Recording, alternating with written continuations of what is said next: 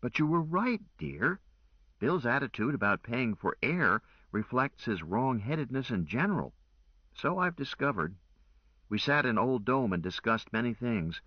Richard, Bill has the socialist disease in its worst form. He thinks the world owes him a living. He told me sincerely, smugly, that of course everyone was entitled to the best possible medical and hospital service. Free, of course, unlimited, of course, and of course the government should pay for it. He couldn't even understand the mathematical impossibility of what he was demanding. But it's not just free air and free therapy. Bill honestly believes that anything he wants must be possible and should be free. She shivered. I couldn't shake his opinion on anything. The road song of the Bandar Log. Excuse me? From a poet a couple of centuries back, Rudyard Kipling.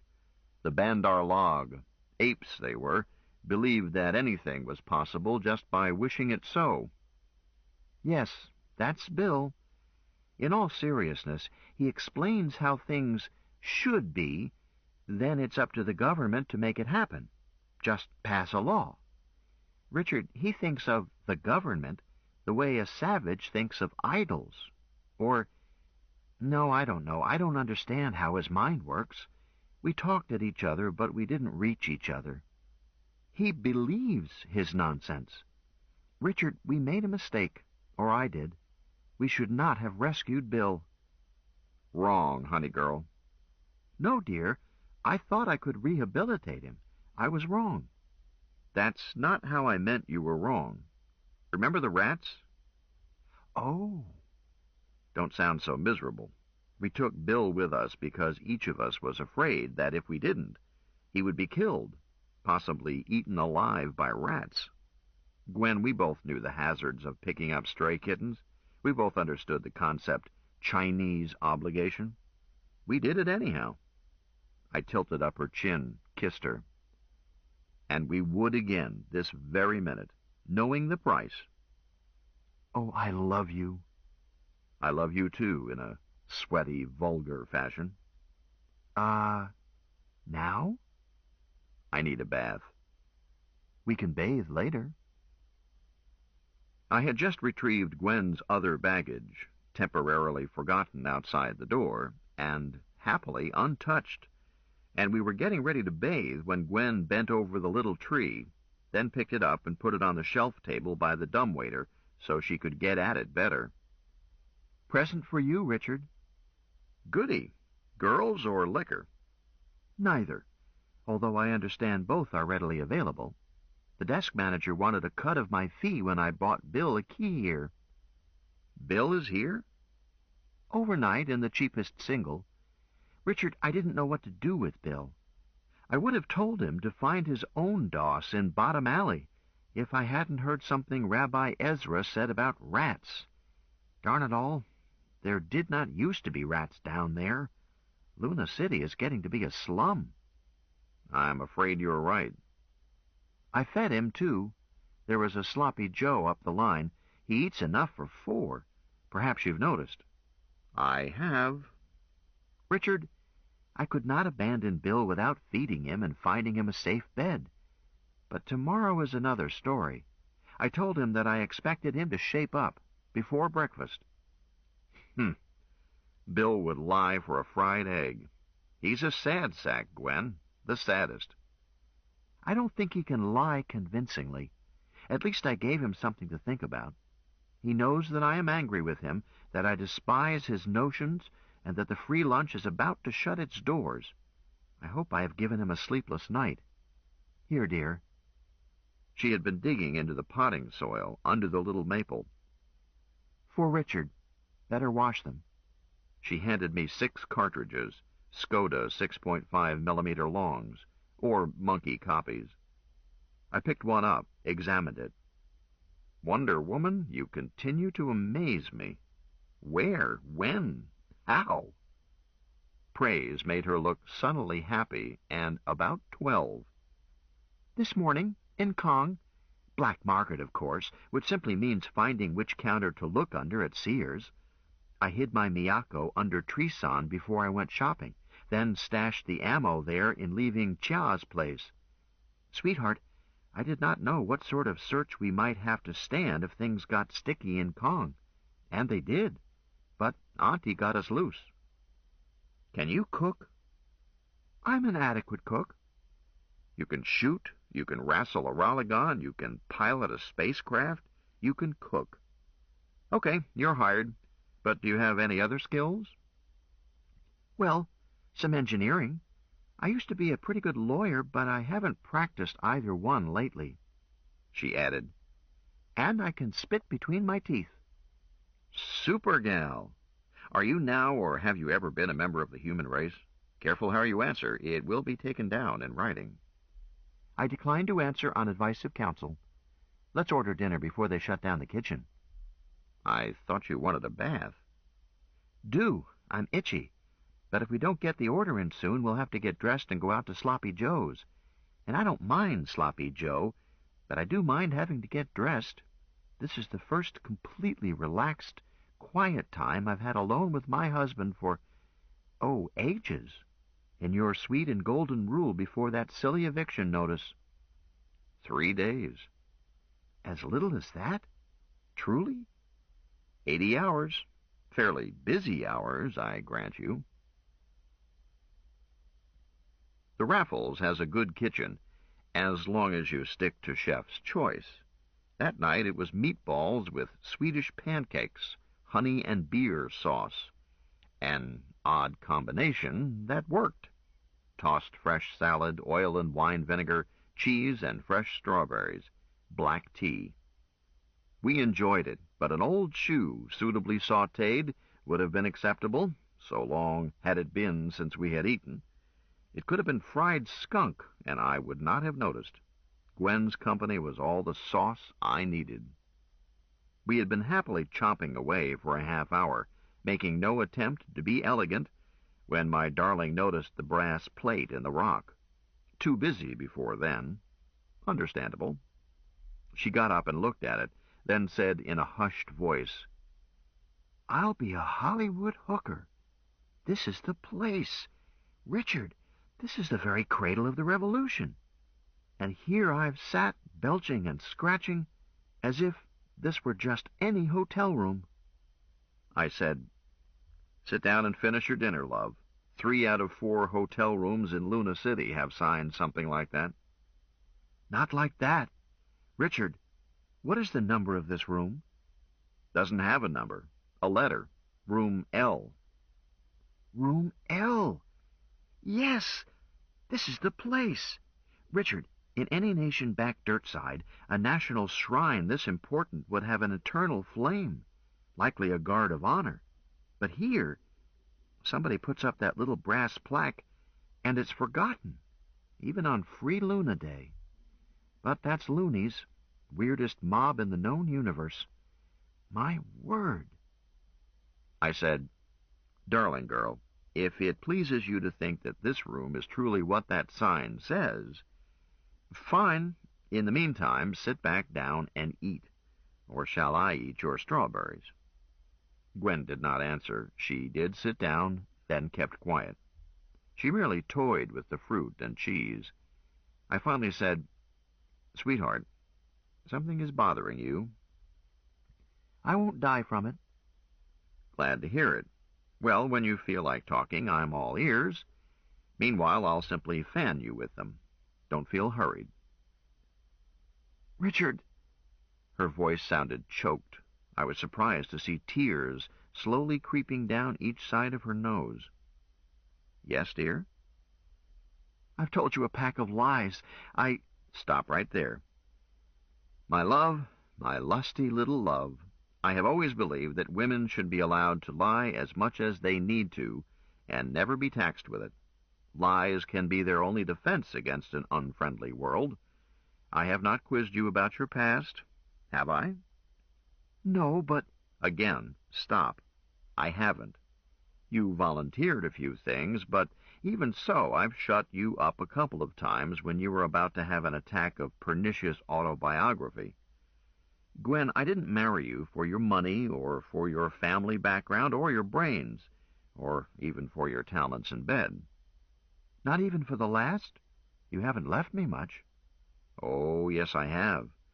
I appreciate your horizontal skills and your enthusiasm, but competent mattress dancers are not uncommon.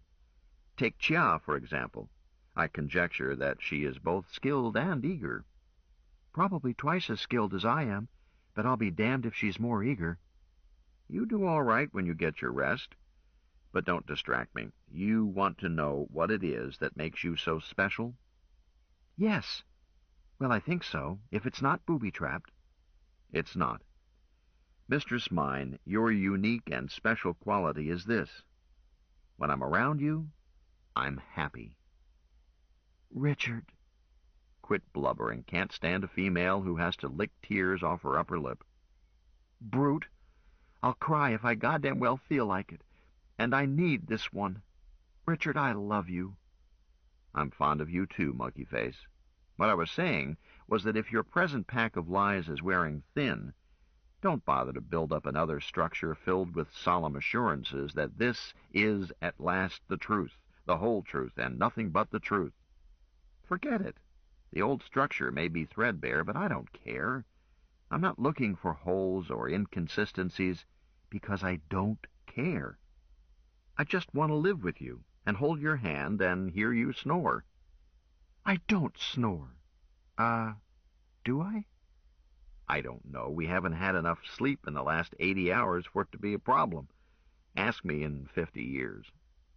I reached across the table, tickled a nipple, watched it grow. I want to hold your hand, listen to your snores, and occasionally, once or twice a month. Once or twice a month? Is that too often? She sighed. I guess I must settle for what I can get, or go out on the tiles. Tiles? What tiles? I was saying that once or twice a month we'll go out to dinner, see a show, go to a nightclub, buy you a flower to pin in your hair. Oh, oftener, I guess, if you insist, but too much nightlife does interfere with writing. I intend to support you, my love, despite those bags of gold you have squirreled away. I added, some problem, dear? Null program? Why the expression? Richard Collin, you are beyond doubt the most infuriating man I have ever married, or even slept with. Did you let them sleep? Oh, you mother! I shouldn't have saved you from Gretchen. Once or twice a month. You set me up for that, then sprang the trap. Madam, I don't know what you are talking about. You do so? You think I'm a sweaty little nymphomaniac. You're not too little. Keep doing it. Go on. Push me hard enough, and I'll add a second husband to our marriage. Choi Moo would marry us. I know he would. Choi Moo is a dinkum cobber too right, and I'm sure he would marry you. He doesn't have sand in his skull. If you so elect, I'll try to make him feel welcome, although I hadn't realized that you were that well acquainted with him. Were you speaking seriously? No, damn it. I've never made a practice of plural marriage. Coping with one husband at a time is complex enough.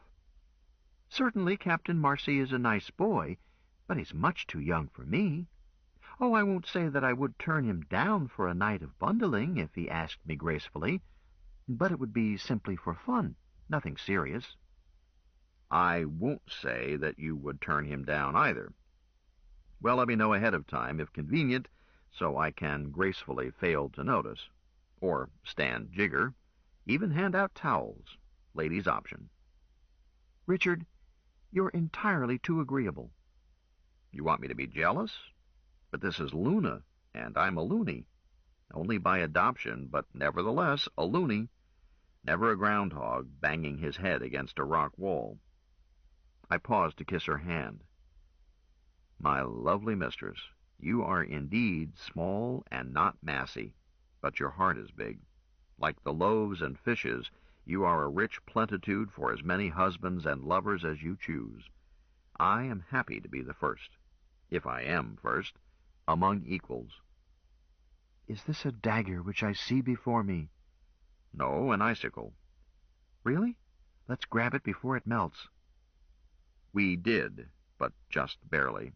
I was tired. Afterwards I said, Gwen, why are you frowning?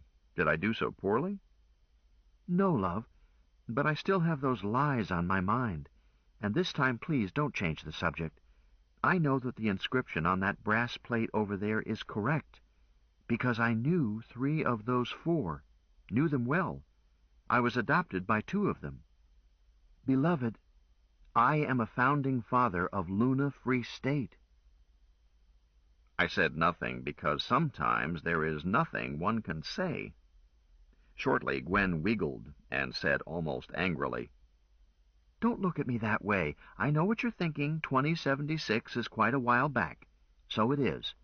But if you get dressed, I'll take you down to Old Dome and show you my chop and thumbprint on the Declaration of Independence. You might not believe that it's my chop, but I can't fake a thumbprint. Shall we go look? No. Why not? Want to know my age? I was born Christmas Day, 2063, so I was 12 and a half when I signed the Declaration. That nails down how old I am. Sweetheart, when I decided to become a native loony or a reasonable facsimile, I studied the history of Luna to help me get away with it. There is no Gwendolyn among the signers. Wait a second, not saying you lied, saying you must have had another name then. Yes, of course. Hazel. Hazel Meade Davis. Hazel, later married to the Stone Gang, leader of the Children's Auxiliaries. Hazel was a redhead. Yes. Now I can stop taking some pesky pills and let my hair go back to its natural color. Unless you prefer it this shade. Hair color isn't important, but Hazel, why did you marry me? She sighed. For love, dear, and that is true. To help you when you were in trouble, and that is true too, because it was inevitable, and that is true also. For it is written in history books in another time and place that Hazel Stone returned to Luna and married Richard Ames, a.k.a. Colin Campbell, and this couple rescued Adam Saline, chairman of the Revolutionary Committee. Already written, eh? Predestined? Not quite, my beloved. In other history books, it is written that we failed and died trying.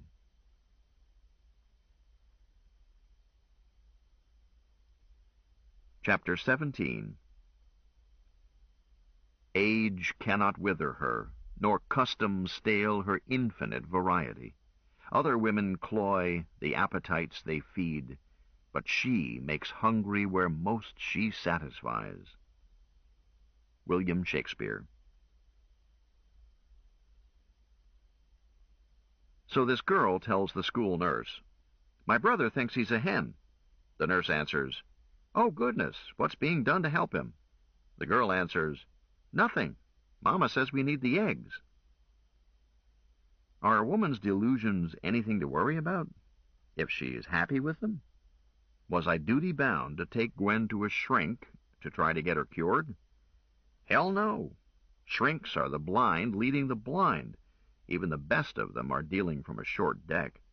Anyone who consults a shrink should have his head examined.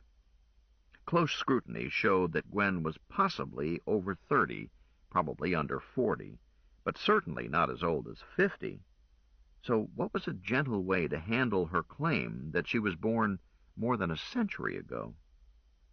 Everyone knows that natives of Luna age more slowly than groundhogs who have grown up in a 1G field.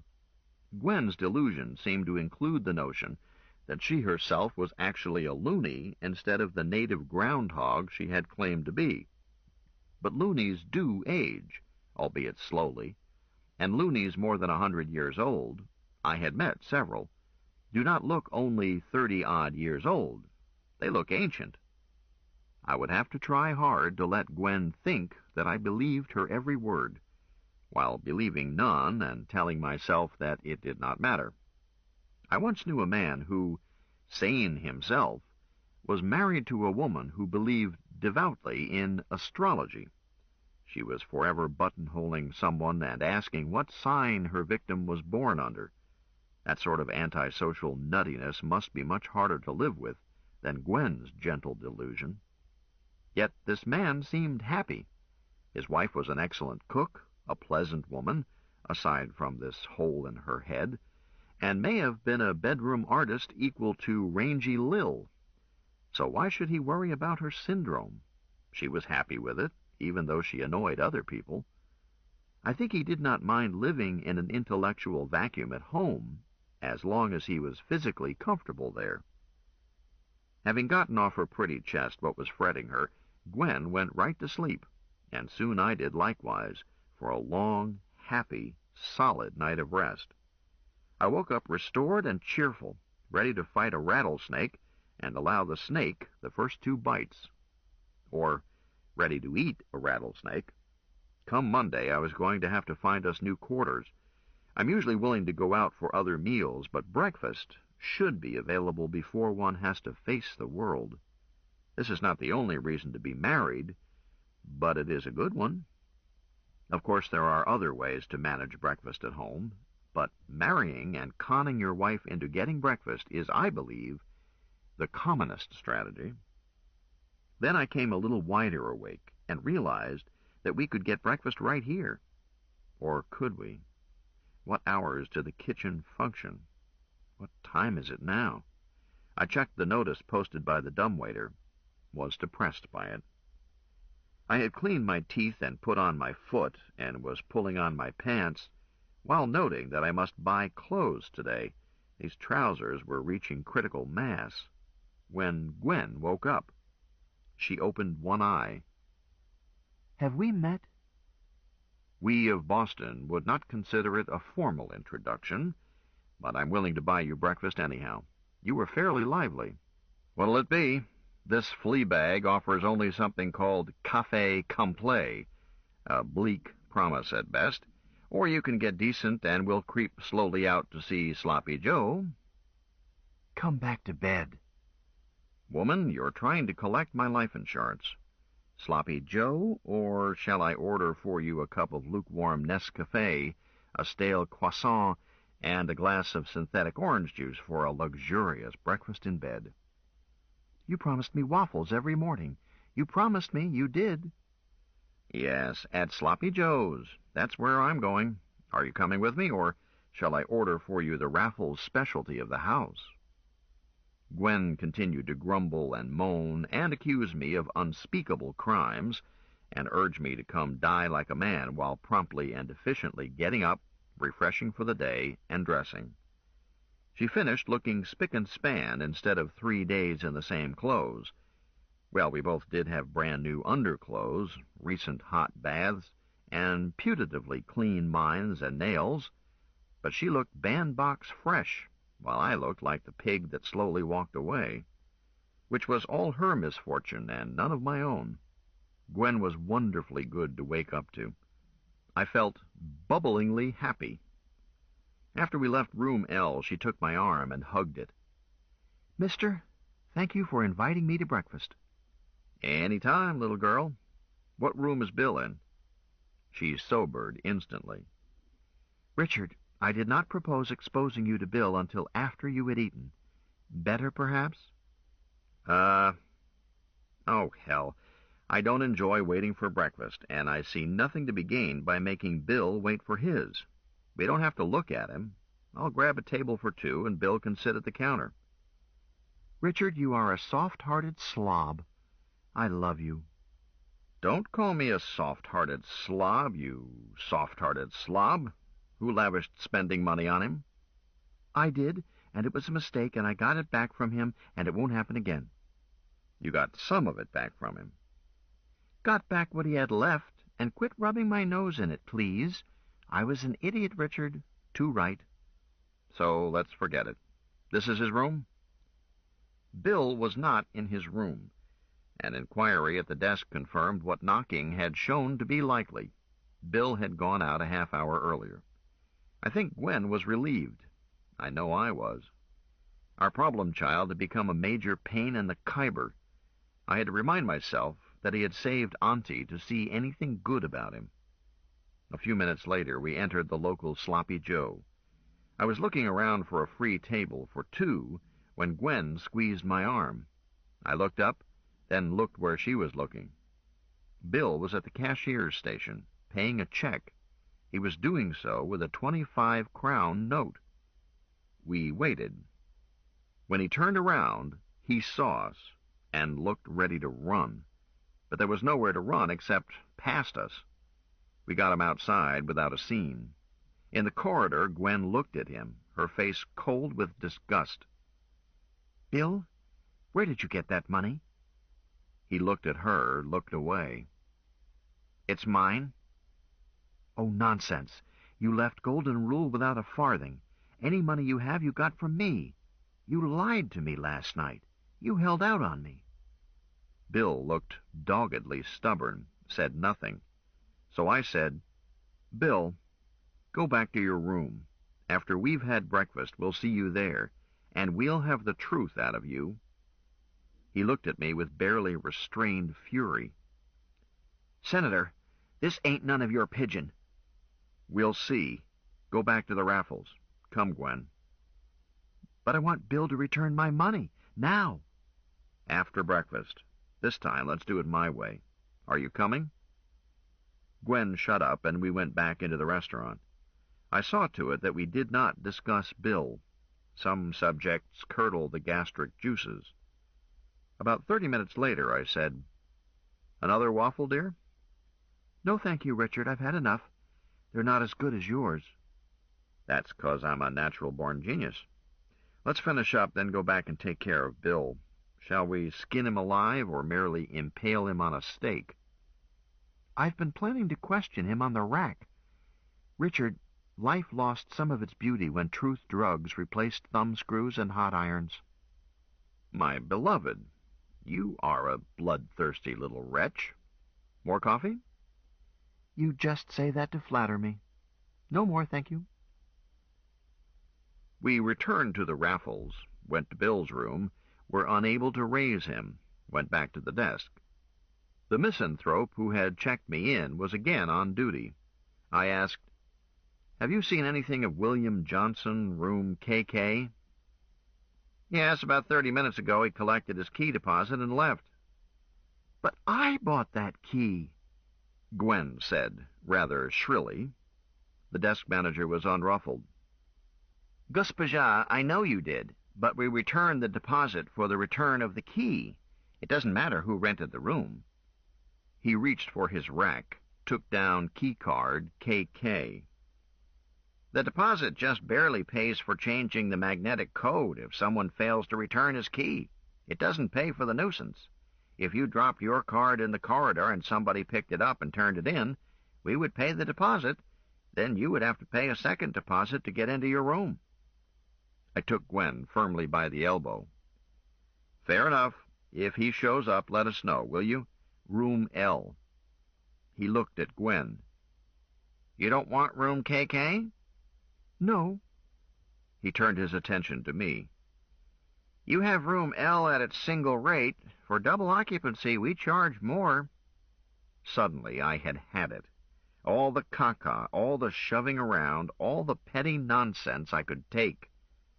You try to clip me one more crown, and I'll haul you down to Bottom Alley and unscrew your head. Come along, dear. I was still fuming when I led us into our room and locked the door. Gwen, let's not stay in Luna. The place has changed for the worse.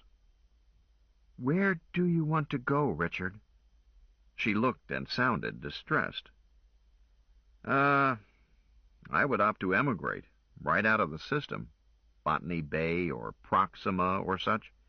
If I were younger and had two legs, I sighed.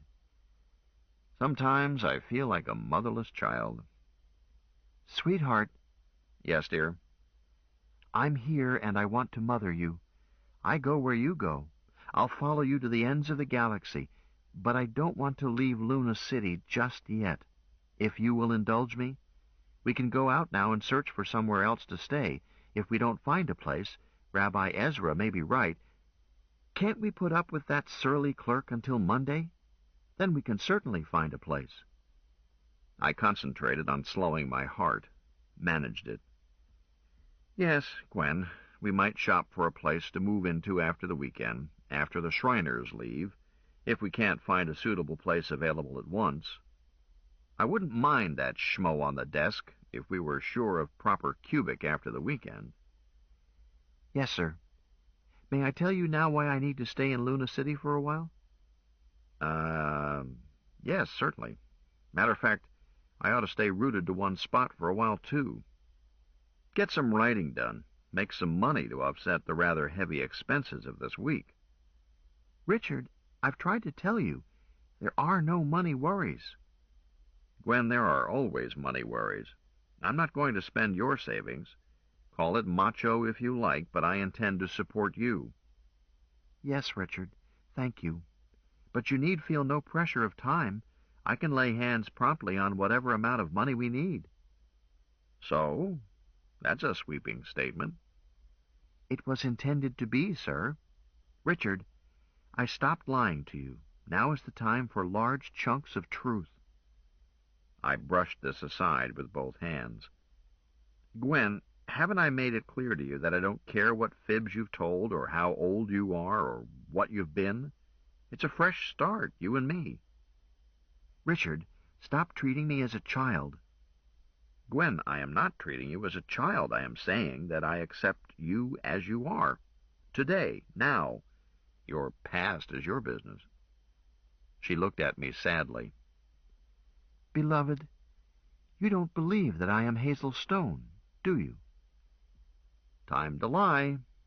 But a lie is no good if it's not believed, unless it is told to be disbelieved, which could not apply here. Time to fan dance instead. Sweetheart, I've been trying to tell you that it does not matter to me whether or not you are Hazel Stone, or Sadie Lipschitz, or Pocahontas. You are my beloved wife. Let's not cloud that golden fact with irrelevancies. Richard, listen to me. Let me talk. She sighed. Or else... Or else? You know what or else means. You used it on me. If you won't listen, then I must go back and report that I have failed.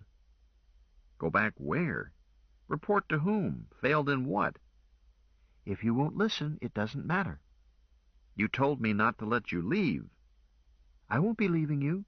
I'll just be running a quick errand, then back home to you. Or you're welcome to come with me. Oh, I wish you would. But I must report my failure and resign my commission. Then I'll be free to go with you to the ends of the universe. But I must resign, not simply desert. You are a soldier, you understand that. You are a soldier? Not exactly an agent. Agent provocateuse? Close. She smiled wryly. Agent amoureuse, perhaps. Although I wasn't told to fall in love with you, just to marry you. But I did fall in love with you, Richard, and it may have ruined me as an agent. Will you come with me while I report back? Please? I was getting more confused by the minute.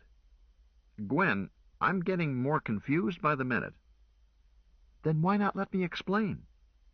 Gwen, it can't be explained. You claim that you're Hazel Stone. I am? Damn it, I can count. Hazel Stone, if she is still alive, is well over a century old. That's right. I'm well over 100. She smiled. I robbed the cradle, dear one. Oh, for God's sake. Look, dear, I've spent the last 5 nights in bed with you. You're an exceptionally lively old bag. She grinned at me. Thank you, dear. I owe it all to Lydia Pinkham's vegetable compound. You do, eh? A patent nostrum took the calcium out of your joints and put it back into your bones, and ironed out the wrinkles in your face, and restored your youthful hormonal balance, and unclogged your arteries? Order me a barrel of it. I'm slowing down. Mrs. Pinkham had expert help, dearest. Richard, If you would only let me prove to you who I am by my thumbprint on the Declaration of Independence, your mind would then be open to the truth, strange though it is. I wish I could offer you identification by retinal patterns, but my retinas had not been photographed then. But there is that thumbprint, and there is blood typing, too. I began to feel panicky. What would Gwen do if her delusion pattern was toppled? Then I remembered something. Gretchen mentioned Hazel Stone. So she did. Gretchen is my great-great-granddaughter, Richard. I married Slim Lemke of the Stone Gang on my 14th birthday, and had my first child by him at Terra's fall equinox of 2078. A boy. I named him Roger for my father. In 2080, I had my first daughter. Hold it. Your eldest daughter was a student at Percival Lowell when I commanded the rescue operation. So you said. Part of that pack of lies, Richard. I did indeed have a descendant there, a granddaughter on the faculty. So I truly am grateful, but I had to edit the details to fit my apparent age. My first daughter was named Ingrid, for Slim's mother, and Ingrid Henderson was named for her grandmother, my daughter, Ingrid Stone. Richard, you could not guess at the time how difficult it was for me at Dry Bones Pressure to meet for the first time 5 of my very own and not be able to acknowledge them. But I can't be Grandmother Hazel when I'm being Gwen Novak. So I didn't admit it, and that was not the first time this has happened to me. I've had lots of children, 44 years from menarche to menopause, and I gave birth to 16 by 4 husbands and 3 passing strangers, and took the Stone name back after my 4th husband died, because I moved in with my son, Roger Stone. I raised 4 of the kids Roger had by his second wife. She is a medical doctor and needed a resident grandmother. I got 3 of them married off, all but the baby, who is now chief surgeon at Ceres General, and may never get married as he is handsome and quite self-centered, and believes the old saw about, why keep a cow? Then I started taking the vegetable compound, and here I am, fertile again, and ready to raise another family. She smiled and patted her belly. Let's go back to bed. God damn it, wench, that won't solve anything. No, but it's a swell way to pass the time, and sometimes it puts a stop to recurrent bleeding, which reminds me, if Gretchen ever shows up, I won't interfere a second time. I just did not fancy having my great-great-granddaughter crowding in on my honeymoon, a honeymoon already crowded by too many people and too much excitement. Gretchen is just a child. You think so?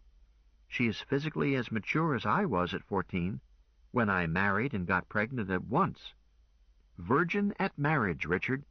Happens oftener here than anywhere else. Mama Mimi was strict, and Mama Wyo was charged with keeping an eye on me, and I wasn't inclined to stray anyhow, as the Davis family was socially as high as you could be in Luna City in those days, and I appreciated having been adopted by them. Beloved, I'm not going to tell you another word about me until you check my chop and print on the Declaration. I can feel your disbelief, and it humiliates me. What do you do when your wife persists? Marriage is the greatest human art, when it works. Sweetheart, I don't want to humiliate you, but I'm not competent to match thumbprints. But there is more than one way to cook a wolf. The second wife of your son, Roger. Is she still alive? Very much so, Dr. Edith Stone. Then there is probably a record right here in Luna City of her marriage to your son. And is he the Roger Stone who was once mayor? Yes, from 2122 to 2130.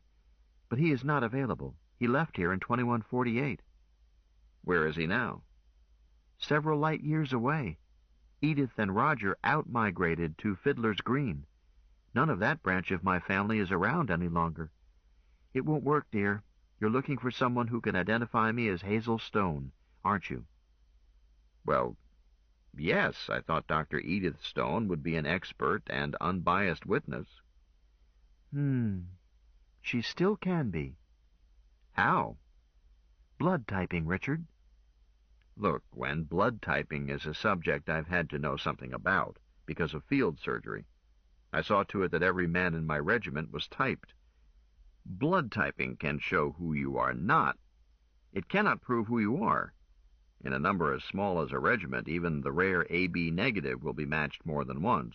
They run 1 in 200. I remember, because I am one. She nodded agreement. And I'm O positive, the commonest type of all. But that's not the whole story. If you type for all 30-odd blood groups, a blood type is as unique as a fingerprint or a retinal pattern. Richard, during the Revolution, lots of our people died because they had not been blood typed. Oh, we knew how to transfuse blood, but safe donors could be found only by cross-matching, then and there. Without typing, this was often too slow. Most, of our wounded who needed blood died because a donor could not be identified in time. After peace and independence, Mama Wyo, Wyoming Not Davis, the hospital in Kong, you know. I noticed. Mama Wyo had been a professional host mother in Kong and knew about such things. She started the first blood bank with money raised by Major Watanabe, another founding father. There may be a half-liter of my blood frozen in Kong even today, but what is certain is that a complete typing of my blood is on file there, because Edith saw to it that each one of us had a full typing, all known groups, before we all started a Wanderjahr in 2148. This ends side 2 of cassette 6 of The Cat Who Walks Through Walls. Please fast forward to the end before loading cassette 7.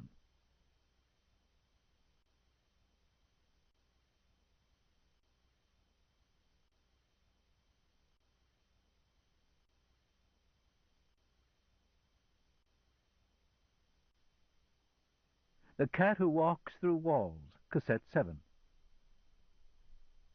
Gwen smiled happily. So, take a sample of my blood, Richard. Have it typed at Galileo University Medical Center. Get a full workup. I'll pay for it.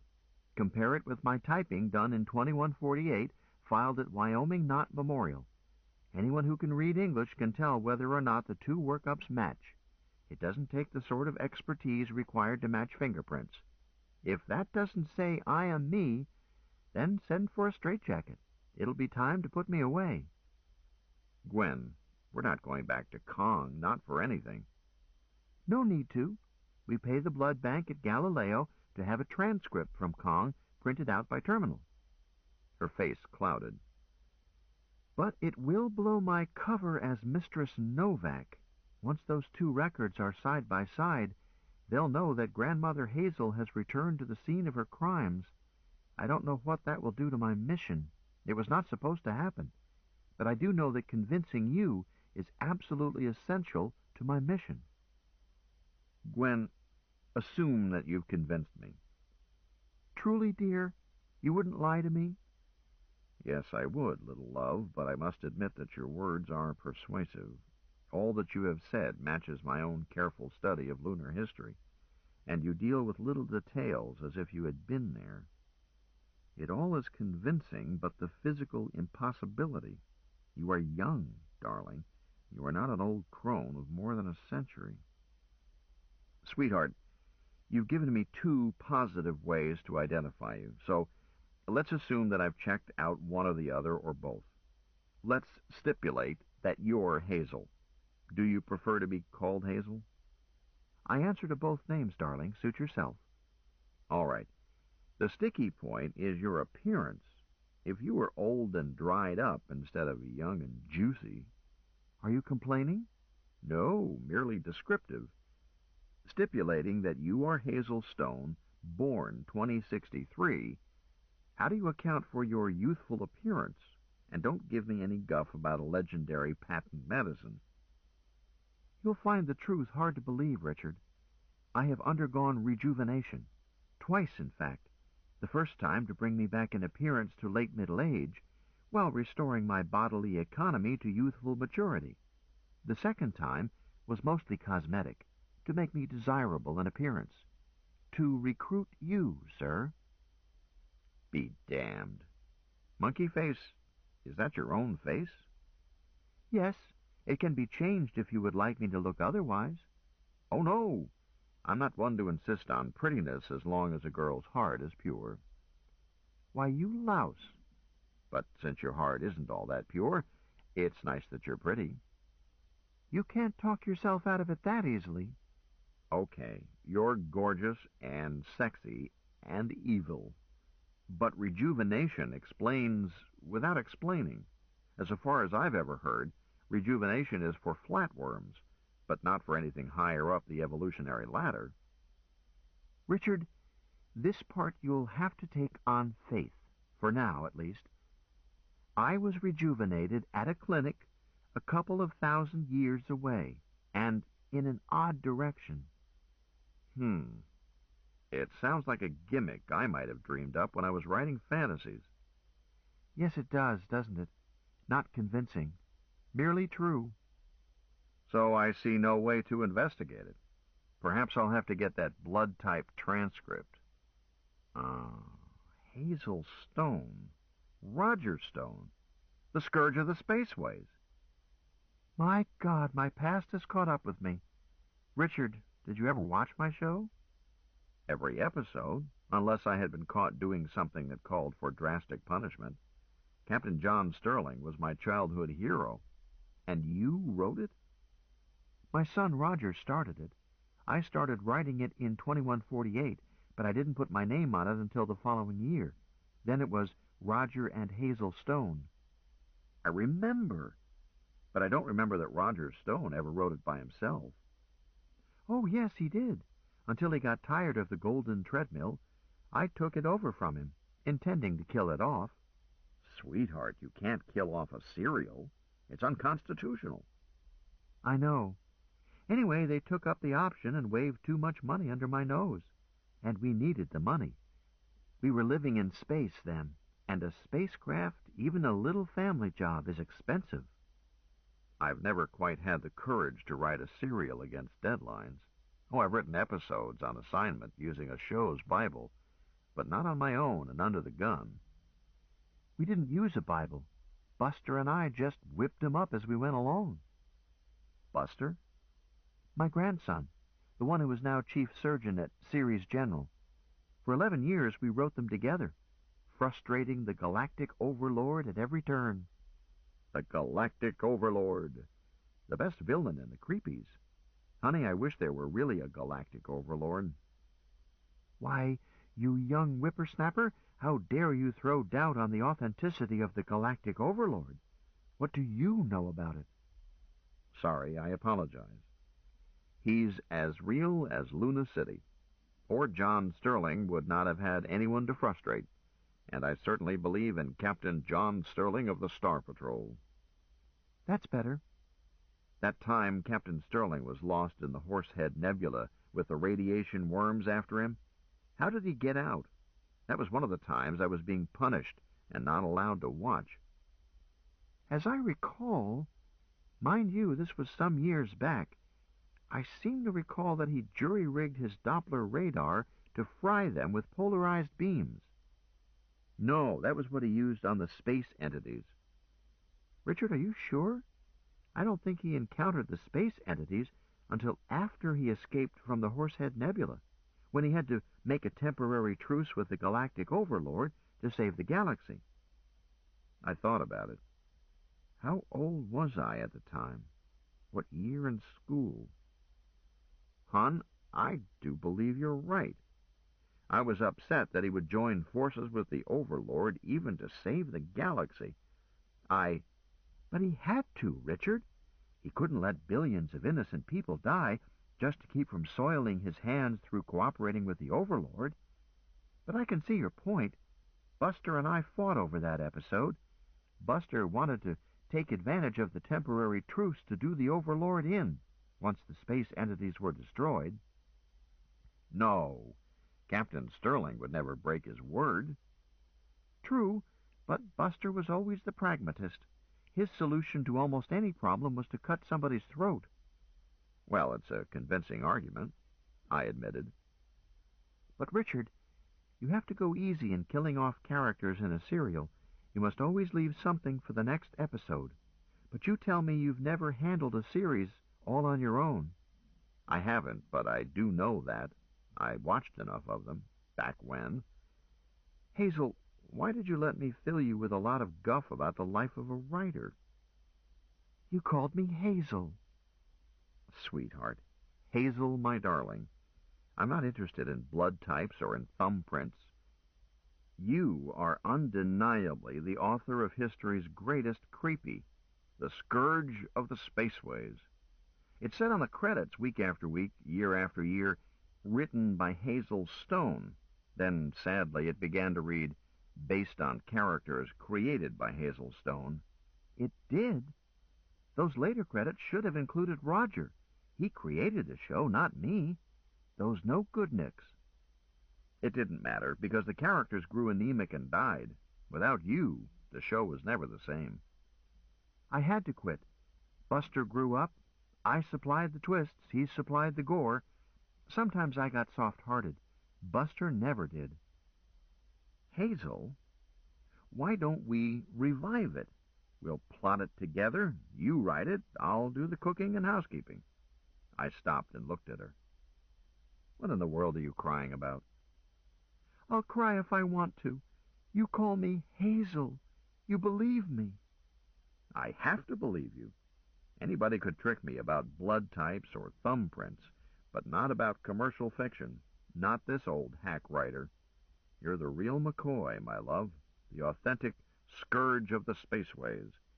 But you're still my sweaty little nymphomaniac. I find I don't mind that you are a couple of centuries old. I am not either 2 centuries old. I won't be for years and years. But you're still my sweaty little nymphomaniac? If you'll let me.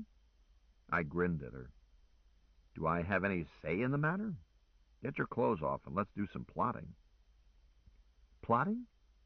All the best writing is done with the gonads, Hazel, my lusty bride. Didn't you know that?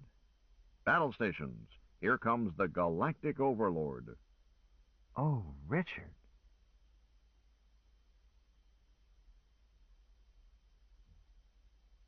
Chapter 18. When it comes to a choice between kindness and honesty, my vote is for kindness every time, giving or receiving. Ira Johnson. Hazel, my ancient love. Richard, would you like a broken arm? I don't think you can manage it just now. Want to bet? Ouch! Stop that. Don't do it again, or I'll toss you back into the creek and marry Gretchen. She is not ancient. Keep right on teasing me. My third husband was a tease. Everybody remarked on how well he looked at his funeral. And what a shame it was he died so young. Hazel Gwen smiled up at me. But he turned out to be heavily insured, which does comfort a widow. Marrying Gretchen is a good idea, darling. I would enjoy bringing her up. Teaching her to shoot, helping her with the first baby, coaching her in how to handle a knife, working out with her in martial arts, all the homey domestic skills a girl needs in this modern world. My darling girl, you are as little and cute and pretty and harmless as a coral snake. I think Jinx has already trained Gretchen. More likely Ingrid, but I can still put a polish on her. As you pointed out, I'm experienced. What was that word you used? Ancient. That was it. Ouch! Oh, that didn't hurt, sissy. The hell it didn't. I'm going to enter a monastery. Not till you've entered Gretchen. I've just decided, Richard. We're going to marry Gretchen. I treated this ridiculous statement with the neglect it deserved. I got up and hopped into the refresher. Shortly, she followed me in. I cowered away from her. Help! Don't hit me again! Oh, spit. I haven't hit you once, as yet. I surrender. You're not ancient. You're just well marinated. Hazel, my love, what makes you so feisty? I'm not feisty, but when you're as small as I am and female, if you don't stand up for your rights, you're sure to be pushed around by big, hairy, smelly men with delusions about male superiority. Don't yelp, dear. I haven't hurt you, not once. I haven't drawn blood. Now, have I? I'm afraid to look. Mother never warned me that married life could be like this. Sweetheart, you were about to tell me why you had to recruit me and for what purpose when we got distracted. She was slow in answering. Richard, you had trouble believing that I am more than twice your age. You convinced me. I don't understand it, but I've had to accept it. You're going to find other things, I must tell you, much harder to accept. Much. Then I probably won't accept them. Hazel, Gwen, honey, I'm a hard case. I don't believe in table tapping, astrology, virgin birth. Virgin birth isn't difficult. I mean in the theological sense. I'm not talking about genetics laboratories. Virgin birth, numerology, a literal hell, magic, witchcraft, and campaign promises. You tell me something that runs contrary to horse sense, I'll be at least as hard to sell as I was about your ancient years. You'll need the galactic overlord as a confirming witness. Okay. Slip this one on for size. From one standpoint, I'm even more ancient than you suspect. More than 2 centuries. Hold it. You won't be 200 until Christmas Day 2263. A good many years yet, as you pointed out. True. I didn't tell you about these extra years even though I lived through them, because I lived them at right angles. I answered, Dear, the soundtrack suddenly went silent. But Richard, that one's easy to believe.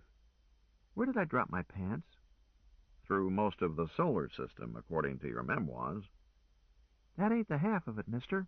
Both inside and outside the system, and even outside this universe. And, brother, have I been transgressed against. I mean, where did I drop them today?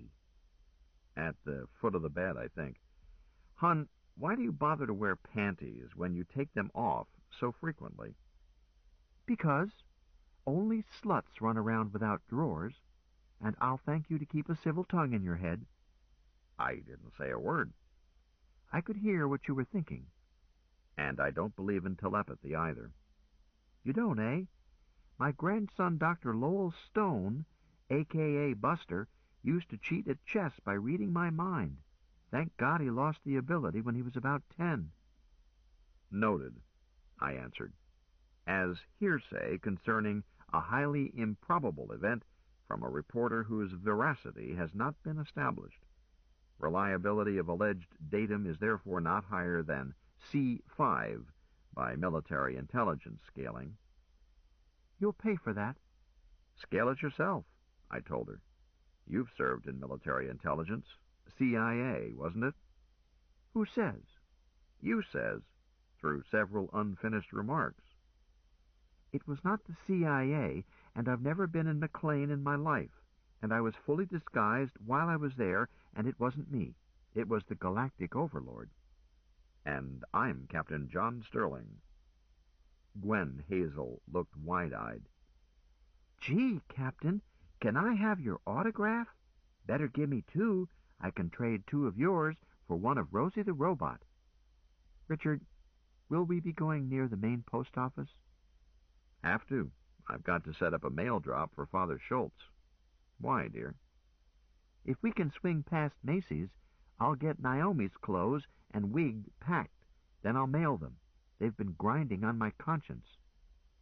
On your what? On the bookkeeping system I use in place of one. Richard, you remind me more and more of my 3rd husband. He was a fine figure of a man, just as you are. He took great care of himself and died in perfect health. What did he die of? Of a Tuesday, as I remember. Or was it a Wednesday? Anyway, I was not there. I was a long way off, curled up with a good buck. We never did learn what did him in. Apparently, He fainted in his bath, and his head went under water. What are you mumbling, Richard? Charlotte who? Nothing at all. Hazel, I do not carry life insurance. Then we must be extra careful to keep you alive. Stop taking baths. If I do, in 3 or 4 weeks, you'll regret it. Oh, I'll stop too. It will balance out. Richard, will we have time today to go out to the authority complex? Perhaps. Why? To find Adam Celine. Is he buried there? That is something I must try to find out. Richard, is your believer in good shape? It's overstrained. Several years at right angles indeed. Want to buy a space warp? Thank you. I have one. In my purse.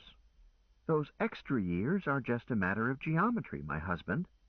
If you are wedded to the conventional picture of space-time with just one time axis, then of course you find it hard to understand. But there are at least 3 time axes, just as there are at least 3 space axes. And I live those extra years on other axes. All clear? Utterly clear, my love. As self-evident as transcendentalism. I knew you would understand. The case of Adam Celine is more difficult. When I was 12, I heard him speak many times. He was the inspiring leader who held our revolution together. Then he was killed, or so it was reported.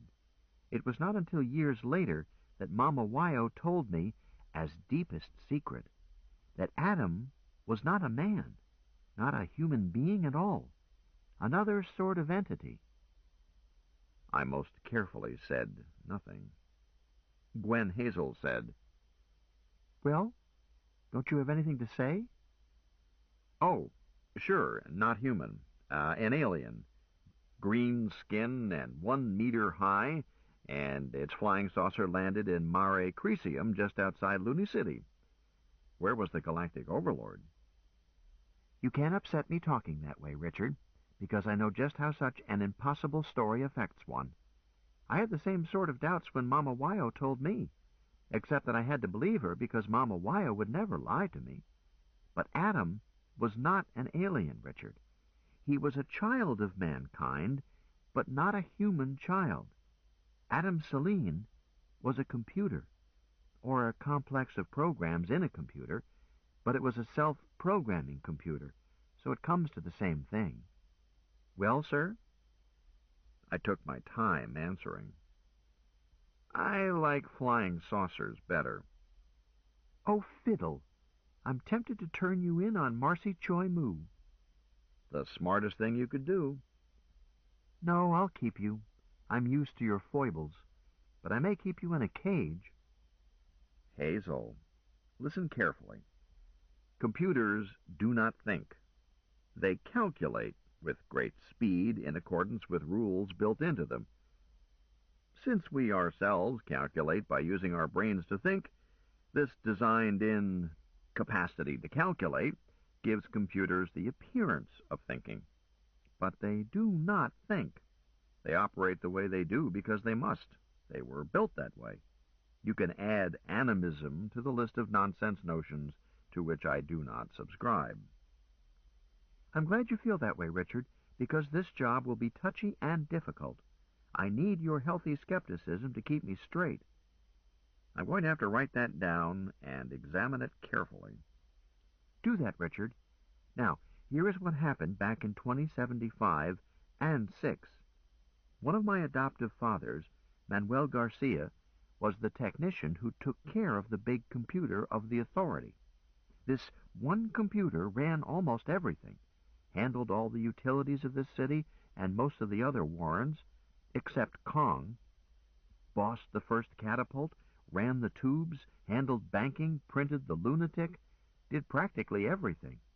The authority found it cheaper to expand the functions of this one big computer than to spread computers all through Luna. Neither efficient nor safe. Probably, but that's what they did. Luna was a prison then. It did not have to be either efficient or safe. There was no high-tech industry here, and in those days we had to accept whatever was handed us. As may be, dear, This one master computer got bigger and bigger and woke up. It did, eh? Sheer fantasy, my sweet, and a cliché that has been used by every fantasy writer in history. Even Roger Bacon's brass head was one version of it. Frankenstein's monster is another. Then a spate of stories in later years, and still they come, and all of them nonsense. But what I said was, go ahead, dear. Then what? Richard, you don't believe me. I thought we settled that. You said that you needed my healthy skepticism. I do. So use it. Criticize. Don't just sit there with that smug look on your face. This computer had been operating by voice for years, accepting spoken programs, answering with synthesized speech, or printout, or both. Built-in functions, techniques 2 centuries old. Why did your face shut down when I said it woke up? Because that's nonsense, my love. Waking and sleeping are functions of living beings. A machine, no matter how powerful and flexible, does not wake up or go to sleep. It is power on or power off. That's all. All right, let me rephrase it. This computer became self-aware and acquired free will. Interesting. If true, I don't have to believe it. I don't. Richard, I refuse to become exasperated. You are simply young and ignorant, and that's not your fault. Yes, Grandma, I'm young and you're ignorant. Slippery bottom. Take your lecherous hands off me and listen. What accounts for self-awareness in a man? Huh? I have no need to account for it. I experience it. True, but it is not a trivial question, sir. Let's treat it like a boundary problem. Are you self-aware? Am I? Well, I am, Monkey Face. I'm not sure about you. The same, vice versa. That's fun, too. Richard, let's stick to the subject. Is the sperm in a male body self-aware? I hope not. Or the ova in a female? That's your question to answer, beautiful. I've never been female. And you are dodging questions just to tease me. A spermatozoon is not self-aware, and neither is an ovum. And never mind silly remarks. That's one boundary. I, an adult human zygote, am self-aware. You are too, however dimly this is true for males. Second boundary. Very well. Richard, at what point from the freshly fertilized ovum to the mature zygote, now named Richard, did self-awareness enter the picture? Answer me. Don't dodge it, and please, no silly remarks. I still thought it was a silly question, but I tried to give it a serious answer. Very well. I have always been self-aware. A serious answer, please. Gwen Hazel, that answer is as serious as I can make it. So far as I know, I have lived forever and have been self-aware the whole time. All this talk about things that went on before 2133, the alleged year of my alleged birth, is just hearsay and not very convincing. I go along with the gag to keep from annoying people or getting funny looks. And when I hear astronomers talk about the world being created in a big bang 8 or 16 or 30 billion years before I was born, if I was born, I don't recall it, that's a horse laugh. If I was not alive 16 billion years ago, then there was nothing at all. Not even empty space. Nothing. Zero with no rim around it. The universe in which I exist cannot exist without me in it. So it's silly to talk about the date I became self-aware. Time started when I did. It stops when I do. All clear? Or shall I draw you a diagram? All clear on most points, Richard, but you are wrong about the date. Time did not start in 2133. It started in 2063, unless one or the other of us is a golem. Every time I have a go at solipsism, something like this happens. Honey, you're cute. But you are a figment of my imagination. Ouch! I told you to stop that. You have a lively imagination, darling. Thanks for thinking me up. Do you want another proof? Up to now I've just been playing. Shall I now break one of your bones? Just a small one, you pick it. Listen, Figment, you break one of my bones and you'll regret it for the next billion years. Merely a logical demonstration, Richard. No malice in it. And once I set the bone... Oh, I'll set it, dear. Not on your life. Once I have it set, I'll phone Chia and ask her to come over and marry me and protect me from small figments with violent habits. You're going to divorce me? Again, she was suddenly all big eyes. Hell no. Just bust you down to junior wife and put Chia in charge. But you can't leave. Permission denied. You're serving a life sentence, whether it's straight ahead or at right angles. I'm going to get a club and beat you until you give up your evil ways. All right, as long as I don't have to go away. Ouch! And don't bite. That's rude. Richard, if I am just a figment of your imagination, then any biting I do is your idea, done by you to yourself for some murky masochistic purpose. If that is not true, then I must be self-aware, not your figment. Either or logic never proves anything. But you're a delightful figment, dear. I'm glad I thought of you. Thank you, sir. Sweetheart, here is a key question. If you will answer it seriously, I'll stop biting. Forever? Don't strain yourself, Figment. If you have a serious question, I'll try to give it a serious answer. Yes, sir. What accounts for self-awareness in a man? And what is there about this condition or process or whatever that makes awareness impossible for a machine, specifically for a computer, in particular, the giant computer that administered this planet in 2076, the Holmes 4? I resisted the temptation to give a flip answer. Self-awareness? I know that one school of psychologists insists that awareness, if it exists, is present just as a passenger, no effect on behavior. This sort of nonsense should be lumped with transubstantiation. If true, it can't be proved. I am aware of my own self-awareness, and that is as far as any honest solipsist should go. Gwen Hazel, I don't know. Good, we're making progress. We are? Yes, Richard. The hardest part about gaining any new idea is sweeping out the false idea occupying that niche. As long as that niche is occupied, evidence and proof and logical demonstration get nowhere.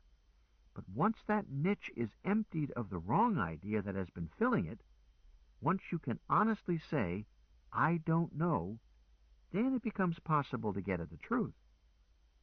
Hon, you are not only the cutest little figment I've ever imagined, you are also the smartest. Knock it off, Buster. Listen to this theory, and think of it as a working hypothesis, not as a God-given truth. It was dreamed up by my adoptive father, Papa Manny, to account for the observed fact that this computer had come to life. Maybe it explains something, maybe it doesn't.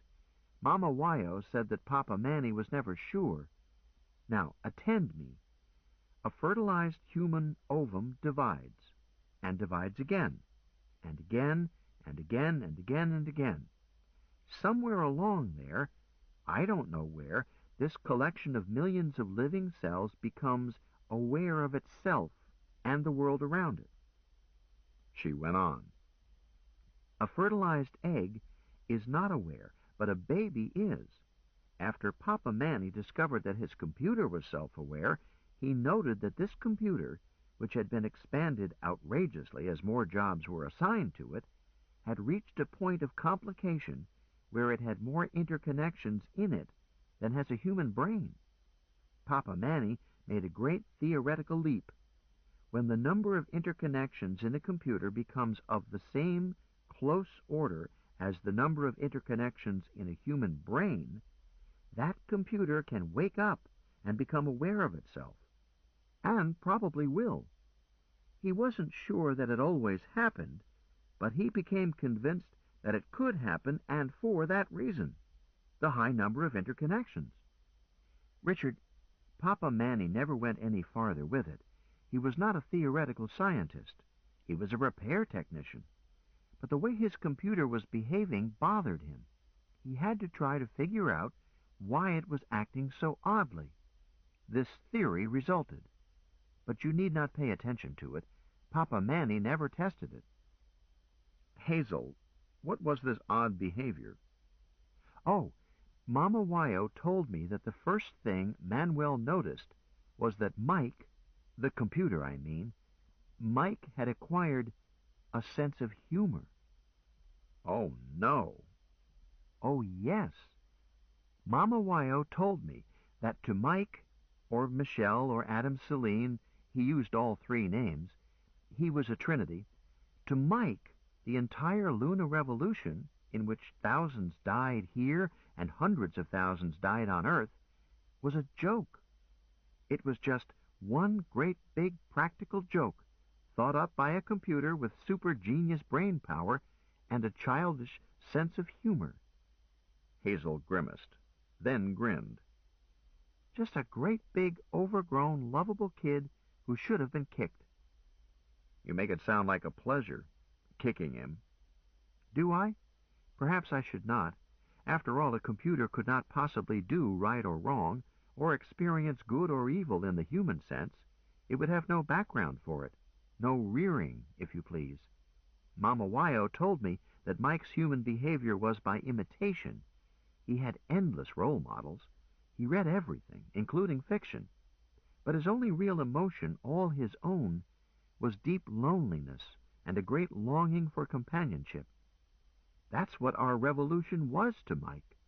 Companionship, play, a game that won him attention from Prof and Wyo, and especially Manny.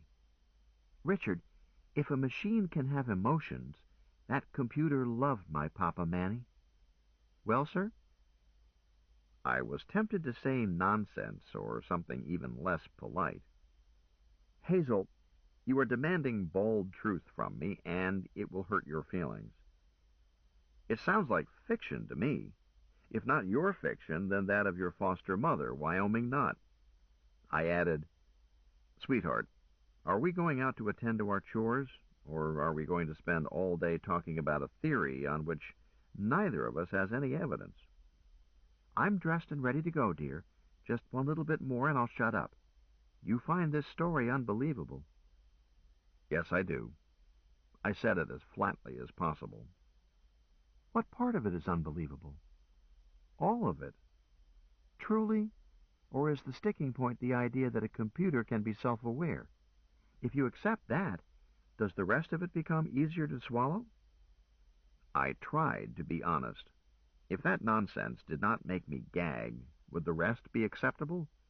Oh, certainly. Like the gold spectacles of Joseph Smith, like the tablets handed down to Moses from the Mount, like the redshift to the Big Bang, except the postulate, and the rest goes down smoothly.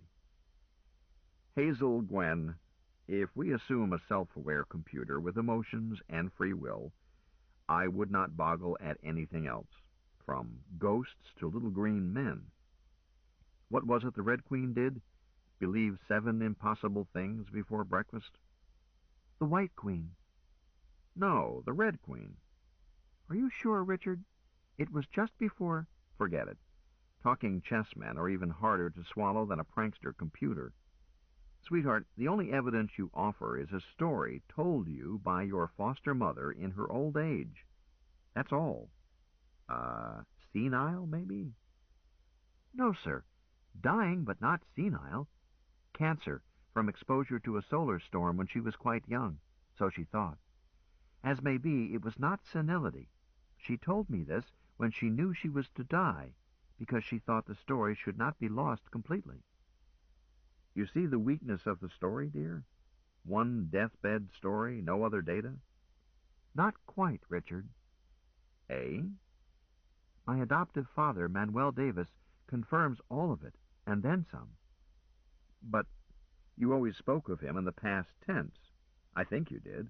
And he would be how old? Older than you are. He was born in 2040, so he would be a century and a half old now. Not impossible for a loony, but he's both older and younger than that, for the same reasons I am. Richard, if you talked to Manuel Davis and he confirmed what I've told you, would you believe him? I grinned at her. You might force me to bring to the issue the stalwart common sense of ignorance and prejudice. Go along with you. Put on your foot, dear, please. I want to take you out and get you at least one more outfit before we move. Your trousers have spots on the stains. I'm not being a good wife. Yes, ma'am. Right away, ma'am.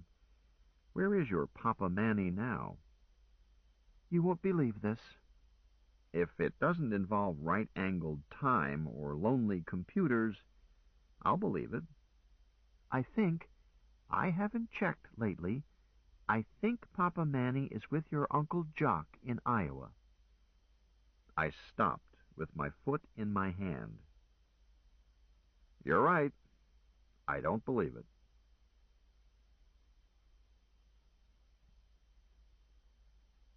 Chapter 19. Rascality has limits.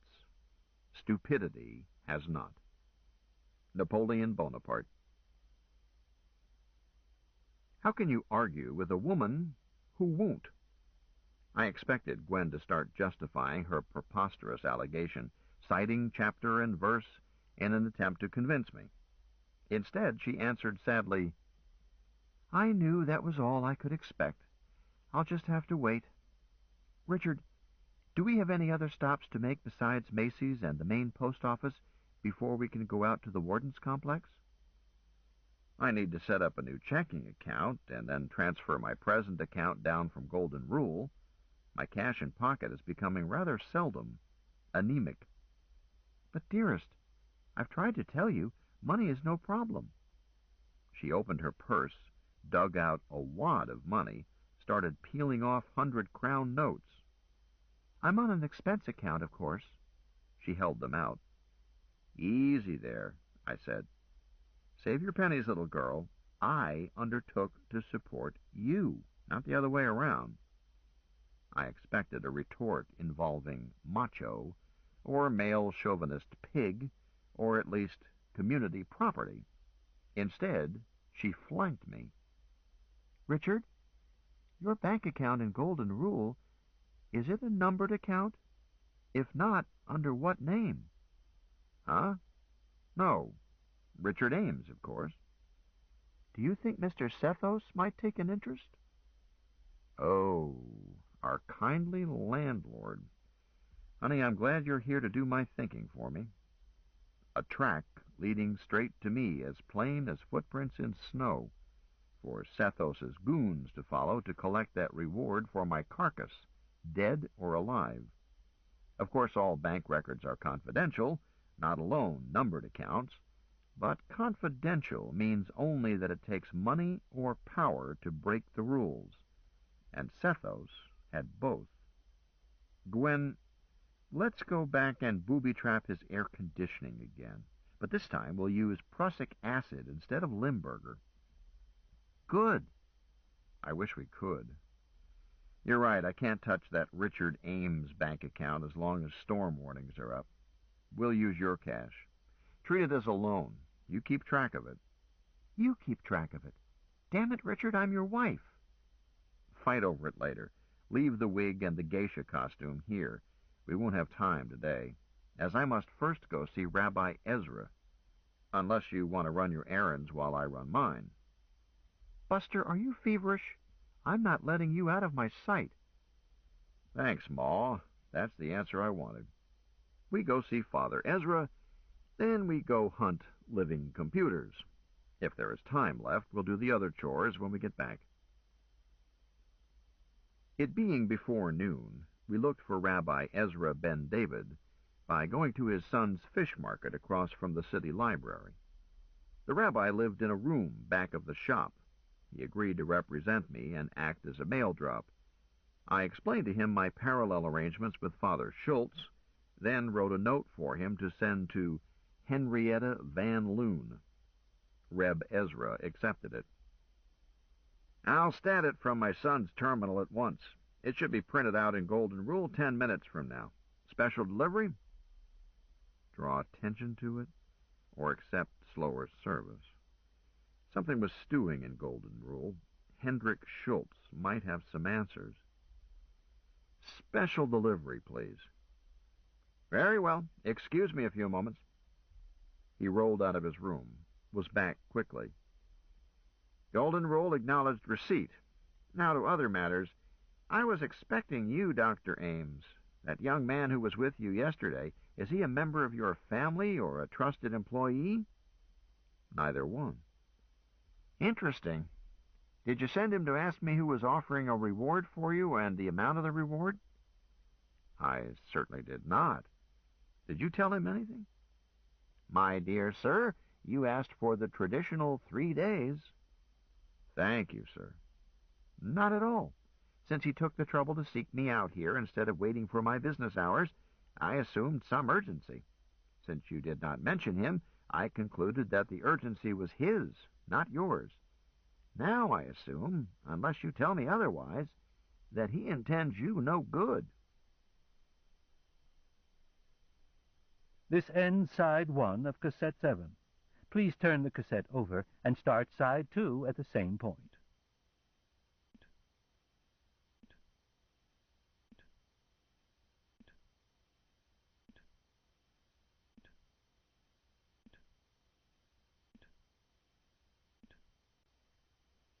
I gave the rabbi a condensed version of our relations with Bill. He nodded. You know Mark Twain's remarks on such matters? I think not. He said that if you pick up a stray dog, feed it, and take care of it, it will not bite you. This, in his opinion, is the principal difference between a man and a dog. I don't agree fully with Twain, but he had a point. I asked him to name a retainer, paid it without dickering, plus something for luck. The authority complex, officially the Administration Center, a name found only in print, is west of Luna City, halfway across Mare Crisium. We were there by noon. That tubeway is not ballistic, but is nevertheless fast. Once aboard, we were there in 20 minutes. Noon was the wrong time to arrive. The complex is made up of government offices. Everything shuts down for a leisurely lunch hour. Lunch seemed a good idea to me, too. Breakfast was in the remote past. There were several lunchrooms in the tunnels of the complex, with every chair filled with the broad beams of civil servants or occupied by tourists with red fezzes. Queues waited outside Sloppy Joe and Mom's Diner and Antoine's Number 2. Hazel, I see vending machines ahead. Can I interest you in a warm Coke and a cold sandwich? No, sir, you cannot. There's a public terminal just beyond the food dispensers. I'll make some calls while you eat. I'm not that hungry. What calls? Chia and Ingrid. I want to be sure Gretchen got home safely. She could have been waylaid just as we were. I should have called last night. Only to soothe your own worry. Either Gretchen was home day before yesterday evening, or it's too late and she's dead. Richard. That's what worries you, isn't it? Call Ingrid. Gretchen answered and squealed when she saw Gwen Hazel. Mama, come quick, it's Mistress Hardesty. 20 minutes later, we switched off. All that had been accomplished was to tell the Hendersons that we were at the raffles, and that our mailing address was care of Rabbi Ezra. But the ladies enjoyed visiting, and each assured the other that she would come visit in person sometime soon. They exchanged kisses via terminal. To my mind, a waste of technology. And of kisses. Then we tried to call Chia, but a man came on screen whom I did not recognize. He was not Chia's day shift desk clerk. What do you want? He demanded. Hazel said, I'd like to speak to Chia, please. Not here. This hotel has been shut down by the Bureau of Sanitation. Oh. Can you tell me where she is? Try the Chief of Public Safety. The face flickered off. Hazel turned to me, her eyes filled with worry. Richard, this can't be right. Chia's hotel is as squeaky clean as she is. I see a pattern, I said grimly. And so do you. Let me try. I moved in, queried for code, called the office of the top cop, HKL. An elderly desk sergeant answered. I said, Gaspaja, I'm trying to reach a citizen named Deng Chia. I was told... Yeah, I booked her, she answered. But she made bail an hour ago. Not here. Ah, so. Thank you, ma'am. Can you tell me where I might reach her? Haven't the slightest. Sorry. Thank you. I switched off. Oh, dear. Leprosy, sweetheart. We've got it. Anyone who touches us catches it. Damn. Richard, I'm stating the simple truth. In my childhood, when this was a penal colony, there was more freedom under the warden than there is now with self-government. Maybe you exaggerate, but I suspect Chia would agree with you. I chewed my lip and frowned. You know who else has caught our leprosy? Choi Moo. You think so? 7-2. No bet. Call him. Query showed him to be a private subscriber, so I called his home. I heard a recording, sans picture. Marcy Choi Moo speaking. Can't say when I'll be home, but I will call in soon for messages. At the gong, please record. A gong sounded. I thought furiously, then said, Captain Midnight speaking. We are booked into the old Raffles. A mutual friend needs help. Please call me at the Raffles. If I am not there, please leave message telling when and where I can reach you. I switched off again. Dear, you didn't give him Rabbi Ezra's code. On purpose, Sadie girl, to keep the rabbi's code out of Jefferson Mao's hands. Choi Moo's line may be monitored. I had to give him somewhere to call back, but I can't risk compromising the Rabbi Ezra connection. We must have it for Father Schultz. Table it, beautiful. I've got to query for HKL ground control. Hong Kong Luna ground control. This terminal is for official business. Make it brief. It was voice only. May I speak to Captain Marcy? Not here. I'm his emergency relief. Message? Make it snappy. I've got traffic in 4 minutes. This is Captain Midnight. Tell him I'm at the old Raffles. Call me. Don't switch off. Captain Midnight? He'll know. And so do I. He went to City Hall to put up bail for you-know-who. Or do you? Chia? Too right. I've got to get back to my scopes, but I'll tell him. Off. What now, Richard? Gallop in all directions. Do be serious. Can you think of anything better? The queue is gone from Mom's diner. Let's eat lunch. Eat lunch while our friends are in danger? Sweetheart, even if we went back to Kongville and thereby shoved our heads in the lion's mouth, we would have no way to find them. There is nothing we can do until Choi Moo calls us. That might be 5 minutes from now or 5 hours. One thing I learned in combat, never skip a chance to eat, sleep, or pee. Another chance may be a long time coming. I recommend Mom's cherry pie with ice cream. Hazel ordered the same, but by the time I was chasing my last bite with a spoon, she had merely toyed with hers. I said, Young lady, you sit right there until you have eaten everything on your plate. Richard, I can't.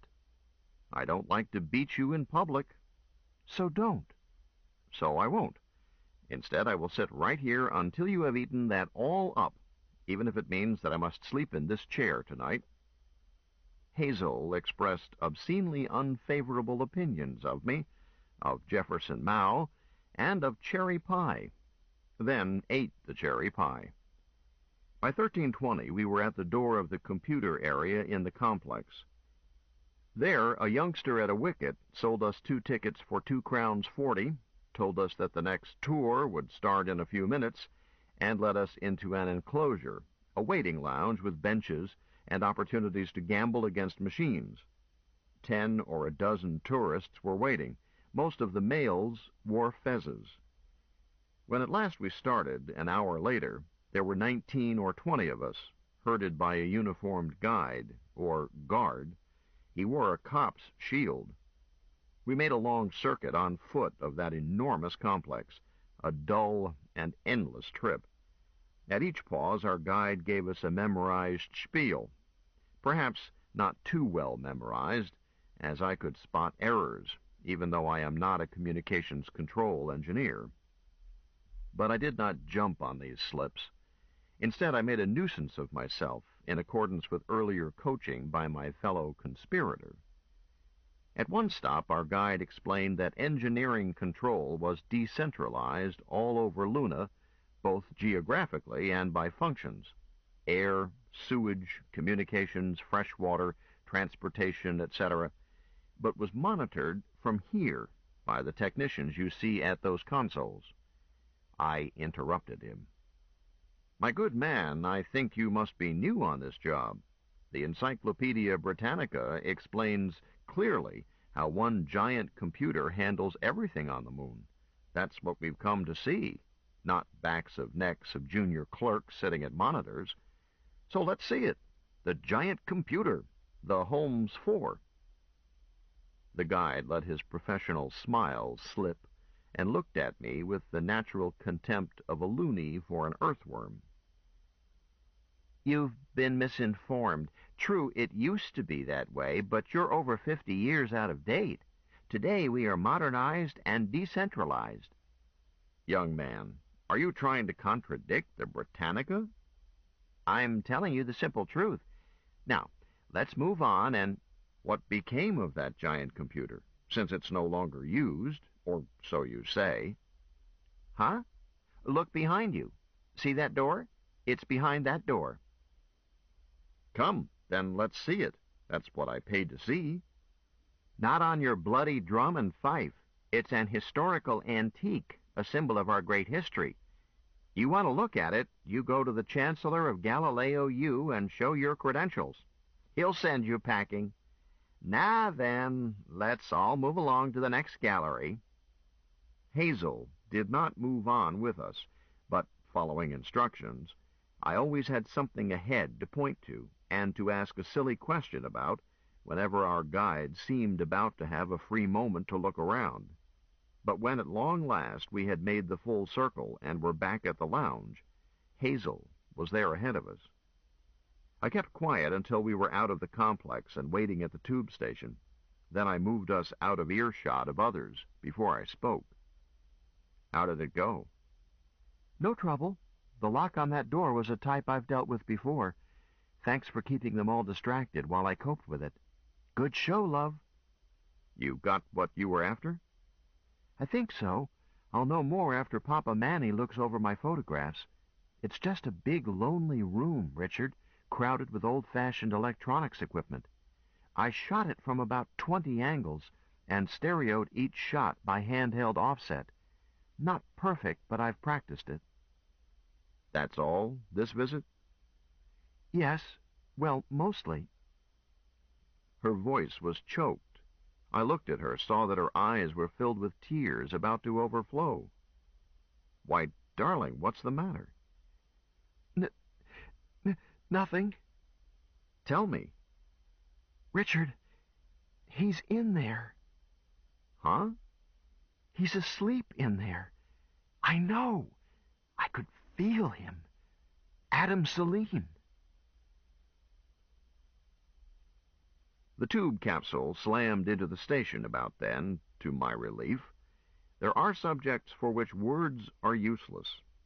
The capsule was packed full. We could not talk en route. By the time we were back in El City, my darling had quieted down, and I could avoid the subject. The crowds in the corridors made talk difficult anyhow. Luna City is crowded at any time. On Saturdays, half the loonies from other warrens come in to shop. This Saturday, the usual weekend crowd was augmented by Shriners and their wives from all over North America and elsewhere. As we came down out of Tube Station West into Pressure 2 at Outer Ring, we faced Sears Montgomery. I was about to swing left to the causeway when Hazel stopped me. What, dear? Your trousers. Is my fly open? No, it's not. We're going to cremate your trousers. It's too late for burial. And that shirt jacket. I thought you were itchy to get to the raffles. I am, but it will take me only 5 minutes to put you into a new siren suit. Reasonable. My trousers were so dirty that I was beginning to risk being cited as a menace to public health. And Hazel did know what I preferred for everyday clothing, as I had explained to her that I would not wear shorts, even if every other adult male in Luna City was in shorts, as most of them were. I'm not morbidly self-conscious about my missing foot, but I do want full-length trousers to conceal my prosthesis. It's my private problem. I do not choose to exhibit it. All right, I agreed, but let's buy the one nearest the door. Hazel did get us in and out in 10 minutes, buying me 3 two-piece rumpus suits, all alike save for color. The price was right, as first she dickered it down to an acceptable amount, then rolled double or nothing, and won. She thanked the clerk and tipped him the price of a drink, then exited looking cheerful. She said to me, "You look smart, dear." I thought so, too. Those 3 suits were lime green, powder pink, and lavender. I had chosen to wear the lavender. I think it suits my complexion. I went strutting along, swinging my cane with my best girl on my arm, feeling great. But when we turned into the causeway, there was no room to swing a cane and barely room to walk. We backed out, dropped straight down to Bottom Alley, then across town and up 5 Aces chain lift to Pressure 6. Much farther, but today much faster. Even the side tunnel to the raffles was crowded. A cluster of fez-topped men were just outside our hotel. I glanced at one of them, then took a better look. I let him have it with my cane, reverse moulinette up into his crotch. At the same time, or a split second ahead of me, Hazel threw her package, my suits, into the face of the man next to him, and slugged one beyond him with her handbag. He went down as my man screamed and joined him. As my cane swung back, I took it with both hands horizontally and used the sideways short jabs intended for moving through a rioting crowd, but used the jabs more personally, getting one man in the belly, another in a kidney, and kicking each to quiet him as he went down. Hazel had taken care of the man she had slowed up with the package. I did not see how, but he was down and not moving. A 6th man was about to cool her with a kosh, so I stabbed him in the face with my cane. He grabbed at it. I moved forward with it to keep him from exposing the stiletto, while giving him 3 fingers to his solar plexus, left-handed. I fell on top of him, and was picked up and carried into the raffles at a trot, with my head down and dragging my cane after me. The next few seconds I had to sort out later, perhaps imperfectly. I did not see Gretchen standing at the registration desk, but she was there, having just arrived. I heard Hazel snap, "Gretchen, room L, straight back on the right," as she dumped me on Gretchen. On Luna, I weigh 13 kilos, give or take a few grams. Not much load for a country girl used to hard work. But I'm much bigger than Gretchen and twice as big as Hazel. A big, unwieldy bundle. I squawked to be put down. Gretchen paid no attention. That silly desk clerk was yelping, but no one was paying attention to him either. Our door opened as Gretchen reached it, and I heard another familiar voice sing out, "He's hurt!" Then I was face up on my own bed, and Chia was working on me. "I'm not hurt," I told her. "Just shaken up." "Yeah, sure. Hold still while I get your trousers off. Does one of you gentlemen have a knife?" I was about to tell her not to cut my new trousers when I heard a shot. It was my bride, crouching inside the open doorway and peering cautiously out to the left, her head close to the floor. She fired again, scooted back inside, closed and locked the door. She glanced around and snapped, "Move Richard into the fresher. Pile the bed and everything else against the outer door. They'll be shooting or breaking it down, or both." She sat down on the floor with her back toward me and paid no attention to anyone, but everyone jumped to carry out her orders.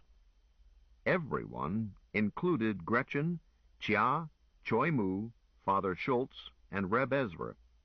I did not have time to be astonished, especially as Chia, with Gretchen's help, moved me into the refresher, put me on the floor, and resumed taking my pants off. What did astonish me was to find that my good leg, the one with the meat and bone foot on it, was bleeding heavily. I noticed it first from seeing that Gretchen had big blood stains on the left shoulder of her white coverall. Then I saw where the blood was coming from, whereupon that leg started to hurt. I don't like blood, especially mine, so I turned my face away and looked out the fresher door. Hazel was still sitting on the floor and had taken something out of her handbag that seemed to be bigger than the handbag. She was talking into it. "THQ, Major Lipschitz calling THQ. Answer me, goddammit! Wake up! Mayday, mayday! Hey, Rube!"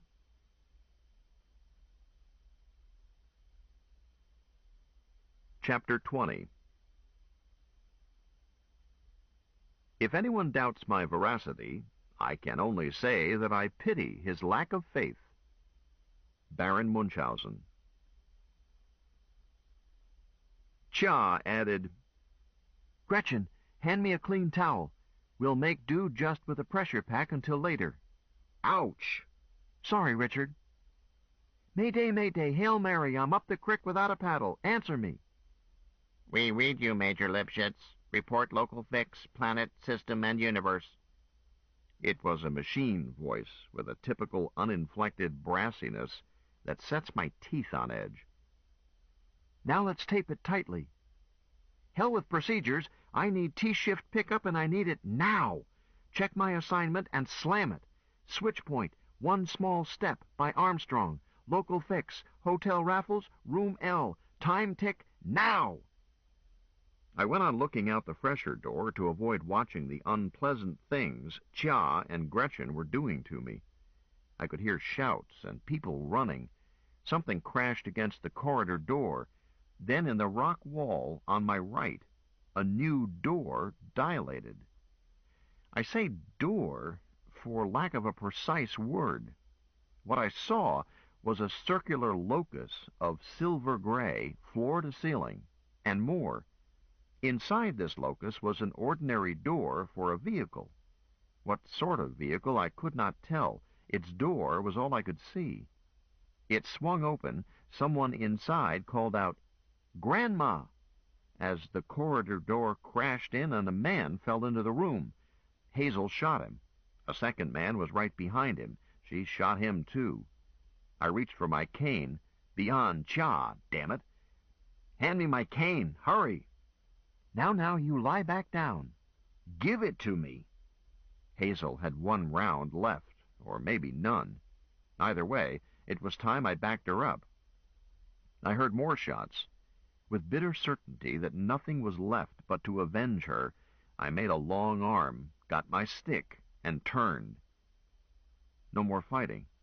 Those last shots had been fired by Rabbi Ezra. Why was I surprised that a wheelchair cripple chose to go armed? Hazel was shouting, "Everybody get aboard! Move it!" And we did.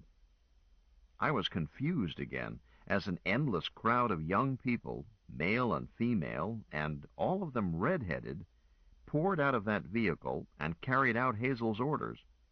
Two of them carried Reb Ezra inside, while a third folded his wheelchair flat and handed it in to a fourth. Choi Moo and Gretchen were hustled in, followed by Father Schultz. Chia was shoved after them when she tried to insist on handling me. Then two redheads, a man and a woman, carried me in. My blood-stained pants were chucked after me. I clung to my cane. I saw only a little of the vehicle. Its door opened into a four-place pilot and passenger compartment of what might be a space plane. Or might not be. The controls were strange, and I was in no position to judge how it worked. I was lugged between seats and shoved through a door behind them into a cargo space and wound up on top of the rabbi's folded wheelchair. Was I going to be treated as cargo? No, I lay there only briefly, then was turned 90 degrees and passed through a larger door, turned another 90 degrees and placed on a floor, and glad to stay there. For the first time in years, I was experiencing Earth normal weight. Correction. I had felt a few moments of it yesterday in the ballistic tube, a few more in that You-Push-It clunker, Budget Jets 17, and about an hour of it in Old MacDonald's farm 4 days earlier. But this time sudden heaviness caught me by surprise and did not go away. I had lost blood and found it hard to breathe and was dizzy again. I was feeling sorry for myself when I saw Gretchen's face. She looked both scared and wretchedly ill. Chia was saying, "Get your head down, dear. Lie down by Richard. That's best. Richard, can you scrunch over a little? I would like to lie down, too. I don't feel well." So I found myself with a cuddlesome wench on each side of me, and I didn't feel a darn bit like cuddling. I'm supposed to be trained to fight in accelerations up to 2 full gravities, 12 times that of Luna. But that was years ago, and I'd had over 5 years of soft, sedentary living at low gravity. It seemed certain that Chia and Gretchen were just as uninterested in bundling. My beloved arrived, carrying our miniature maple. She placed it on a stand, blew me a kiss, and started sprinkling it. "Chia, let me draw a lukewarm tub for you two born loonies. You both can get into it." Hazel's words caused me to look around. We were in a bathroom. Not a refresher appropriate to a 4-seater spaceplane. Nothing at all like ours in the Raffles. This room was an antique. Have you ever seen wallpaper decorated with fairies and gnomes? Indeed, have you ever seen wallpaper? How about a giant iron tub on claw feet? Or a water closet with a wooden lid and an overhead tank? The whole room was straight out of a museum of cultural anthropology. Yet everything was bright and new and shiny. I wondered just how much blood I had lost. "Thanks, Gwen, but I don't think I need it. Gretchen, do you want to float in water?"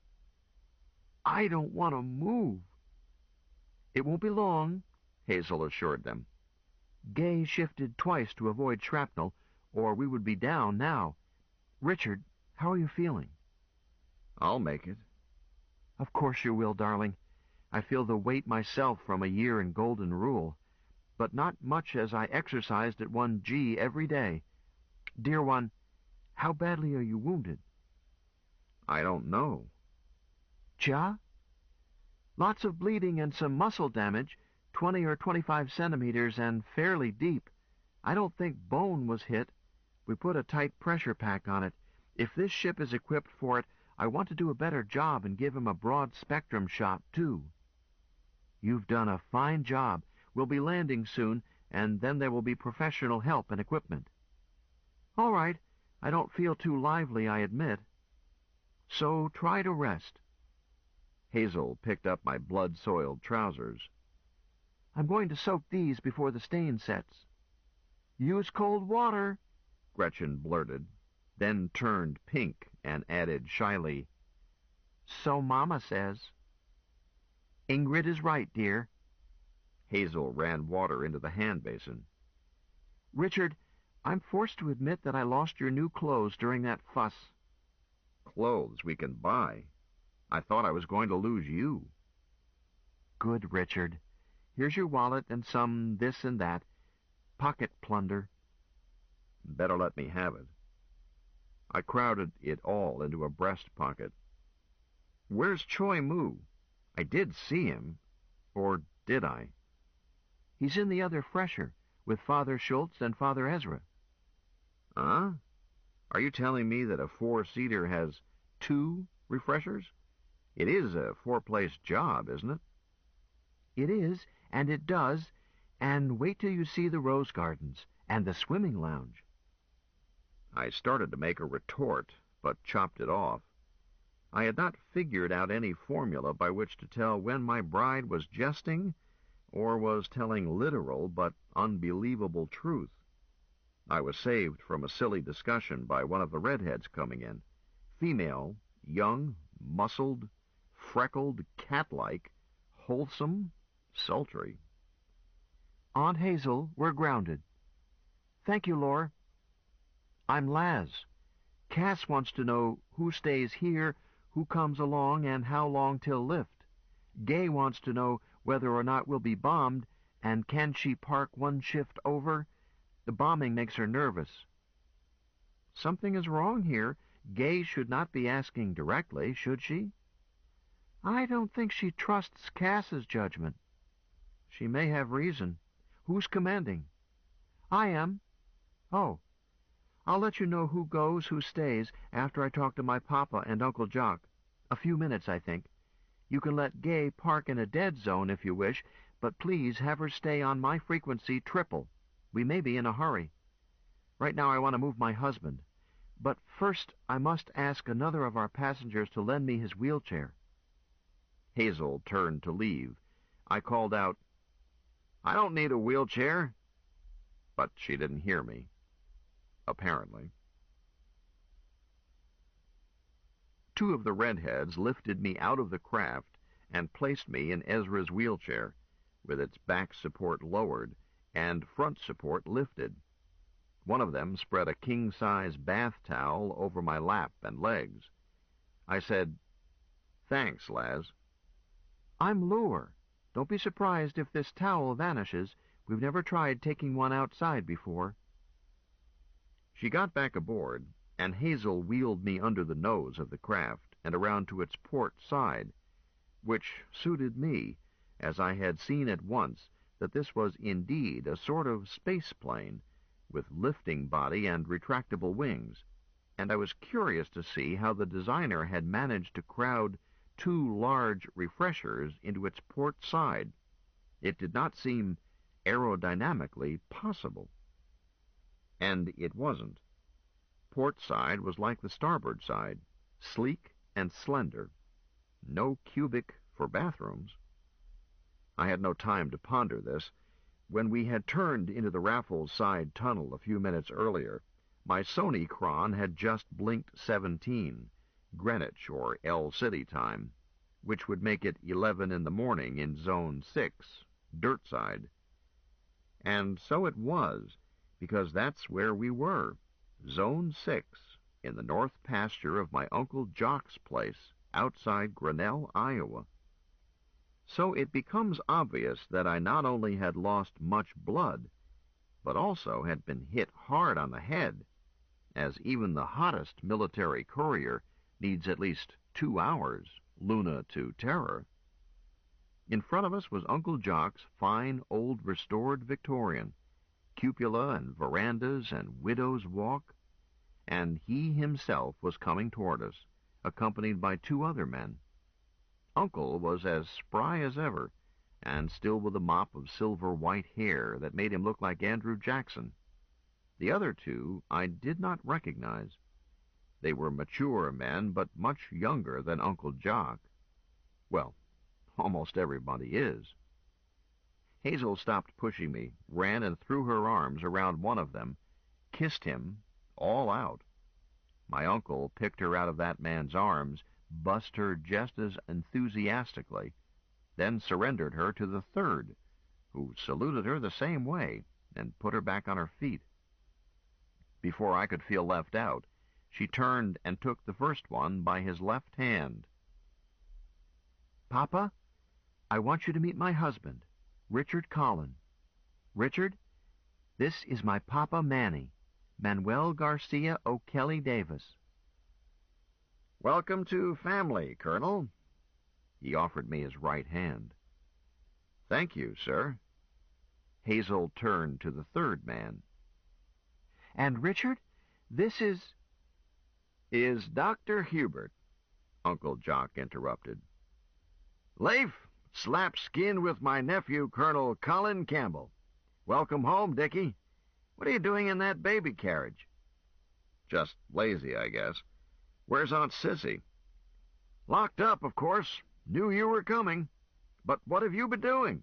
Looks like you failed to duck. Sadie, you have to expect that from Dickie. He's always been slow, hard to toilet train, and never did learn patty cake." I was selecting a sufficiently insulting answer to this canard. I learned long ago the way to treat our family scandal when the ground shook, followed immediately by crump. Not nuclear, just high explosive, but disquieting just the same. H.E. is not a toy, and is not a better way to become dead. There isn't one. Uncle said, "Don't pee your pants, Dickie. They're not shooting at us. Leif, will you examine him here or inside?" Dr. Hubert said, "Let me see your pupils, Colonel." So I looked at him as he looked at me. When Hazel stopped pushing the wheelchair, the space plane was then on my left. But when that H.E. detonation took place, the space plane was abruptly elsewhere. Gone. Not a rack behind. Least hypothesis suggests that I was out of my gourd. Nobody else seemed to notice it. So I pretended not to and looked at my physician, and wondered where I had seen him lately. "No concussion, I think. What's the natural log of pi?" If I had all my marbles, would I be here? Look, Doc, no guessing games, please. I'm tired. Another H.E. shell, or bomb, landed nearby, closer, if anything. Dr. Hubert moved the towel off my left leg, poked at the pack Chia had placed. "Does that hurt?" "Hell, yes." "Good. Hazel, you had best take him home. I can't take proper care of him here, as we are about to shift to New Harbor in Beulah Land. The Angelinos have taken Des Moines and are moving this way. He's in good shape for a man who's taken a hit, but he should have proper treatment without delay."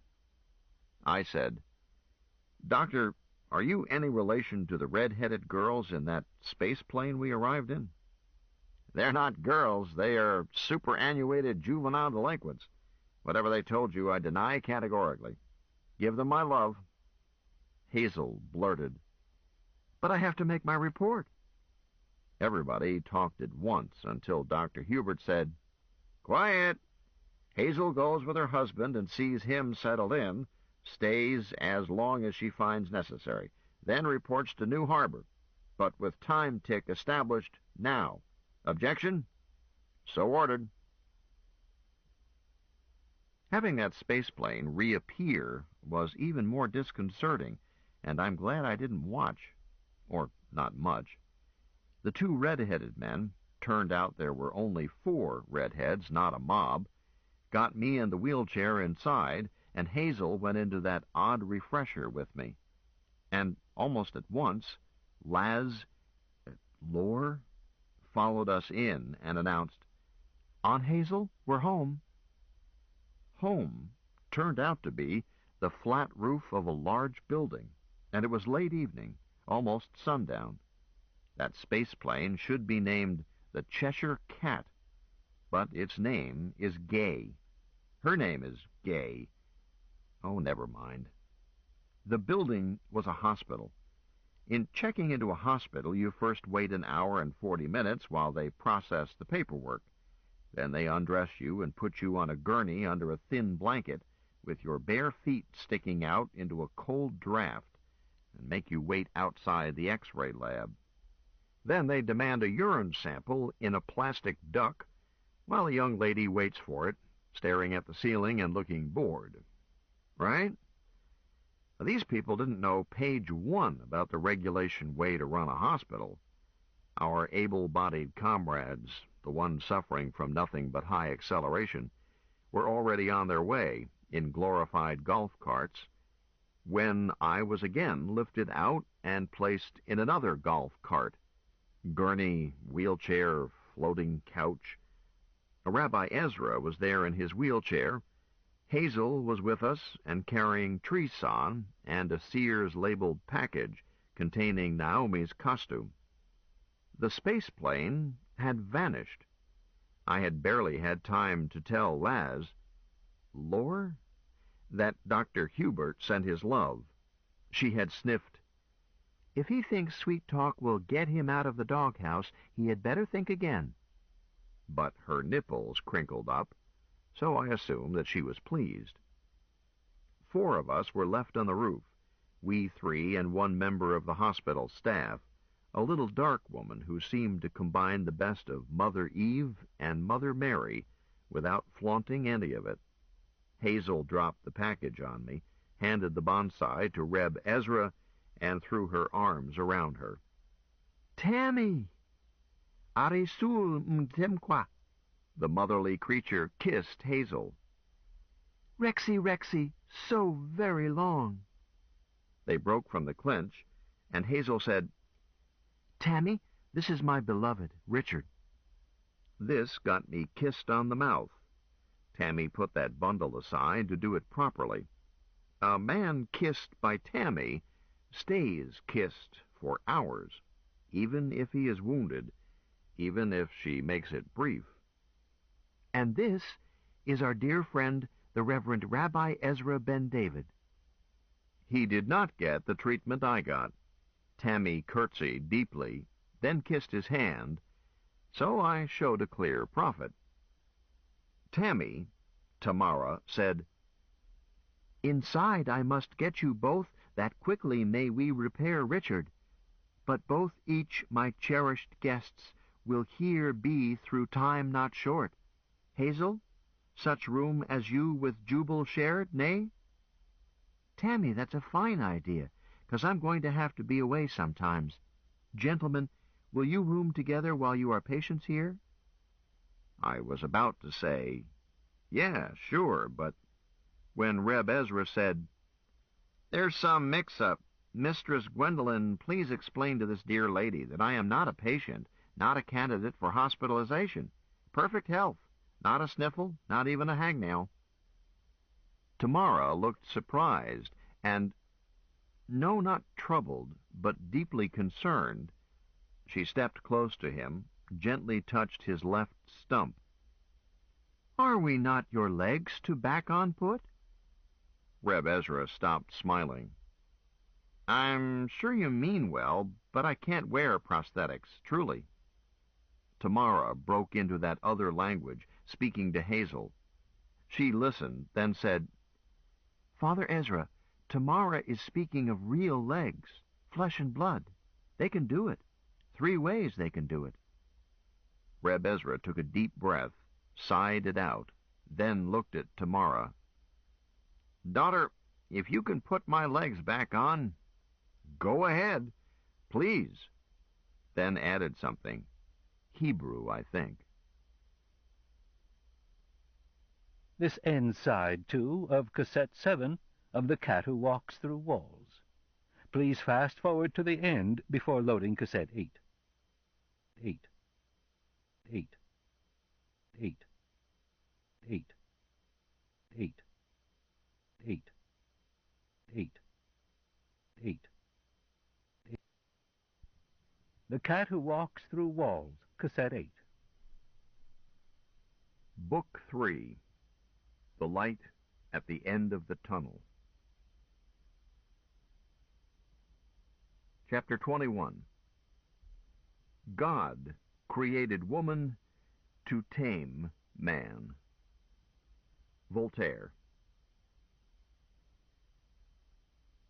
I woke up slowly, letting my soul fit itself gently back into my body. I kept my eyes closed while I spliced onto my memory and reviewed who I was and where I was and what had happened. Oh, yes, I had married Gwen Novak. Most unexpectedly, but what a delightful idea. And then Hey, that wasn't yesterday. Yesterday you had a busy day. Started in Luna City, bounced to Grinnell. How? Never mind how for the nonce. Accept it. Then you bounced to... What had Gwen called it? Hey, wait. Gwen's real name is Hazel. Or is it? Worry about that later. Hazel called it Third Earth, Tellus Tertius. Tammy called it something else. Tammy? Oh, sure, Tamara. Everybody knows Tamara. Tammy would not let them work on my wounded leg while I was awake. How in hell did I pick up that wound? Am I getting clumsy in my old age? Or was it spotting Bill's face among those fake Shriners? It's not professional to let any surprise slow you down. If your own grandmother shows up in the scrum, shoot her and move on. How did you know they were not Shriners? That's easy. Shriners are middle-aged and paunchy. These studs were young and tough, combat-ready. Yes, but that's a rationalization, one you just now thought of. So? Nevertheless, it's true, but you didn't reason it out yesterday. Hell no, of course not. At the moment of truth, you don't have time to think. You look at a bloke, something about him shouts, enemy, and you jump to do unto him before he does unto you. If you use scrum time routing impressions around inside your skull, sorting by type and weighing by logic, you're dead. Instead, you move. Yesterday, you didn't move fast enough. But we picked the right partner for a fight, didn't we? A quick little coral snake named Hazel. And any scrum we come out of still with a body temperature of 37 can't be counted an utter defeat. Quit trying to kid yourself. You got how many? 2? And she got the rest. And she had to make pick-up on you, or you would be stone cold dead this minute. Maybe I am. Let's check. I opened my eyes. This room certainly looks like heaven. But that proves you are not dead, because heaven is not your destination. Besides, everybody says that when you die, first you go through a long tunnel with a light at the far end, and there your beloved waits for you. And that did not happen to you. No tunnel, no light at the end of the tunnel, and sadly, no Hazel. So, I am not dead, and this can't be heaven, and I don't think it's a hospital either. No hospital was ever this beautiful or smelled so good. And where is the regulation racket found in all hospital corridors? All I hear are bird songs and a string trio off somewhere in the distance. Hey, there's Treeson. So Hazel must be close around. Where are you, honey girl? I need help. Find my foot and hand it to me, will you, please? I can't risk hopping in this gravity. I'm out of practice. And, well, damn it, I need to pee. Something abraxly. My back teeth are floating. I see that you are now awake. It was a gentle voice back of my right ear. I twisted my head to look just as she came around to where I could see her more easily. A young woman, comely, slender, small of bust, long brown hair. She smiled as I caught her eye. I'm Minerva. What will you have for breakfast? Hazel told me that waffles would please you, but you can have anything you like. Anything? I considered it. How about a brontosaurus roasted over a slow fire? Yes, surely, but that will take longer to prepare than waffles, She answered with perfect seriousness. Some tidbits while you wait? Go along with you. Quit pulling my leg. Speaking of legs, have you seen my artificial foot? Before I eat breakfast, I must visit the refresher, and I must have my cork foot to do that. This gravity, you know. Minerva told me bluntly what to do about it. This bed has a built-in refresher, and you can't use the usual refresher anyhow. You are under spinal block from the waist down. But our arrangements are efficient, truly. So go ahead, whatever you need to do. I can't. Truly, I could not. When they cut off my foot, the hospital corpsman had a hell of a time with me. Finally, they equipped me with a catheter and honey tube until I was able to get as far as the Jakes on crutches. You will find that you can, and that it will be all right. I couldn't stir either leg, neither the short one nor the long one. Mistress Minerva, may I have an ordinary hospital-type bed urinal? She looked troubled. If you wish, but it will not be useful. Then her troubled look changed to a thoughtful one. I will go find one, but it will take me some time, at least 10 minutes, not a moment less. And I am going to seal your door while I am gone so that no one will disturb you. She added, 10 minutes. and headed for a blank wall. It snapped out of her way, and she was gone. I immediately flipped off the sheet to see what they had done to my one good leg. The sheet would not flip, so I snuck up on it. It was too smart for me, so I tried to outwit it.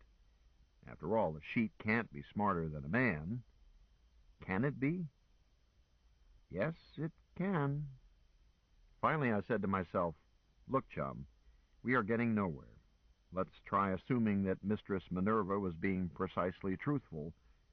This is a bed with built-in plumbing, capable of handling the worst a bed-fast patient can do.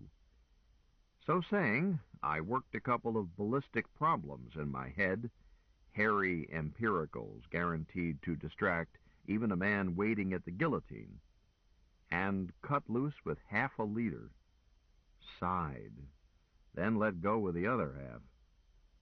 No, the bed did not seem to be wet, and a feminine voice cooed, Good baby. I looked hastily around. No vocal cords to go with the voice. Who said that, and where are you? I'm Tina, Minerva's sister. I'm no farther away than your elbow. Yet I'm half a kilometer away and 200 meters down. Need anything, just ask me. We stock it or make it or fake it. Miracles we do at once. Anything else even sooner. Exception, virgins are a special order. Average lead time, 14 years. Factory rebuilt virgins, 14 minutes. Who in hell wants a virgin? Mistress Tina, do you think it is polite to watch me take a pee? Youngster, don't try to tell your grandmother how to steal sheep. One of my duties is to watch everything in all departments of this fun house and catch mistakes before they happen. 2, I am a virgin and can prove it, and I am going to make you sorry you were born male for uttering that disparaging crack about virgins. Oh, hell. Mistress Tina, I did not mean to offend you. I was simply embarrassed, that was all. So I spoke hastily. But I do think micturition and such should be granted privacy. Not in a hospital, Bud. They are significant aspects of the clinical picture, every time. Here comes my sister. If you don't believe me, you can ask her. A couple of seconds later, the wall opened and Mistress Minerva came in, carrying a hospital bed urinal of the old-fashioned sort. No automatic machinery, no electric controls. I said, "Thank you, but I no longer need it, as I'm sure your sister told you." Yes, she did. But surely she didn't tell you that she had. No, I deduced it. Is it true that she sits somewhere in the basement and snoops on every patient? Doesn't she find it boring? She doesn't really pay any attention until it's needed. She has thousands of other things to do, all more interesting. Far more interesting, that faceless voice interrupted. Minnie, he doesn't like virgins. I let him know that I am one. Confirm it, sis. I want to rub his nose in it. Tina, don't tease him. Why not? It's fun to tease men. They wiggle so when you poke them, though I can't see what Hazel sees in this one. He's a sad sack. Tina! Colonel, did Athene tell you that she is a computer? Eh? Say that again? Athene is a computer. She is the supervising computer of this planet. Other computers here are just machines, not sentient. Athena runs everything, just as Mycroft Holmes once ran everything on Luna. I know that Hazel told you about him. Minerva smiled gently. So that's how Tina can claim to be a virgin.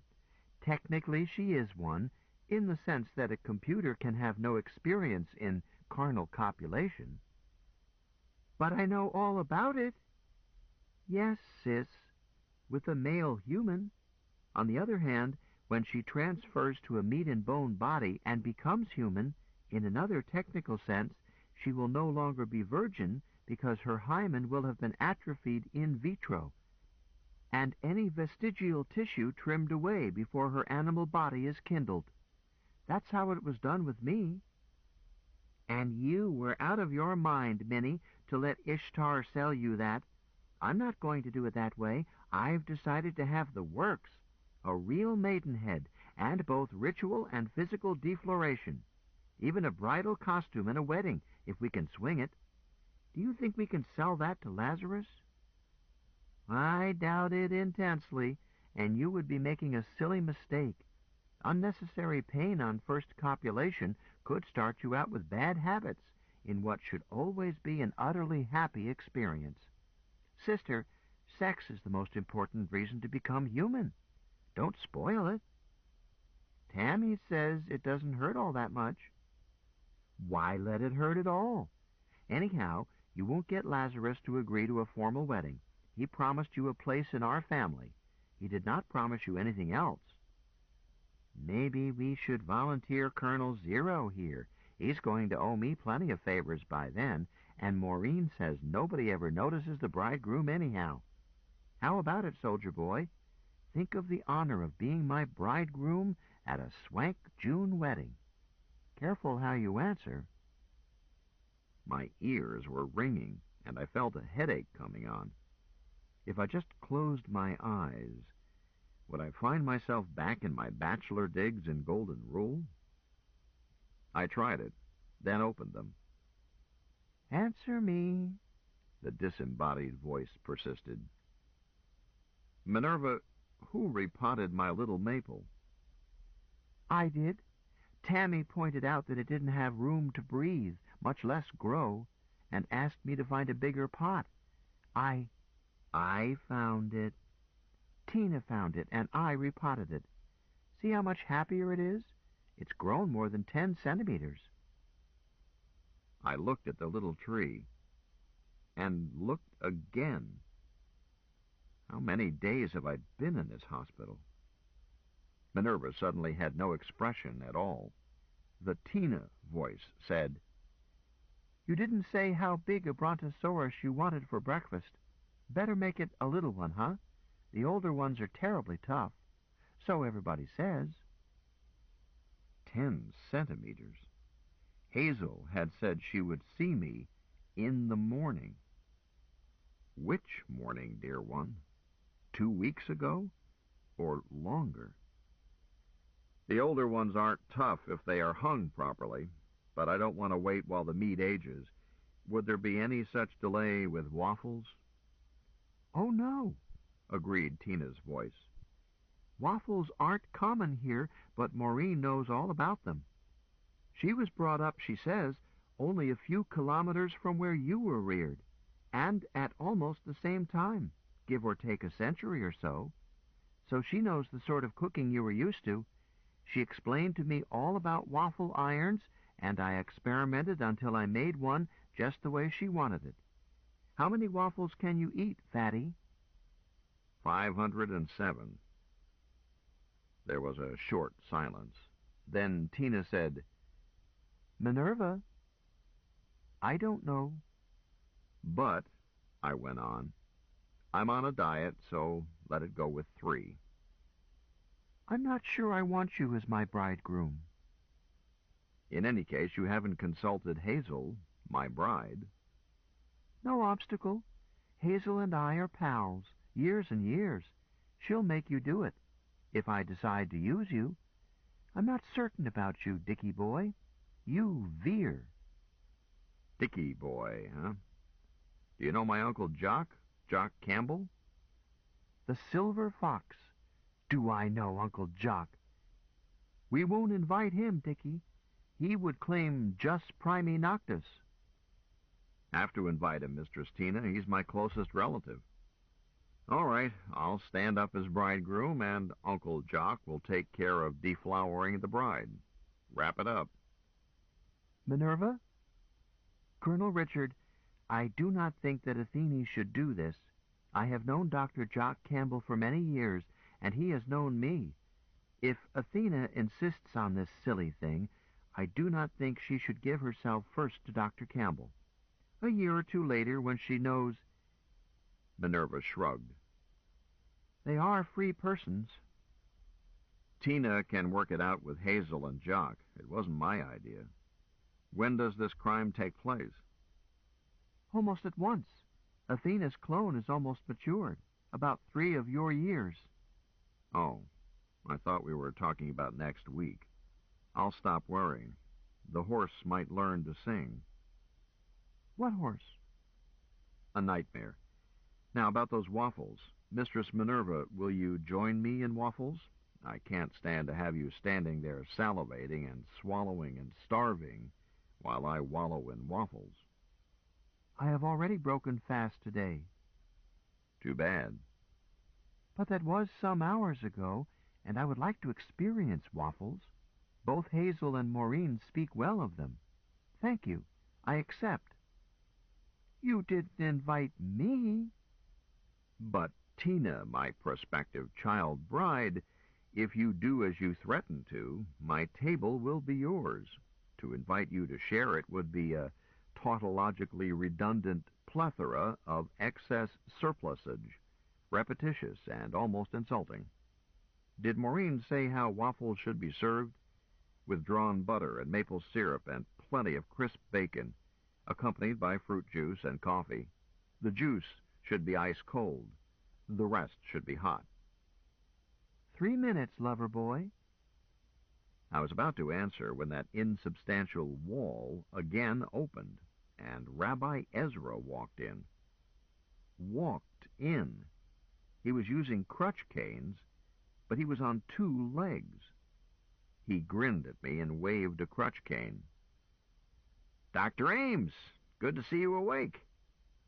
"Good to see you, Reb Ezra. Mistress Tina, please make that order 3 of everything." I already did, and lox and bagels and strawberry jam. It was a jolly meal, despite all the questions on my mind. The food was grand, and I was hungry. Minerva and Ezra and Tina were good company.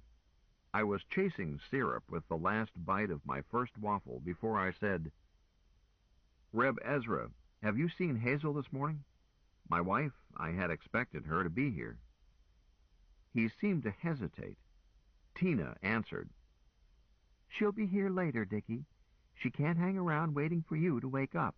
She has other things to do. And other men.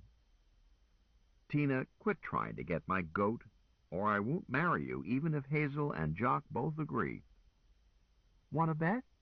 You jilt me, you cad, and I'll run you right off this planet.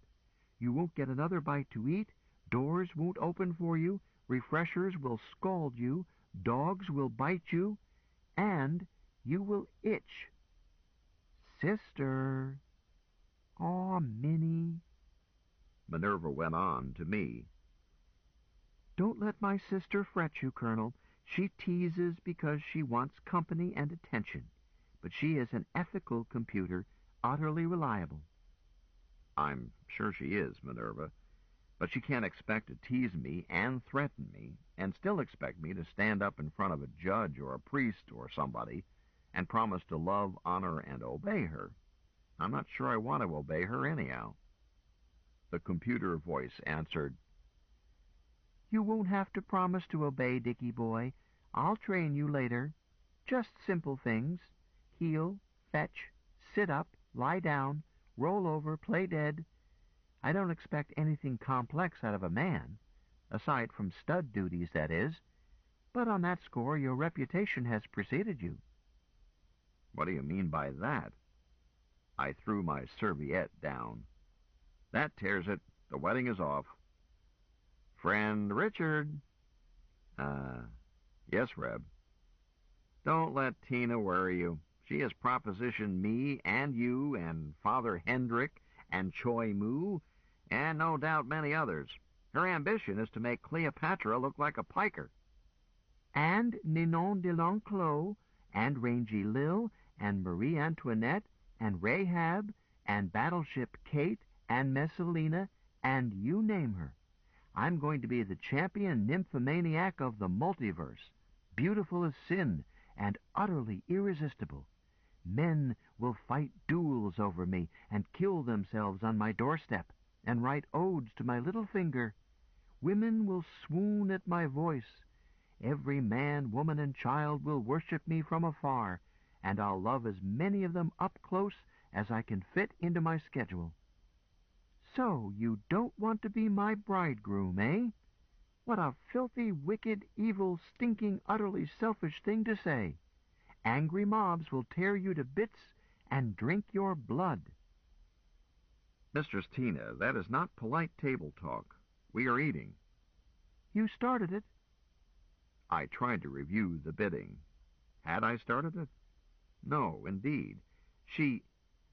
Reb Ezra said to me in a prison whisper, Give it up. You can't win. I know. Mistress Tina, I'm sorry I started it. I should not have done so. It was naughty of me. Oh, that's all right. The computer sounded warmly pleased. And you don't have to call me Mistress Tina. Hardly anyone uses titles around here. If you called Minerva Dr. Long, she would look around to see who was standing behind her. All right, Tina. And please, call me Richard. Mistress Minerva, you have a doctor's degree? Medical doctor? One of my degrees is in therapy, yes, but my sister is right. Titles are not often used here.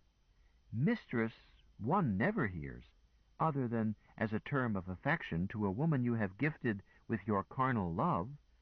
So there is no need to call me Mistress Minerva, until you choose to gift me with that boon. When you do, if you do. Right across the plate. I almost failed to lay a bat on it. Minerva seemed so modest, meek, and mild that she took me by surprise. Tina gave me time in which to regroup. Minnie, don't try to hustle him right out from under me. He's mine. Better ask Hazel. Better yet, ask him. Dickie boy, tell her.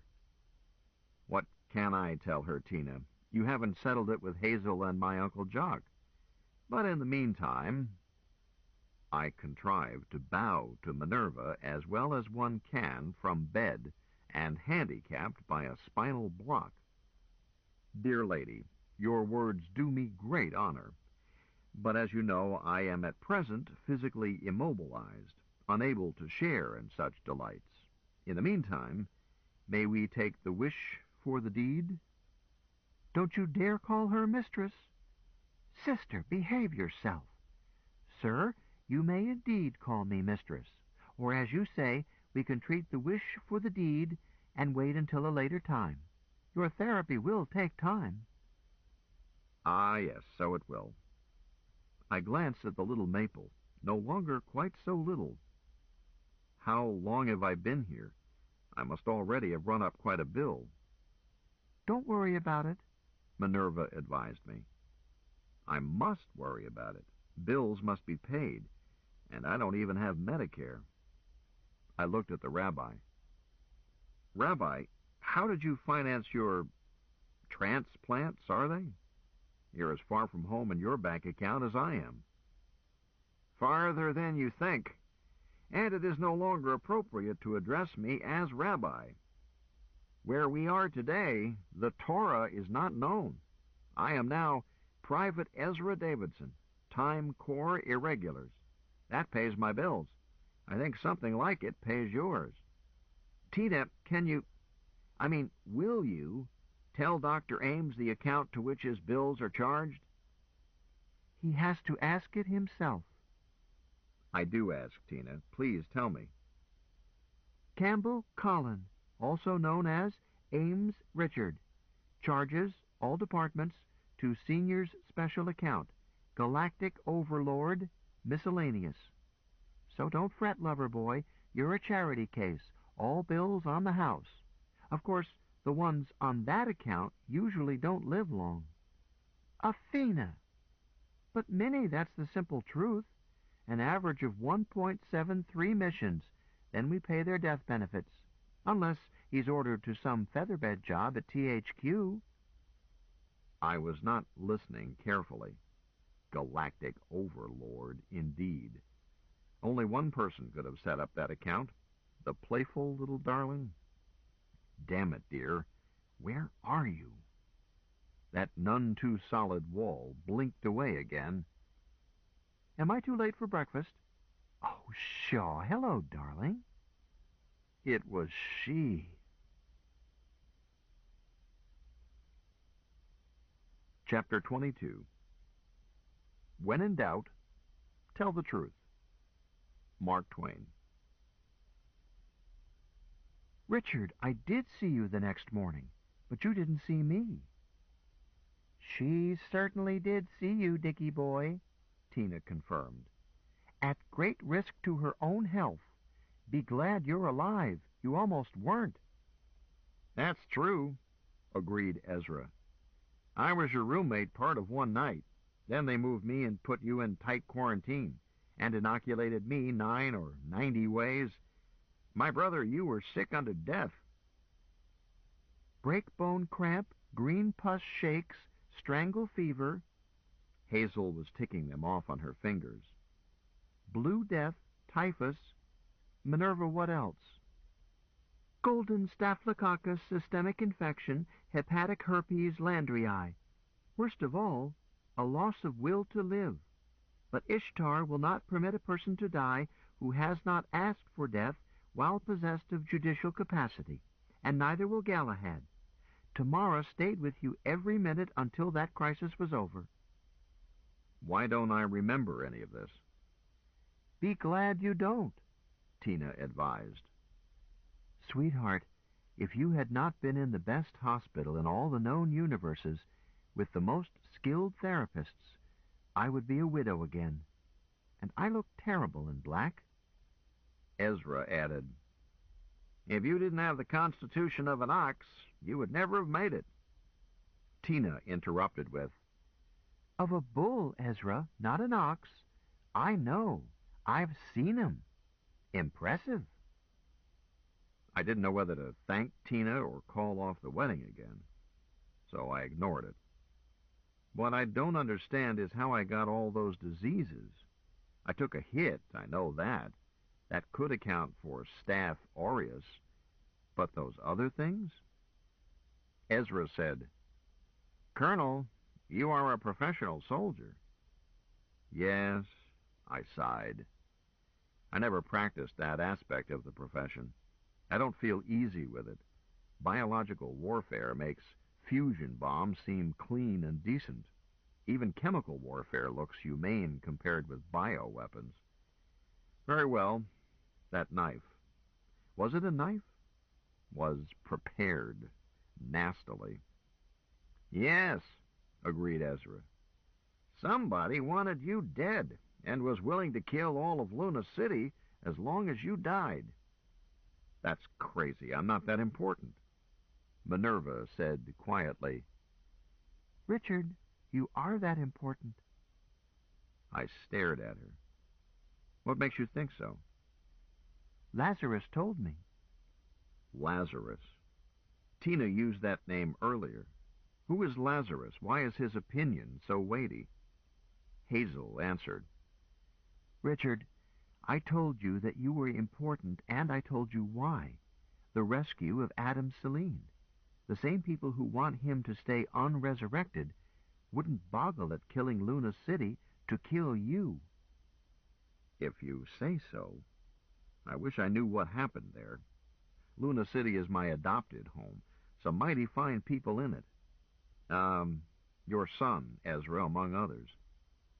Yes, my son. And others. Luna City was saved, Richard. The infection was stopped. Good. At a price.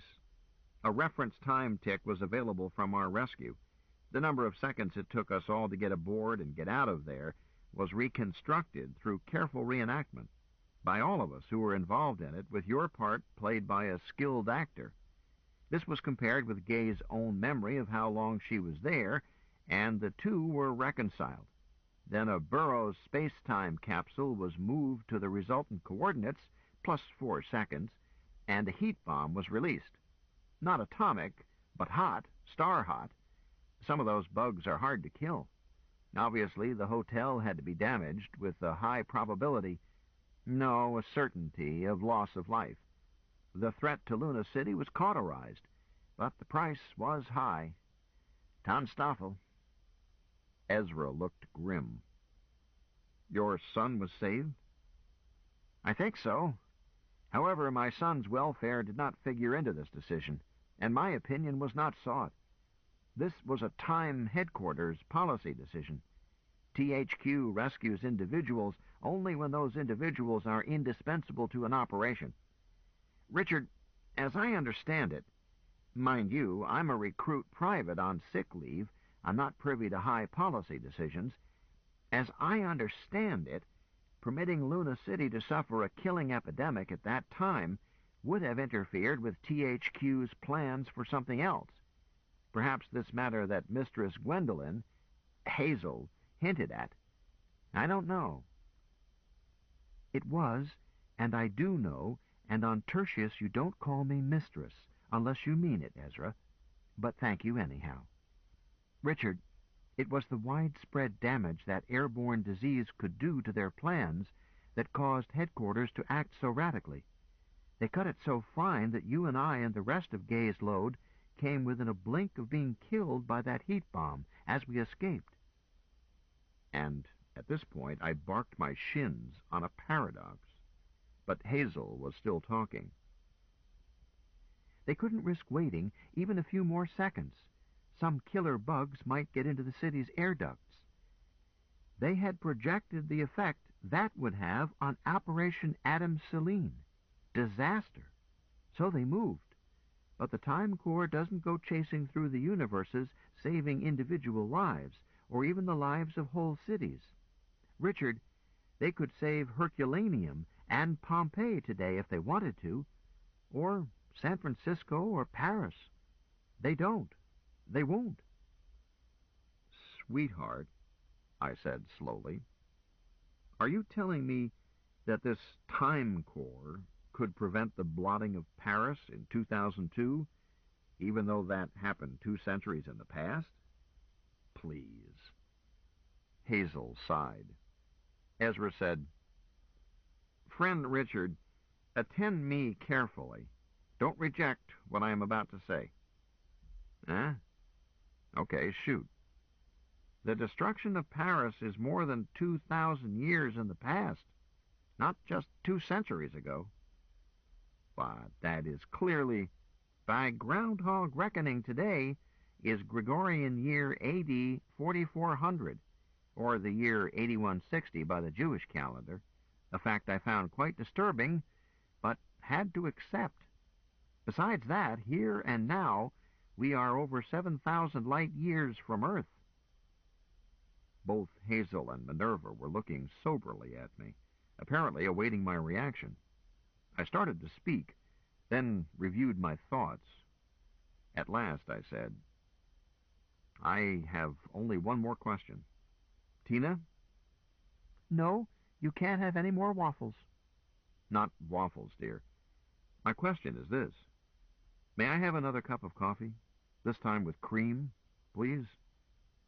Here, catch. My request appeared on my lap table. Hazel blurted, Richard, it's true, all of it.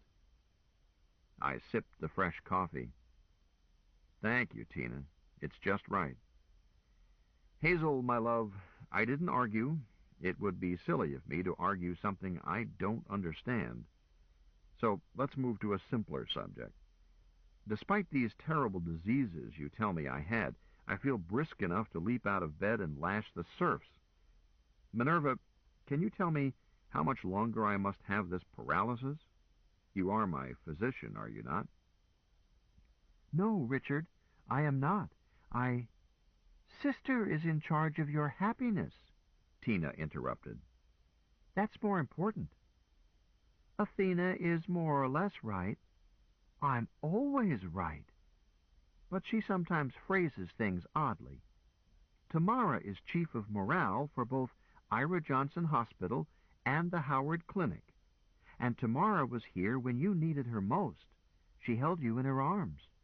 But she has many assistants because Director General Ishtar considers morale, well, happiness, central to both therapy and rejuvenation. So I help, and so does Maureen and Maggie, whom you have not yet met. There are others who pitch in when we have too many with happiness problems, Libby and Dee Dee, and even Laz and Lore, who are superb at it when they are needed, not surprising as they are sisters of Lazarus and daughters of Maureen. And there's Hilda, of course. Hold it, please. I'm getting confused by names of people I've never met. This hospital has a staff that dishes out happiness. I understand that much. All of these angels of happiness are women, right? How else? Tina demanded scornfully. Where do you expect to find happiness? Now, Tina, Minerva said reprovingly. Richard, we female operatives take care of the morale of males, and Tamara has skilled male operatives on watch or on call for female clients and patients. Opposite polarity isn't absolutely essential to morale nursing, but it makes it much easier. We don't need as many male morale operatives to take care of our female patients, since women are less likely to be ill. Rejuvenation clients are about evenly divided, male and female, but women almost never become depressed while being made young again. Hear, hear, Hazel put in. Just makes me horny. She patted my hand, then added a private signal I ignored, others being present. While males usually suffer at least one crisis of spirit during rejuvenation. But you asked about your spinal block. Tina? I've called him. Just a moment, said Hazel. Ezra, have you shown Richard your new legs? Not yet. Will you, please? Do you mind? I'm delighted to show them off. Ezra stood up, moved back from the table, turned around, lifted his canes, and stood without assistance. I had not stared at his legs as he entered the room. I don't like to be stared at. Then, when he sat down at the reflection table that had followed him in, I could not see his legs. In the one glimpse I had had of his legs, I had gathered an impression that he was wearing walking shorts with calf-length brown stockings that matched his shorts, bony white knees showing between stockings and shorts. Now he scuffed off shoes, stood on bare feet, and I revised my notions abruptly. Those brown stockings were brown skin of legs and feet that had been grafted onto his stumps. He explained at length. 3 ways. A new limb or a new anything can be budded. That's a lengthy job and requires great skill, I'm told. Or an organ or limb can be grafted from one's own clone, which is kept here in stasis and with an intentionally undeveloped brain. They tell me that way is as easy as putting a patch on a pair of pants. No possibility of rejection. But I have no clone here, or not yet, so they found me something in the spare parts inventory. The meat market. Yes, Tina. Lots and lots of body parts on hand. Inventory computerized. By me? Yes, Tina. For heterologous grafts, Tina selects spare parts for closest tissue match. Matching blood, of course, but matching in other ways, too. And matching in size, but that's the easiest part.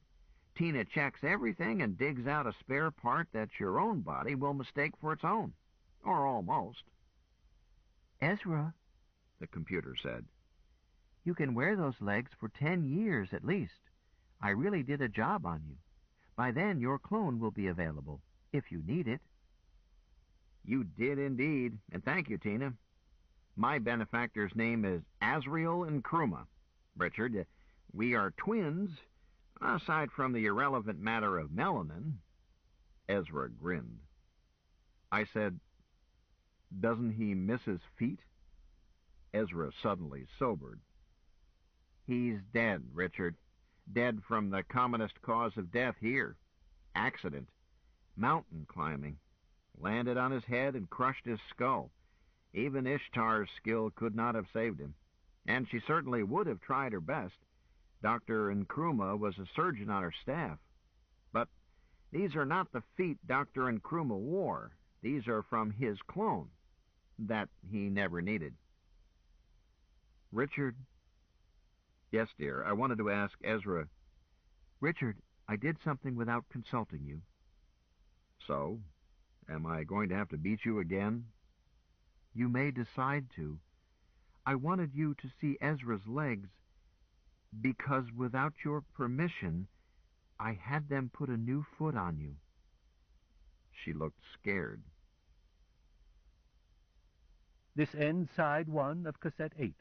Please turn the cassette over and start side 2 at the same point.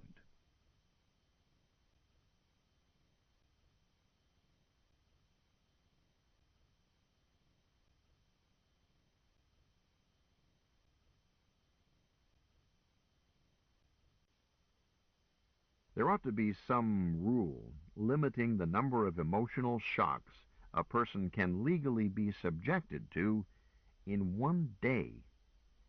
I've had all the standard military training for slowing heartbeat and lowering blood pressure and so forth in a crunch, but usually the crunch won't wait and the damn drills aren't all that effective anyway. This time, I simply waited while consciously slowing my breathing. Presently, I was able to say, without my voice breaking, on the whole, I don't think that calls for a beating. I tried to wiggle my foot on that side. I've always been able to feel a foot there, even though it has been gone for years. Did you have them put it on front way, too? Huh? What do you mean, Richard? I like to have my feet face forward, not like a Bombay beggar. Was that a wiggle? Minerva, am I allowed to look at what was done? This sheet seems to be fastened down tight. Tina? Just arriving. That unsolid wall blinked out again, and in came the most offensively handsome young man I have ever laid eyes on. and his offense was not reduced by the fact that he showed up in my room starkers, not a stitch. The oaf was not even wearing shoes. He looked around and grinned. "Hi, everybody. Did someone send for me? I was sunbathing." "You were asleep during working hours." "Tina, I can sleep and sunbathe at the same time. Howdy, Colonel. Good to see you awake. You've given us quite a workout.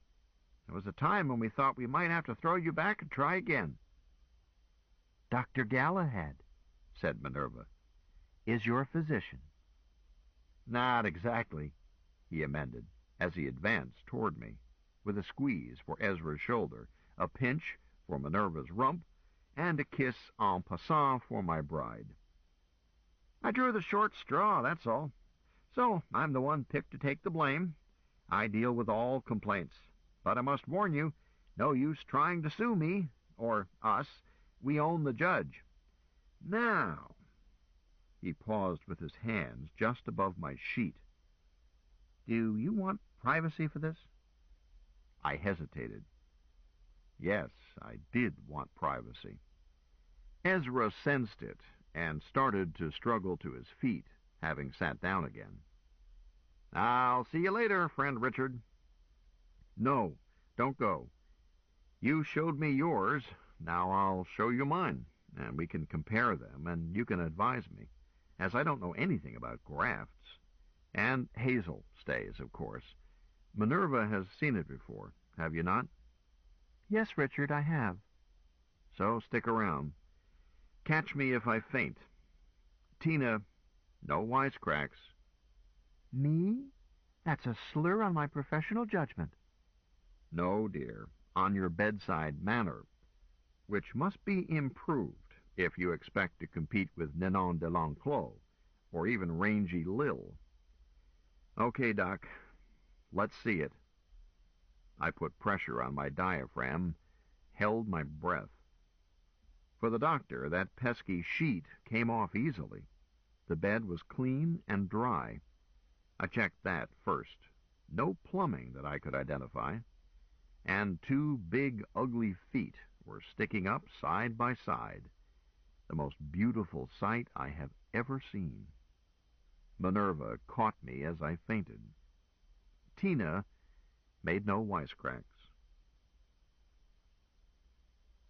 20 minutes later, it had been established that I had control over my new foot and its toes as long as I didn't think about it, although during a check run I sometimes over-controlled if I tried too hard to do what Dr. Galahad told me to do.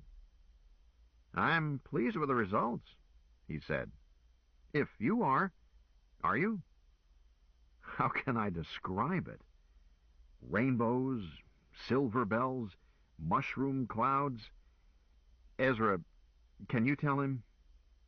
"I've tried to tell him. It's being born again. Walking is such a simple thing. Until you can't." "Yes. Doctor, whose foot is this? I haven't prayed lately, but for him I'll try." "He isn't dead." "Huh? And he isn't shy a foot. It's an odd circumstance, Colonel. Tina had trouble finding a right foot your size that your immune system would not reject about as fast as you can say septicemia. Then Ishtar, she's my boss, told her to extend the search. And Tina found one. That one. A part of the clone of a living client. We have never before been faced with this.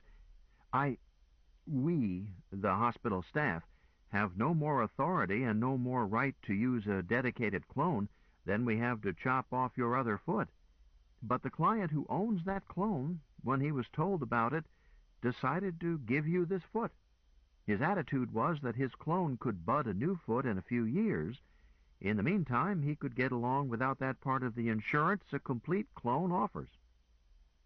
"Who is he? I must find a way to thank him." "How do you thank a man for that sort of gift?" "Somehow I must." "Colonel, that is the one thing you will not know. Your donor insisted on remaining anonymous. That is a condition of the gift." They even made me wipe my record of it, Tina said bitterly. as if I were not to be trusted professionally. Why, I keep the Hippocratic Oath better than any of them. You mean Hippocratic? Oh, you think so, Hazel? I know this gang better than you do. Dr. Galahad said, "Certainly I want you to start using it. You need exercise to make up for your long illness, too. So up out of that bed. 2 things.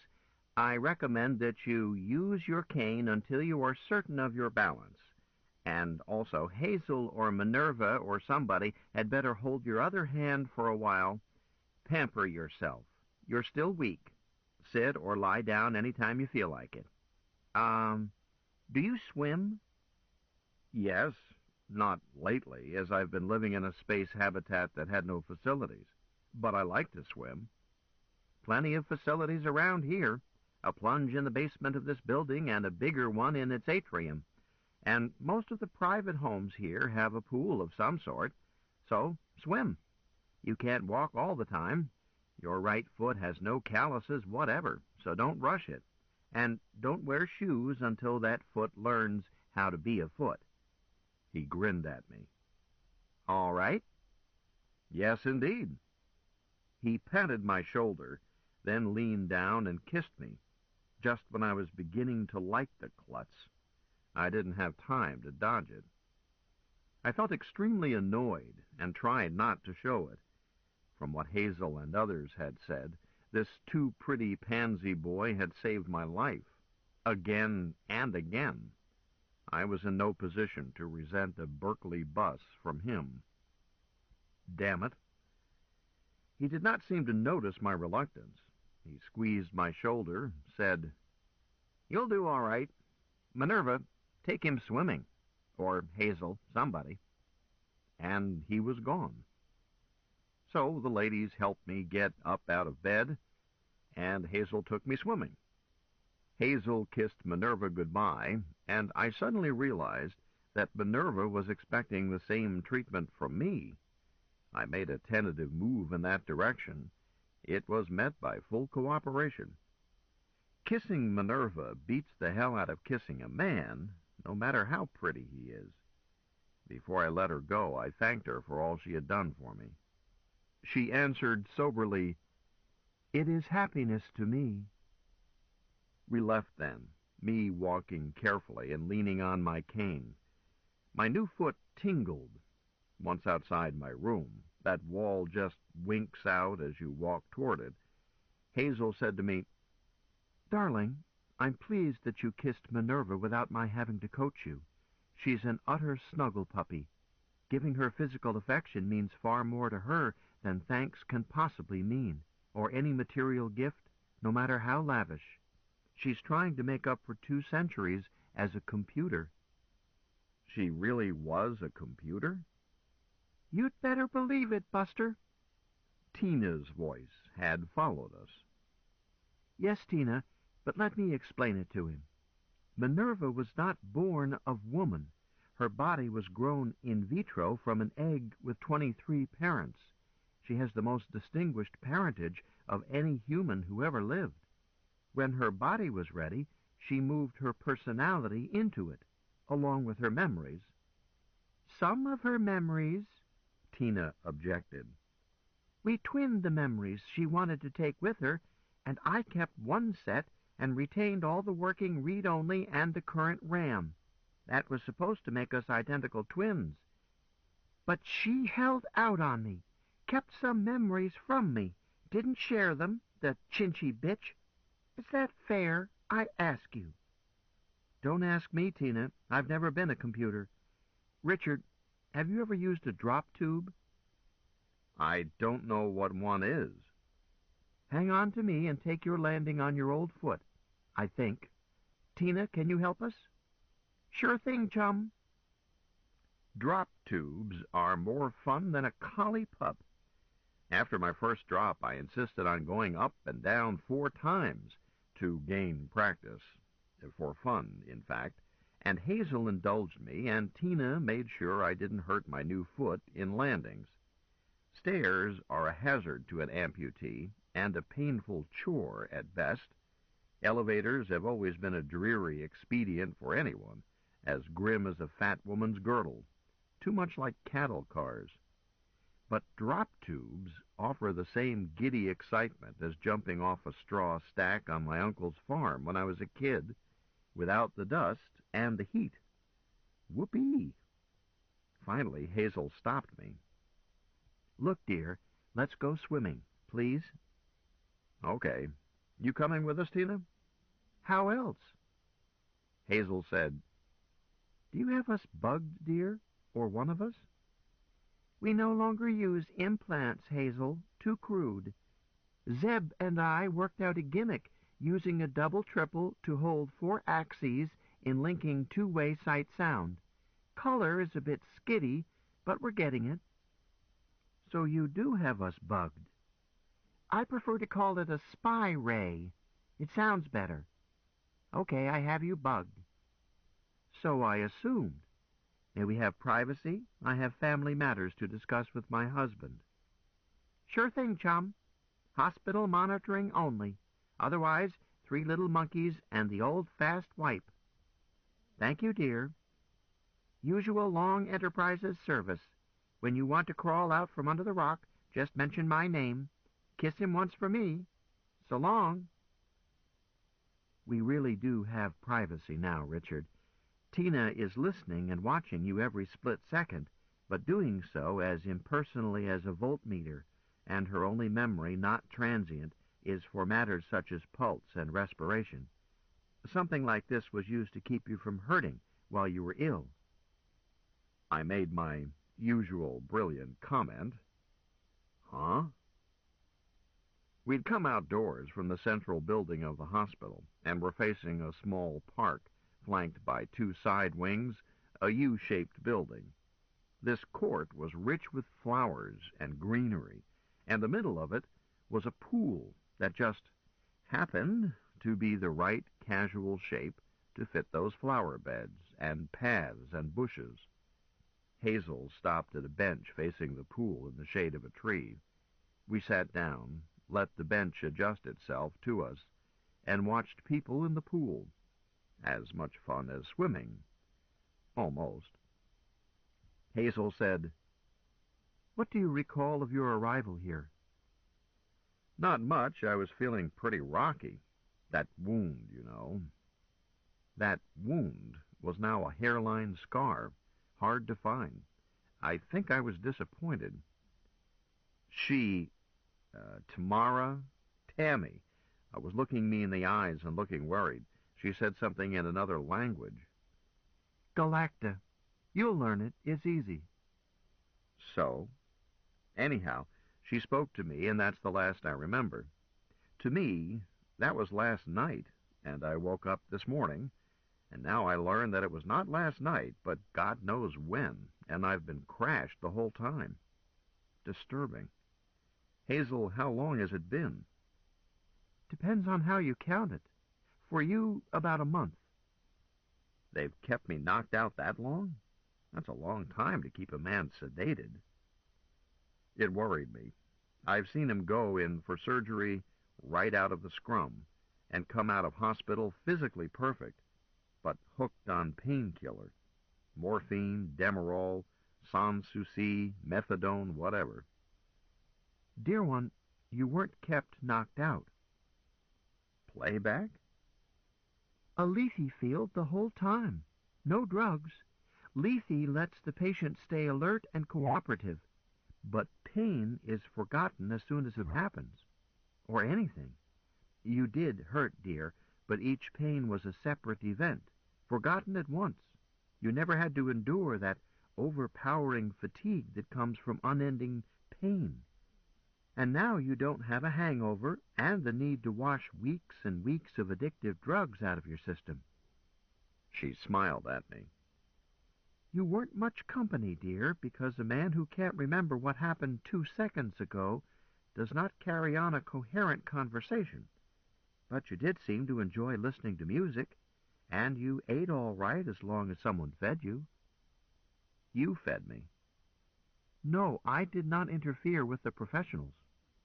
My cane had slipped to the grass. Hazel leaned down, handed it to me.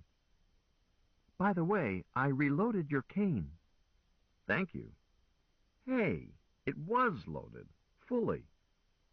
It was loaded when they jumped us, and a good thing, too, or I would be dead. You, too, I think. Me for certain, though. We spent the next 10 minutes confusing each other. I've already recounted how that fight outside the Raffles Hotel looked to me. I'll tell briefly how Hazel said it looked to her. There is no possible way to reconcile the two. She says that she did not use her handbag as a weapon. Why, that would be silly, dear. Too slow and not lethal. You took out 2 of them at once, and that gave me time to get at my little Miyako. After I had used my scarf, I mean. According to her, I shot 4 of them, while she worked around the edges, cooling those I missed, until they brought me down with that slice into my thigh. Knife? She tells me they picked bits of bamboo out of the wound, and they hit me with an aerosol. And that gave her the instant she needed to finish off the man who sprayed me. I stepped on his face and grabbed you and dragged you out of there. No, I didn't expect to see Gretchen, but I knew I could count on her.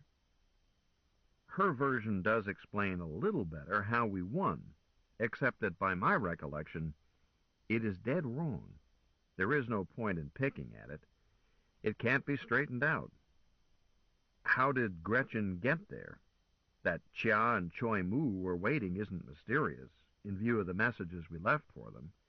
And Hendrik Schultz, too, if he grabbed a shuttle as soon as he heard from me. But Gretchen? You talked to her just before lunch. She was home, at Dry Bones. At Dry Bones, with the nearest tubeway being far south at Hong Kong Luna. So, how did she get to El City so fast? Not by Raleigh. No prize is offered for the correct answer. By rocket? Of course. A prospector's jump bug being the type of rocket. You remember that Jinx Henderson was planning to return that fez for you via some friend of his who was jumping his bug to El City? Yes, of course. Gretchen went with that friend and returned the fez herself. She dropped it at Lost and Found in Old Dome just before she came to the Raffles to find us. I see. But why? She wants you to paddle her bottom, dear, and turn it all pink. Oh, nonsense. I meant, why did her daddy let her hitchhike to El City with this neighbor? She's much too young. He let her do it for the usual reason. Jinx is a big, strong, macho man who can't resist the wheedling of his daughter. Forbidden to satisfy his suppressed incestuous yearnings, he lets her have anything she wants, if she teases him long enough. That's ridiculous and inexcusable. A father's duty toward his daughter requires that... Richard, how many daughters do you have? None, but... So shut up about something you know nothing about. No matter what Jinx should have done, the fact is that Gretchen left Dry Bones about as we were having lunch. Counting time of flight, that put her at City Lock East around the time we left the Warden's complex, and she arrived at the Raffles just seconds before we did. And a good thing, too, or you and I would be dead, I think. Did she get into the fight? No, but by carrying you, she freed me to cover our retreat. And all because she wants you to paddle her bottom. God moves in mysterious ways, dear. For every masochist, he creates a sadist. Marriages are made in heaven. Wash your mouth out with soap. I am not a sadist. Yes, dear. I may have some details wrong, but not the broad picture. Gretchen has proposed formally to me, asking your hand in marriage. What? That's right. She thought about it, and she has discussed it with Ingrid. She wants me to allow her to join our family, instead of starting a new line or group of her own. I found nothing surprising about it. I know how charming you are. My God, What did you say to her? I told her that it had my approval, but that you were ill. So, wait. And now you can answer her yourself, for there she is, across the pool.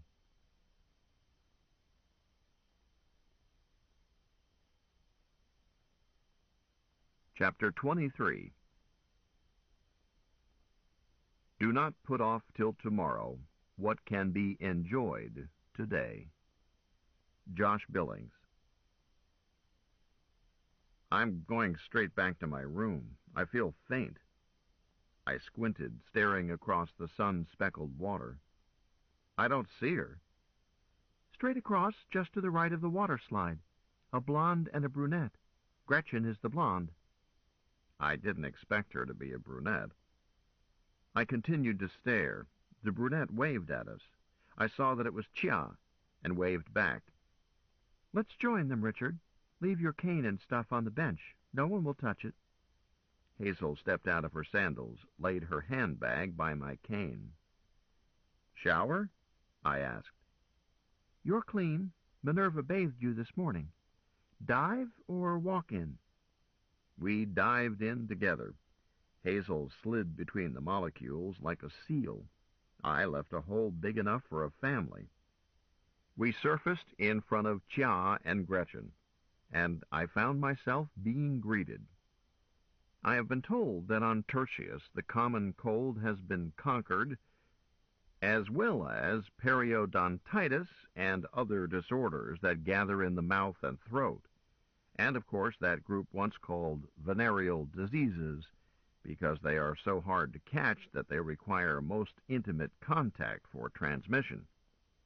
Just as well, on Tertius, Chia's mouth tastes sort of spicy. Gretchen's has a little girl sweetness, although I discovered she is no longer a little girl. I had ample opportunity to compare flavors. If I let go of one, the other grabbed me, again and again. Eventually they got tired of this. I did not, and we four moved to a shallow cove, found an unoccupied float table, and Hazel ordered tea. Tea with calories, little cakes and sandwiches and sweet orange fruits, somewhat like seedless grapes, and I opened the attack. Gretchen, when I first met you less than a week ago, you were, as I recall, going on 13.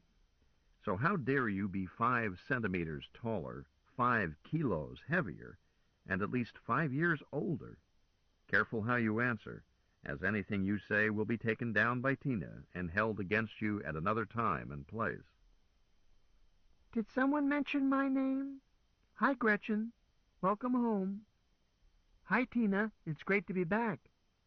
I squeezed Chia. You too. You look 5 years younger, and you've got to explain it. No mystery about me.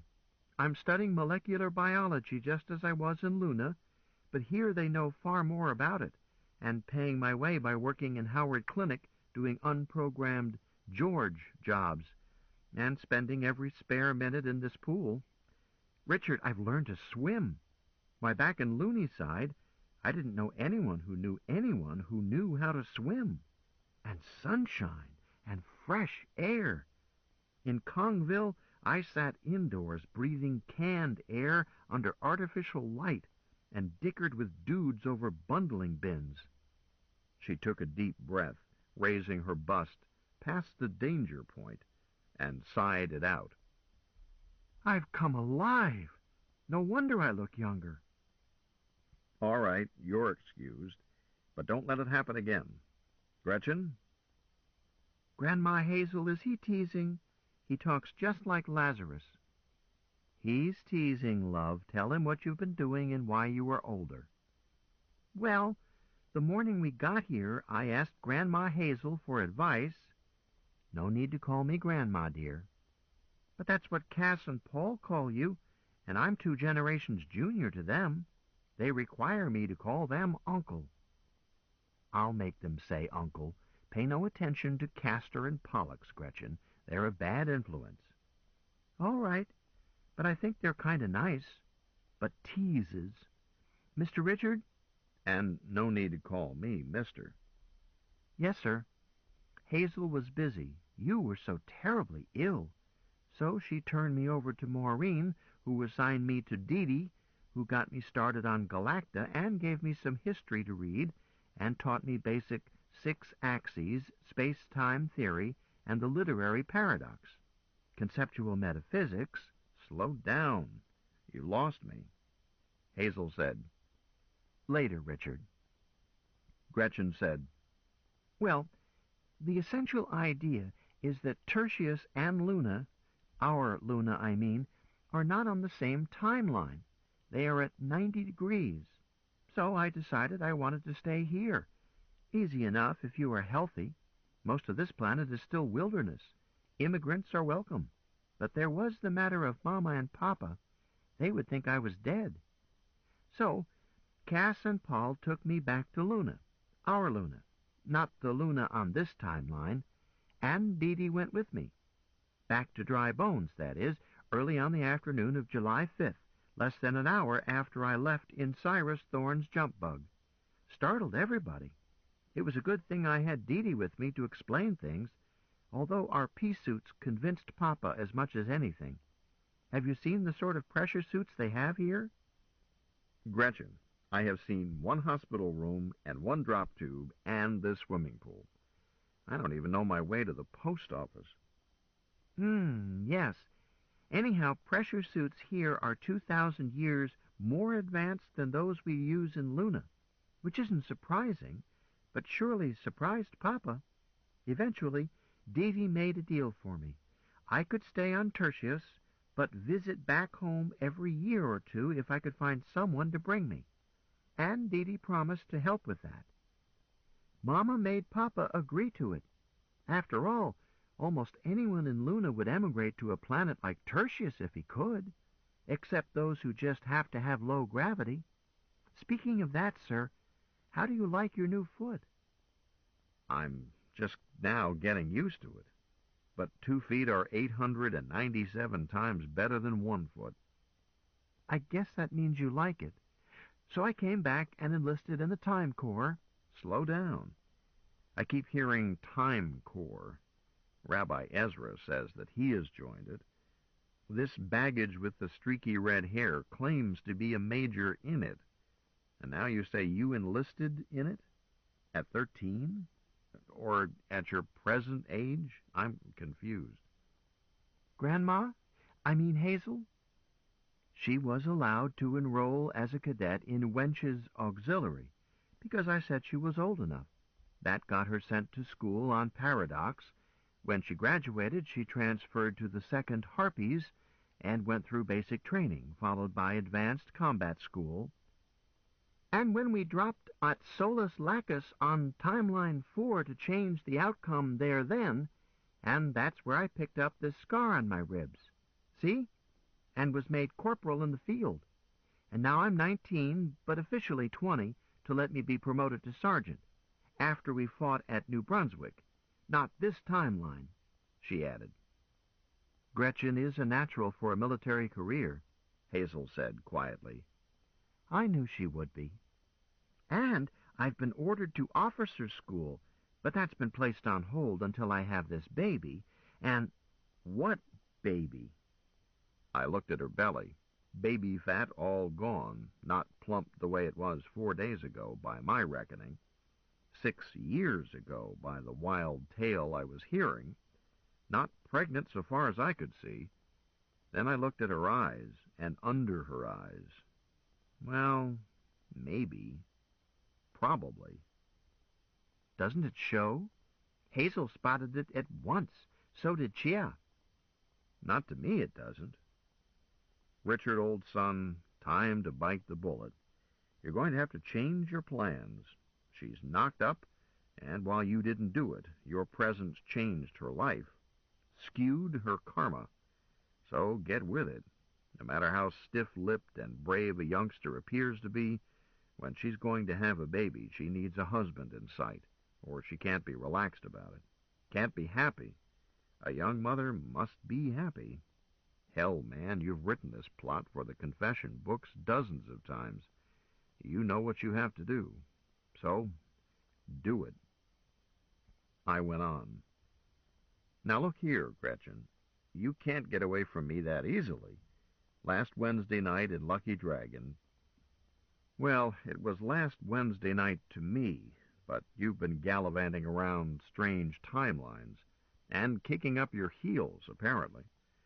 Last Wednesday night, by my calendar, in Dr. Chan's Quiet Dreams, in Lucky Dragon Pressure, you promised to marry me. And if Hazel had stayed asleep, we would have started that baby right then, as we both know. But Hazel woke up and made me get back on her other side. I looked at Hazel. Spoil sport. I went on. But don't think for 1 second that you can get out of marrying me merely by getting yourself knocked up while I'm sick abed. You can't. Tell her, Hazel, she can't get out of it. Can she? No, she can't. Gretchen, you are going to marry Richard. But, Grandma, I didn't promise to marry him. I didn't. Richard says you did. One thing I'm sure of, when I woke up, you two were about to start a baby. Perhaps I should have played possum. Hazel went on. But why the fuss, darling girl? I've already told Richard how you proposed to me for him, and how I agreed, and now he has confirmed it. Why do you refuse Richard now? Gretchen took a grip on herself. That was back when I was 13 years old. At that time, I did not know that you were my great-great-grandmother. I called you Gwen, remember? And I still thought like a loony then, too, a most conservative mob. But here on Tertius, if a woman has a baby but no husband, nobody pays it any mind. Why, in the second Harpies, most of the birds have chicks, but only a few of them are married. 3 months ago we fought at Thermopylae to make sure the Greeks won this time, and our reserve colonel led us because our regular colonel was about to hatch one. That's the way we old pros do things. No itch. We have our own creche on Barrel House, Richard, and we take care of our own. Truly we do. Hazel said stiffly, Gretchen, my great-great-great-granddaughter, will not be raised in a creche. Damn it, daughter, I was raised in a creche. I won't let you do that to this child. If you won't marry us, you must at least let us adopt your baby. No! Hazel set her mouth. Then I must discuss it with Ingrid. No! Ingrid is not my boss, and neither are you. Grandma Hazel, when I left home, I was a child and a virgin and timid and knew nothing of the world. But now I am no longer a child and have not been virgin for years, and I am a combat veteran who cannot be frightened by anything. She looked squarely into my eyes. I will not use a baby to trap Richard into marriage. But, Gretchen, you're not trapping me. I like babies. I want to marry you. You do? Why? She sounded sad. Things were too solemn. We needed some skid. Why do I want to marry you, dear? To paddle your bottom and watch it turn pink. Gretchen's mouth dropped open. Then she grinned and dimpled. That's ridiculous. It is, eh? Possibly having a baby doesn't call for marriage in these parts, but spanking is another matter. If I spank some other man's wife, he might get annoyed, or she might, or both. Chancy, likely to get me talked about, or worse. If I spank a single girl, she might use it to trap me when I don't love her and don't want to marry her, but was simply spanking her pour le sport. Better to marry you. You're used to it. You like it. And you have a solid bottom that can take it. A good thing, too, because I spank hard. Brutal. Oh, pooh. Where did you get this silly notion that I like it? Why are your areolae so crinkled, dear? Hazel, does he really spank hard? I don't know, dear. I would break his arm, and he knows it. See what I'm up against, Gretchen? No innocent little pleasures. I'm underprivileged, unless you marry me. But Gretchen suddenly stood up, almost swamping the float table, turned away and swarmed out of the pool, started running south out of the garden court. I stood and watched her until I lost sight of her. I don't think I could have caught her even if I had not been breaking in a new foot. She ran like a frightened ghost. I sat back down and sighed. Well, Ma, I tried. They were too big for me. another time, dear. She wants to. She'll come around. Chia said, Richard, you left out just one word. Love. What is love, Chia? It's what a woman wants to hear about when she gets married. That still doesn't tell me what it is. Well, I do know a technical definition. Hazel, you know Jubal Harshaw, a member of the seniors family? For years. Any way you mean the word. He has a definition. Yes, I know. A definition of love that I think would let Richard use the word honestly in speaking to Gretchen. Dr. Harshaw says that the word love designates a subjective condition in which the welfare and happiness of another person are essential to one's own happiness. Richard, it seems to me that you exhibited that relationship toward Gretchen. Me? Woman, you're out of your mind. I just want to get her into a helpless situation so that I can paddle her bottom whenever I like and make it turn pink. Hard, brutal. I threw out my chest, tried to look macho, not too convincingly. I was going to have to do something about that paunch. Well, hell, I'd been sick. Yes, Richard. Hazel, I think the tea party is over. Will you two come to my rooms? I haven't seen either of you for too long. And I'll call Choi Moo. I don't think he knows that Richard is now free of the Lethe field. Good deal, I agreed. And is Father Schultz around? Would one of you ladies fetch my cane, please? I think I could walk around there and get it, but I'm not sure I should risk it yet. Hazel said firmly, I'm sure that you should not, and you've walked enough. Tina? Where's the riot? May I have a lazy seat for Richard? Why not 3? 1 is enough. Chop, chop. Richard, stay with it. She's weakening, our knocked-up warrior. Hazel's chin dropped. Oh, I forgot we weren't under privacy. Tina? Don't fret about it. I'm your chum. You know that. Thanks, Tina. We all stood up to leave the pool. Chia stopped me, put her arms around me, looked at me, and said quietly, but loudly enough to include Hazel, Richard, I've seen nobility before, but not often. I'm not pregnant.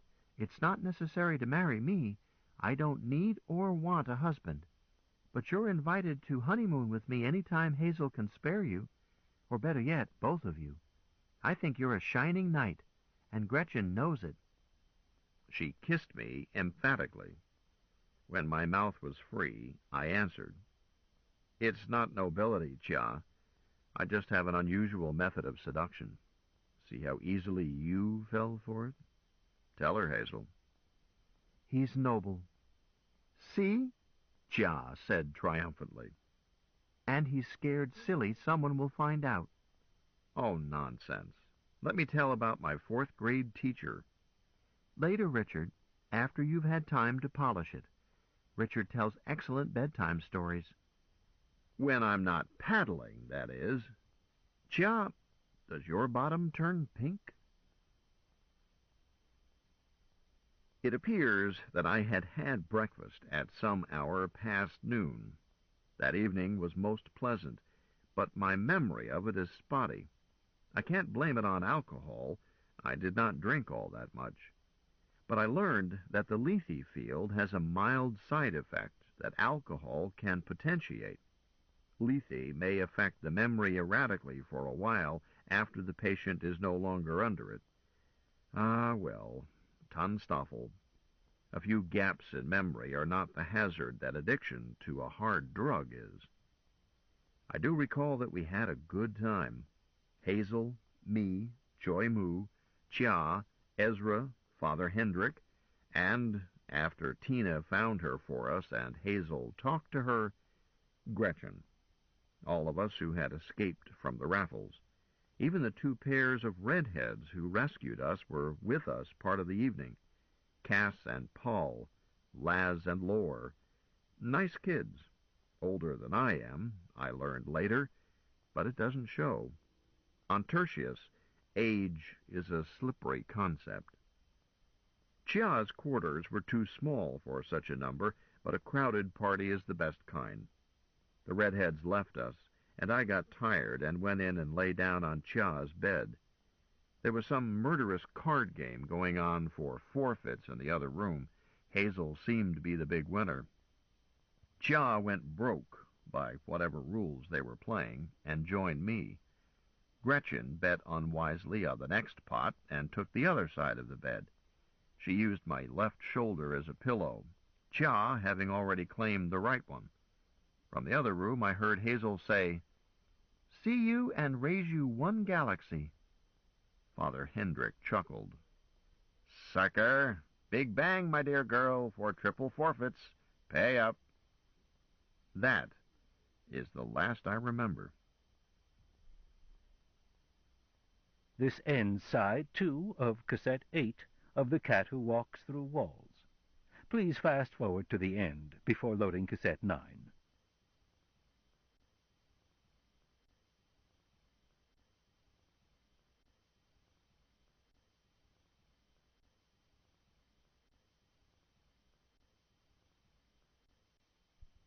The Cat Who Walks Through Walls, Cassette 9. Something was tickling my chin. Slowly I woke, and slowly I managed to open my eyes, and found myself staring into the bluest eyes I have ever seen.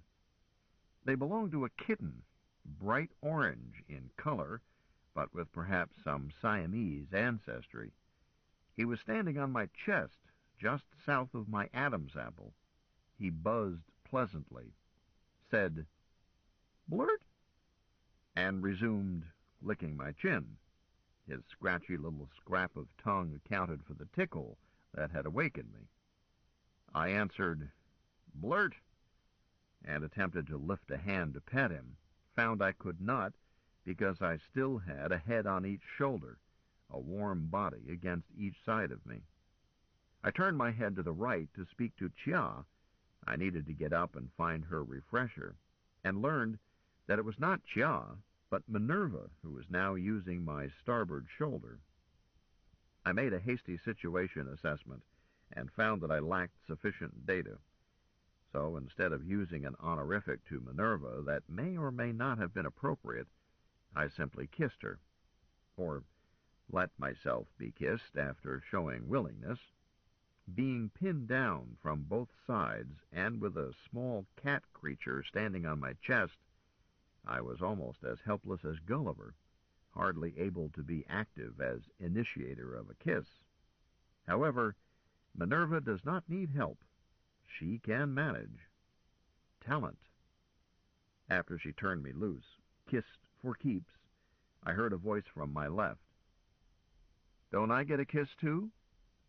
Gretchen is a soprano. This voice was tenor. I turned my head. Galahad. I was in bed with my doctor. Well, with both my doctors. When I was a lad in Iowa, I was taught that if I ever found myself in this or an analogous situation, the proper gambit was to run screaming for the hills to save my honor, or its homologue for males. A girl could sacrifice her honor, and most of them did, but if she was reasonably discreet about it and eventually wound up married with nothing worse than a 7-month child, her honor soon grew back, and she was officially credited with having been a virgin bride, entitled to look with scorn on sinful women. But a boy's honor was more delicate. If he lost it to another male, i.e., if they got caught at it, He might, if lucky, wind up in the State Department, or if unlucky, he would move to California. But Iowa had no place for him. This flashed through my mind in an instant, and was followed by a suppressed memory. A Boy Scout hike when I was a high school freshman, a pup tent shared with our assistant scoutmaster. Just that once, in the dark of night and in silence, broken only by a hoot owl. A few weeks later, that scout leader went away to Harvard. So, of course, it never happened. O tempora, o mores. That was long ago and far away. 3 years later, I enlisted and eventually bucked for officer and made it, and was always extremely circumspect. As an officer who can't resist playing with his privates cannot maintain discipline. Not until the Walker-Evans affair did I ever have any reason to worry about blackmail. I tightened my left arm a little. Certainly, but be careful, I seem to be inhabited. Galahad was careful. The kitten was not disturbed. It is possible that Galahad kisses as well as Minerva does. Not better, but just as well. Once I decided to enjoy the inevitable, I did enjoy it. Tertius is not Iowa. Boondock is not Grinnell. There was no longer any reason to be manacled by the customs of a long-dead tribe. "Thank you," I said. "And good morning. Can you decat me? If he stays where he is, I am likely to drown him." Galahad surrounded the kitten with his left hand. "This is Pixel. Pixel, may I present Richard? Richard, we are honored to have been joined by Lord Pixel, Cadet Feline in Residence." "How do you do, Pixel?" "Blurt." "Thank you. And what's become of the refresher? I need it." Minerva helped me up from the bed and put my right arm around her shoulders, steadied me while Galahad fetched my cane. Then both of them took me to the refresher. We were not in Chia's rooms. The refresher had moved to the other side of the bedroom and was larger, as was the bedroom. And I learned something else about Tertius.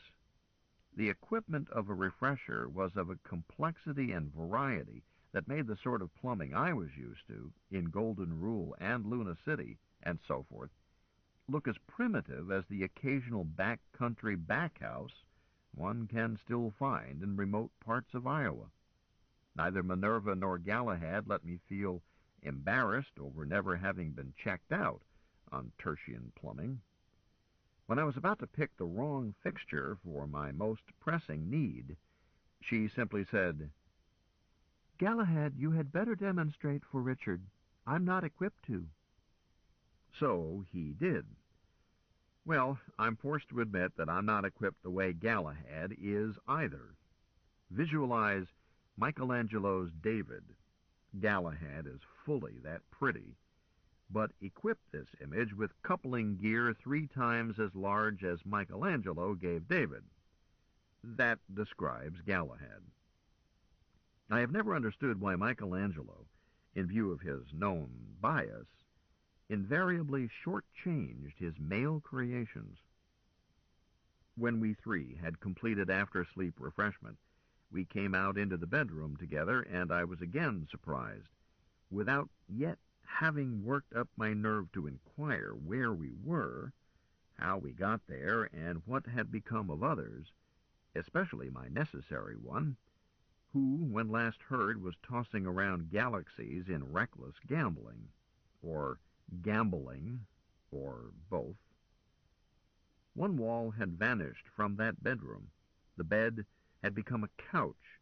The missing wall framed a gorgeous garden, and seated on the couch, playing with the kitten, was a man I had met briefly in Iowa 2,000 years ago. Or so everyone said. I was still unsure about that 2,000-year figure. I was having trouble enough with Gretchen's having aged 5 years, or 6, or something. I stared. Dr. Hubert. Howdy. Dr. Hubert put the kitten aside. Over here. Show me that foot. Damn his arrogance. You must speak to my doctor first. He looked at me abruptly. Goodness, aren't we regulation? Very well. From behind me, Galahad said quietly, Please, let him examine your transplant, Richard, if you will. If you say so. I lifted my new foot and shoved it right into Hubert's face, missing his big nose by a centimeter. He failed to flinch, so my gesture was wasted. Unhurriedly, he leaned his head a little to the left. Rest it on my knee, if you will. That will be more convenient for both of us. Right. Go ahead. Braced with my cane, I was steady enough. Galahad and Minerva kept quiet and out of the way, while Dr. Hubert looked over that foot by sight and touch, but doing nothing that struck me as really professional. I mean, he had no instruments. He used bare eyes and bare fingers, pinching the skin, rubbing it, looking closely at the healed scar, and at last scratching the sole of that foot hard and suddenly with a thumbnail. What is that reflex? Are your toes supposed to curl or the reverse? I have always suspected that doctors do that one out of spite.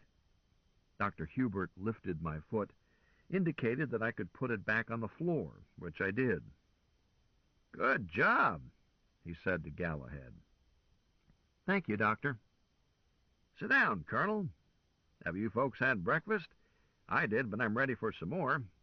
Minerva, would you shout for us? That's a good girl. Colonel, I want to get you signed up at once. What rank do you expect? Let me point out that it doesn't matter, as the pay is the same, and no matter what rank you select, Hazel is going to be one rank higher. I want her in charge, not the other way around. Hold it. Sign me up for what? And what makes you think I want to sign up for anything? The Time Corps, of course, just as your wife is. For the purpose of rescuing the computer person known as Adam Celine, also, of course. Look, Colonel, don't be so darned obtuse. I know Hazel has discussed it with you. I know that you are committed to helping her. He pointed at my foot. Why do you think that transplant was done? Now that you have both feet, you need some other things. Refresher training, orientation with weapons you haven't used, rejuvenation. And all of these things cost money, and the simple way to pay for them is to sign you up in the Corps. That foot alone would be too expensive for a stranger from a primitive era, but not for a member of the Corps. You can see that.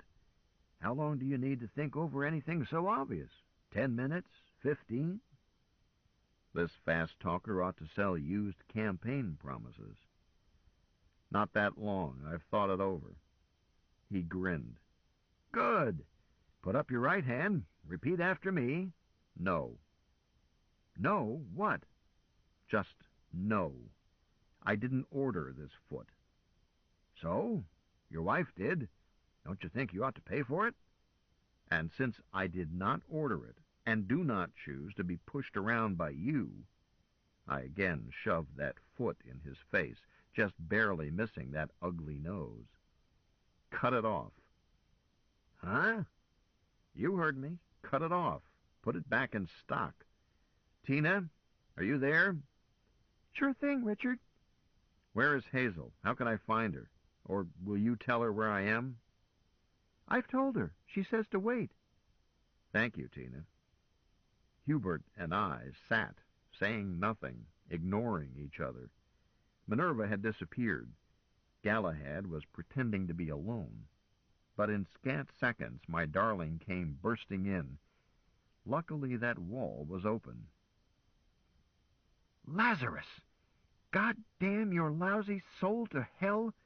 What do you mean by interfering?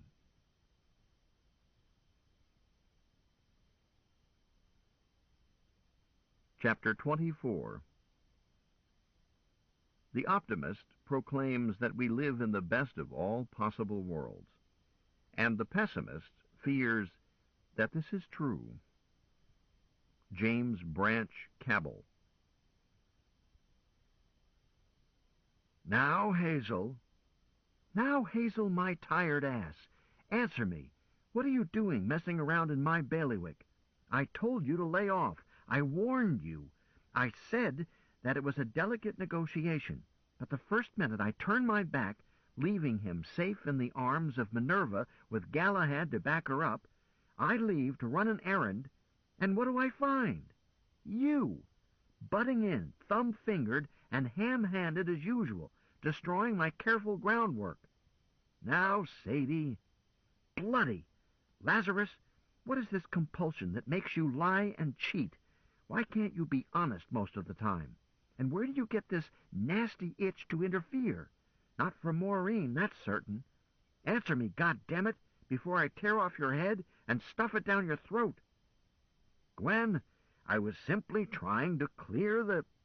My darling interrupted with such a blast of colorful and imaginative profanity that I hesitate to try to record it, because I can't do it justice. My memory is not perfect. It was somewhat like Change the Sacred Name of Arkansas, but more lyrical. She did this in a high chant that reminded me of some pagan priestess praying at sacrifice, human sacrifice, with Dr. Hubert the victim. While Hazel was sounding off, 3 women came in through that open wall. More than that number of men looked in, but backed away hastily. I suspect that they did not want to be present while Dr. Hubert was being scalped. The 3 women were all beauties, but not at all alike. One was blonde, as tall as I am, or taller, a Norse goddess, so perfect as to be utterly unlikely. She listened, shook her head sorrowfully, then faded back into the garden and was gone. The next was another redhead, whom I mistook at first for either Laz or Lore. Then I saw that she was not older exactly, but more mature. She was unsmiling. I looked at her again and felt that I had it figured out. She had to be the older sister of Laz and Lore, and Dr. Hubert was father, brother, of all of them, which explained how Dr. Hubert was this Lazarus that I had heard of again and again, but had not seen, except that I had once in Iowa. The third was a little china doll, porcelain china, not Chia-type china, not much over 150 centimeters of her, and perhaps 40 kilos, with the ageless beauty of Queen Nefertiti. My darling paused for breath, and this little elf whispered loudly and clapped. "Great going, Hazel! I'm in your corner." Hubert Lazarus said, "Hilda, don't encourage her." "And why not? You've been caught with your hand in the cookie jar, or Hazel would not be so boiling, that's certain. I know her. I know you. Want to bet?" "I did nothing. I simply tried to implement a previously settled policy that Hazel needed help on." The tiny woman covered her eyes and said, "Dear Lord, forgive him. He's at it again." The redhead said gently, "Woodrow, just what did you do?" "I didn't do anything." "Woodrow, I tell you I did nothing to justify her diatribe. I was having a civilized discussion with Colonel Campbell when..." He broke off. "Well, Woodrow?" "We disagreed." The computer spoke up. "Maureen, do you want to know why they disagreed? Shall I play back this soi-disant civilized discussion?" Lazarus said, "Athena, you are not to play back. That was a private discussion." I said quickly, "I don't agree. She can certainly play back what I said." "No, Athena, that's an order." The computer answered, "Rule 1. I work for Ira, not for you. You yourself settled that when I was first activated. Do I ask Ira to adjudicate this, or do I play back that half of the discussion that belongs to my bridegroom?" Lazarus Hubert looked astounded. "Your what?" "My fiancé, if you want to split rabbits. But in the near tomorrow, when I put on my ravishingly beautiful body, Colonel Campbell will stand up in front of you and exchange vows with me for our family. So you see, Lazarus, you were trying to bully my betrothed as well as Hazel's Benedict. We can't have that. No, indeedy. You had better back down and apologize, instead of trying to bluster your way out of it. You can't, you know. You've been caught cold. Not only did I hear what you said, but Hazel also heard every word." Lazarus looked still more annoyed. "Athena, you relayed a private conversation?" "You did not place it under privacy. Contrariwise, Hazel did place a monitor request on Richard. All kosher, so don't try to pull any after-the-fact rule on me. Lazarus, take the advice of the only friend you have whom you can't cheat and who loves you in spite of your evil ways, namely me. Cut your losses, pal, and sweet-talk your way out. Make the last 100 meters on your belly, and maybe Richard will let you start over. He's not hard to get along with. Pet him, and he purrs, just like that kitten." I had Pixel in my lap, petting him, he having climbed my old leg, driving pitons as he went. I lost some blood, but not enough to require transfusion. "Ask Minerva, ask Galahad, ask Gretchen or Cha, ask Laz or Lore, ask anybody." I decided to ask Tina, privately, to fill me in on gaps in my memory. Or would that be wise? Lazarus said, "I never intended to offend you, Colonel. If I spoke too bluntly, I'm sorry." "Forget it." "Shake on it?" "All right." I put out my hand. He took it. He gave a good grip, with no attempt to set a bone crusher. He looked me in the eye, and I felt his warmth. The Bastich is hard to dislike, when he tries. My darling said, "Hang on to your wallet, dear. I'm still going to drag this out onto the floor." "Really, is it necessary?" "It is. You're new here, darling. Lazarus can steal the socks off your feet without taking off your shoes, sell them back to you, make you think you got a bargain, then steal your shoes when you sit down to put your socks on, and you'll end up thanking him." Lazarus said, "Now, Hazel." "Shut up. Friends and family, Lazarus tried to coerce Richard into signing up blind for Operation Galactic Overlord by trying to make him feel guilty over that replacement foot. Lazarus implied that Richard was a deadbeat who was trying to run out on his debts." "I didn't mean that." "I told you to shut up. You did mean that. Friends and family, my new husband comes from a culture in which debts are sacred. Their national motto is, there ain't no such thing as a free lunch. Tan Stoffel is embroidered on their flag. In Luna, the Luna of Richard's timeline, not this one, a man might cut your throat, but he would die before he would welch on a debt to you. Lazarus knew this, so he went straight for that most sensitive spot and jabbed it. Lazarus pitted his more than 2,000 years of experience, his widest knowledge of cultures and human behavior, against a man of much less than a century of experience, and that little only in his own solar system and timeline. It was not a fair fight, and Lazarus knew it. Grossly unfair. Like pitting that kitten against an old wildcat. I was sitting near Lazarus, having remained seated after that silly foot examination. I had my head down, ostensibly to play with the kitten, but in fact to avoid looking at Lazarus, or at anyone, as I was finding Hazel's insistence on airing everything quite disturbing, embarrassing. In consequence, I was looking down at my own feet, and at his. Did I mention that Lazarus was barefooted? I had paid it no mind, because one thing one becomes used to at once on Tertius is the absence of compelling dress customs.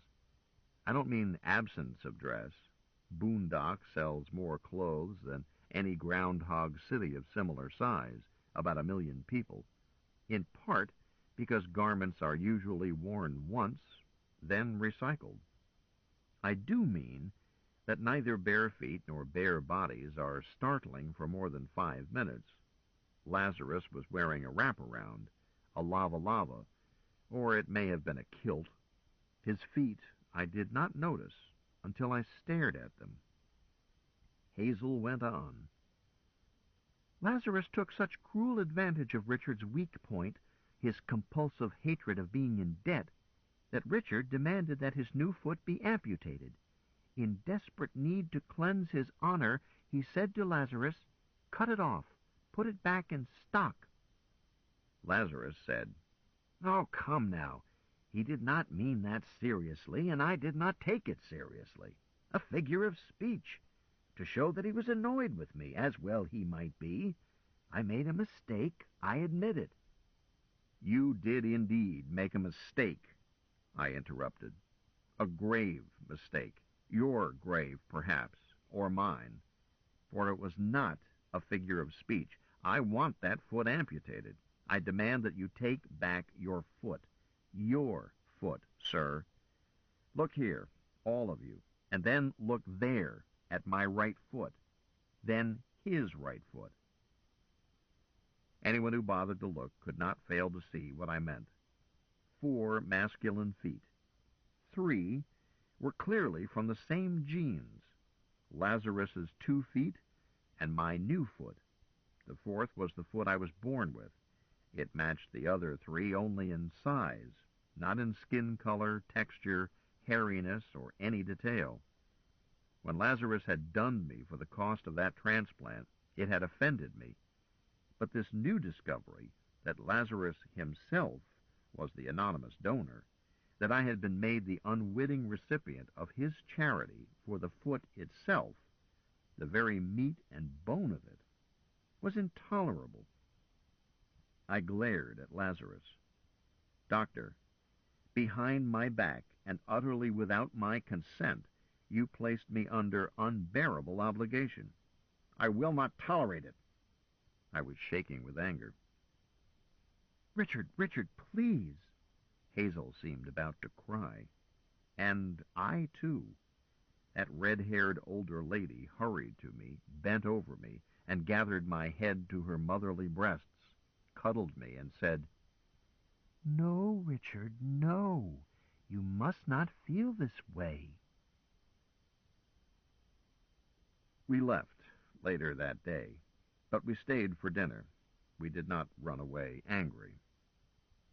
Hazel and Maureen, the darling older lady who had comforted me, between them managed to convince me that hospital and surgery charges need not fret me, because Hazel had plenty of the needful on deposit in a local bank, which Tina confirmed, and Hazel could and would cover my bills if it became appropriate to change the charge under which I was hospitalized. I thought about asking my darling to reassign the charges right then through Tina, but I decided not to crowd her about it. Damn it, Tonstoffel is a basic truth, but beggars can't be choosers is true, too, and at that moment I was a beggar, never a good bargaining position. As for the foot itself, by invariant local custom, spare parts, hands and feet and hearts and kidneys, etc., were not bought or sold. There was only a service and handling charge billed with the cost of surgery. Galahad confirmed this. "We do it that way to avoid a black market. I could show you planets where there is indeed a black market, where a matching liver might mean a matching murder. But not here. Lazarus himself set up this rule more than a century ago. We buy and sell everything else, But we don't traffic in human beings or pieces of human beings. Galahad grinned at me. But there is another reason why you should not fret. You had no say in the matter when a team of us hem-stitched that foot to your stump. Everybody knows that. But also everybody knows you can't get rid of it, unless you want to tackle it with your own jackknife, because I won't cut it off. You won't find a surgeon anywhere on Tertius who will. Union rules, you know, and professional courtesy. He added, But if you do decide to hack it off yourself, do please invite me. I want to watch. He said that with a straight face, and Maureen scolded him for it. I'm not certain that he was joking. Nevertheless, détente involved a major change in Hazel's plans. Lazarus was correct in saying that all he had been trying to do was to implement a previously agreed-upon plan. But it had been further agreed that Hazel, not Lazarus, was to implement the plan. Hazel could have managed it, but Lazarus could not. Lazarus could never sell it to me because I thought the whole thing was ridiculous. On the other hand, if Hazel really wants something from me, I stand about as much chance of holding out as Jinx Henderson has of refusing a request from his daughter Gretchen. But Lazarus couldn't see that. I think Lazarus suffers from a compulsion to be the biggest frog in any pond. He expects to be the bride at every wedding, the corpse at every funeral, while pretending that he has no ambitions, just a barefoot country boy with straw in his hair and manure between his toes. If you think that I am not overly fond of Lazarus Long, I won't argue. That plan was pretty much as Lazarus had described it. Hazel had expected that I would join her in the Time Corps, and had planned for me to be rejuvenated, systemic rejuvenation to biological age 18, cosmetic rejuvenation, my choice. While this was going on, I was to be taught Galacta, study multiverse history, at least for several timelines, and after rejuvenation, again take military training of several sorts until I became a walking angel of death, armed or unarmed. When she judged that I was ready, she planned for us to carry out Task Adam Selene of Operation Galactic Overlord. If we lived through it, we could retire from the Time Corps, live out our days on an ample pension on the planet of our choice, fat and happy. Or we could stay in the Corps together just by my re-enlisting for a hitch of 50 years, then rejuvenation's each hitch, and a chance for us eventually to become time bosses ourselves. That was supposed to be the grand prize. More fun than baby kittens, more exciting than roller coasters, more satisfying than being 17 and in love. Live or die, we would do it together, until at last one of us waited for the other at the end of that tunnel. But this program aborted because Lazarus butted in and tried to twist my arm, my foot, to accept it. My darling had planned a pianissimo approach. Live for a time on Tertius, a heavenly place, get me hooked on multiverse history and time travel theory, etc., not crowd me about signing up, but depend on the fact that she and Gretchen and Ezra and others, Uncle Jock, for example, were in the Corps until I asked to be allowed to be sworn in. The cost of my new foot would not have bothered me, A, if Hazel had had time to convince me that the cost would be charged off to my increased efficiency in helping her with Adam Selene, and the foot would thereby pay for itself. The simple truth, and Lazarus knew it. B, if Lazarus had not done me about it, used it to pressure me.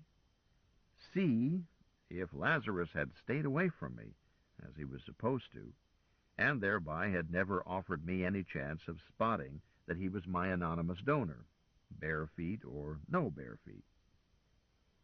I suppose you could say that none of it would have happened if Hazel had not tried to manipulate me, and had, and did, and would. But a wife's unique right, fixed by tradition, to manipulate her own husband, runs unbroken and invariant, at least back to Eve and the apple. I will not criticize a sacred tradition. Hazel did not give up her intention. She just changed her tactics. She decided to take me to Time headquarters and let the high brass and the technical experts there answer my questions. "Darling man," she said to me, "you know that I want to rescue Adam Celine, and so does Manny, my papa. But his reasons and mine are sentimental, not good enough to ask you to risk your life." "Oh, say not so, mistress mine. For you I'll swim the Hellespont. On a calm day, that is, with an escort boat at my heels, and a 3D contract, commercial rights, residuals." "Be serious, dear. I had not planned to try to persuade you through explaining the greater purpose, the effect on the multiverse, as I don't fully understand it myself. I don't have the math, and I am not a companion of the circle. The circle of Ouroboros that rules on all cosmic changes. But Lazarus bungled things by trying to hustle you.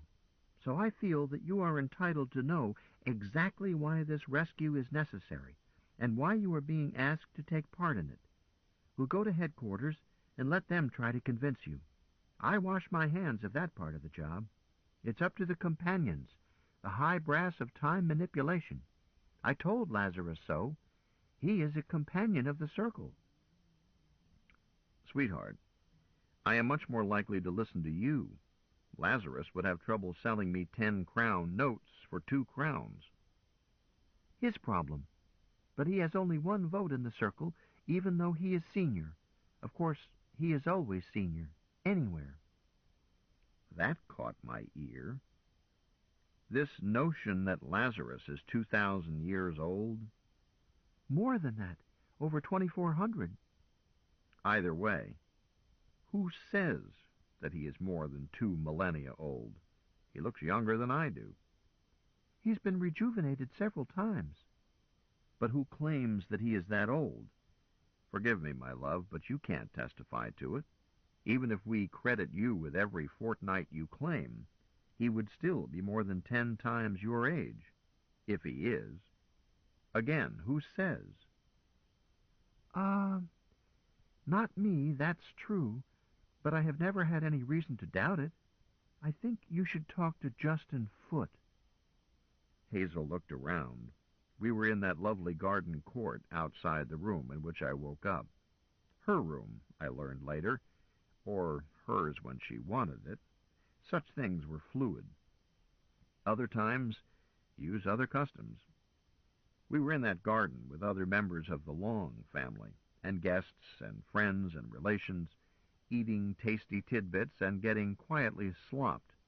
Hazel picked out a mousy little man, the sort who is always elected treasurer of any organization he belongs to. "Justin, over here, dear. Spare me a moment." He worked his way toward us, stepping over children and dogs, and on arrival bussed my bride in the all-out fashion she always received. He said to her, "Fluttermouse, you've been away too long." "Business, dear. Justin, this is my beloved husband, Richard." "Our house is yours." He kissed me. Well, I was braced for it. It had happened so often. These people kissed as often as early Christians. However, this was an aunt's peck, all protocol and bone dry. "Thank you, sir." "Please be assured that it is not our custom to put pressure on guests. Lazarus is a law unto himself, but he does not act for the rest of us." Justin Foote smiled at me, then turned his attention to my bride. "Hazel, will you permit me to obtain from Athena a copy for the archives of your remarks to Lazarus?" "Whatever for? I chewed him out. It's done with. It is of historical interest.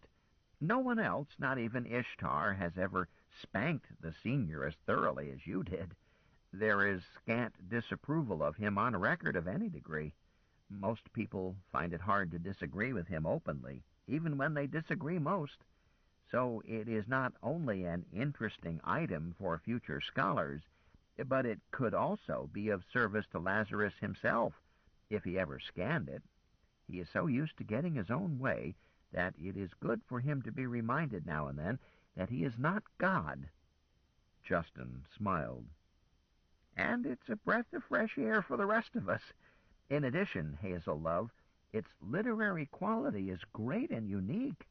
I do want it for the archives. Poppycock, dear, see Lazarus. Nihil obstat, but it requires his permission. Consider it done. I know how to use his stubborn pride. The piglet principle.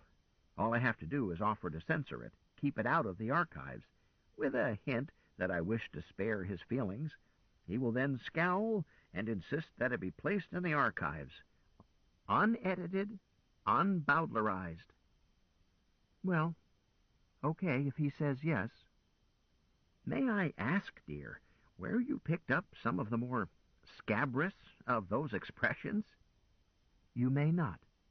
Justin, Richard asked me a question I can't answer. How do we know that the senior is more than 2,000 years old? To me, it's like asking, how do I know that the sun will rise tomorrow? I just know it. No, it's like asking, how do you know that the sun rose long before you were born? The answer is that you don't know. Interesting. He blinked at me. Part of the problem, I am sure, lies in the fact that you come from a universe in which the Howard family's phenomenon never took place. I don't think I've ever heard of it. What is it? It is a code name for people with exceptionally long lives. But I must first lay a foundation. The companions of the circle of Ouroboros designate universes by serial numbers, but a more meaningful way for terrestrials is to ask, who first set foot on Luna? Who in your world? A chap named Neil Armstrong, with Colonel Buzz Aldrin. Exactly. An enterprise of NASA, a government bureau, if I recall correctly. But in this universe, my world and that of Lazarus Long, the first trip to the moon was financed not by a government, but by private enterprise, headed by a financier, one D.D. Harriman. And the first man to set foot on Luna was Leslie Lacroix, an employee of Harriman. In still another universe, it was a military project, and the first flight to Luna was in the U.S. AFS Kilroy was here.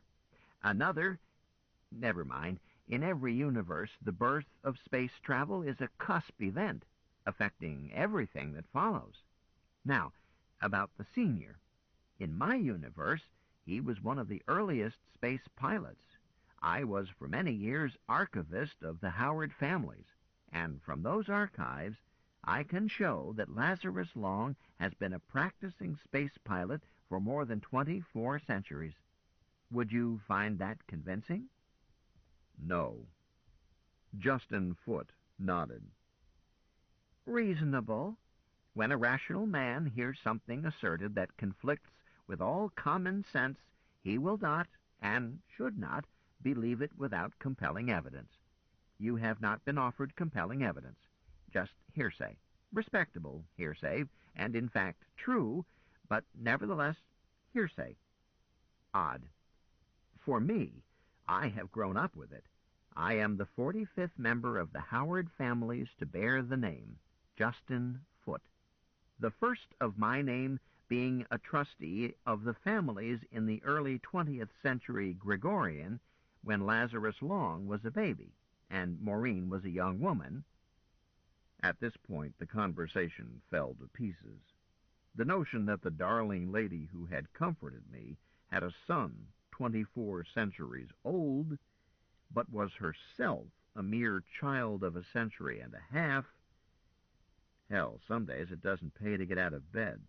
A truism in Iowa when I was young, and still true in Tertius over 2,000 years later. If it was, I had been perfectly happy with Minerva on one shoulder and Galahad on the other, and Pixel on my chest, aside from bladder pressure. Maureen reminded me of another discrepancy. Justin, something else frets me. You say that this planet is a long, long way in space and time from my home, over 2,000 years in time and over 7,000 light years in distance. No, I do not say it because I am not an astrophysicist, but that accords with what I have been taught, yes. Yet right here today I hear idiomatic English spoken in the dialect of my time and place. More than that, it is in the tall corn accent of the North American Middle West, harsh as a rusty saw, ugly and unmistakable. Riddle me that. Oh. Strange, but no mystery. English is being spoken as a courtesy to you. Me? Yes. Athena could supply you with instantaneous translation both ways, and the party could be in Galacta. But fortunately, through a decision by Ishtar many years back, English was made the working language of the clinic and the hospital. That this could be done derives from circumstances around the senior's last rejuvenation. But the accent and the idiom, the accent comes from the senior himself, reinforced by his mother's speech, and nailed down by the fact that Athena speaks that accent and idiom, and won't speak English any other way. The same applies to Minerva, since she learned it when she was still a computer. But not all of us speak English with equal ease. You know Tamara? Not as well as I would like to. She is probably the most loving and most lovable person on the planet, but she is no linguist. She learned English when she was past 200. I think she will always speak broken English, even though she speaks it every day. Does that explain the odd fact that a dead language is being spoken at a family dinner party on a planet around a star far distant from old home Terra? Well, it explains it. It does not satisfy me. Justin, I have a feeling that any objection I can raise will be answered, but I won't be convinced. That's reasonable. Why not wait a while? Presently, without pushing it, the facts that you find hard to accept will fall into place. This ends side 1 of cassette 9. Please turn the cassette over and start side 2 at the same point. Point. Point. Point. Point. Point. Point. Point. Point. Point. So we changed the subject. Hazel said, Dear one, I didn't tell you why I had to run an errand, or why I was late. Justin, have you ever been held up at the downstream teleport? Too often. I hope someone builds a competing service soon. I would raise the capital and mount it myself if I weren't so comfortably lazy. Earlier today, I went shopping for Richard. Shoes, dear, but don't wear them until Galahad okays it. And replacements for your suits I lost in the fracas at the raffles. Couldn't match the colors, so I settled for cerise and jade green. Good choices. Yes, they will suit you, I think.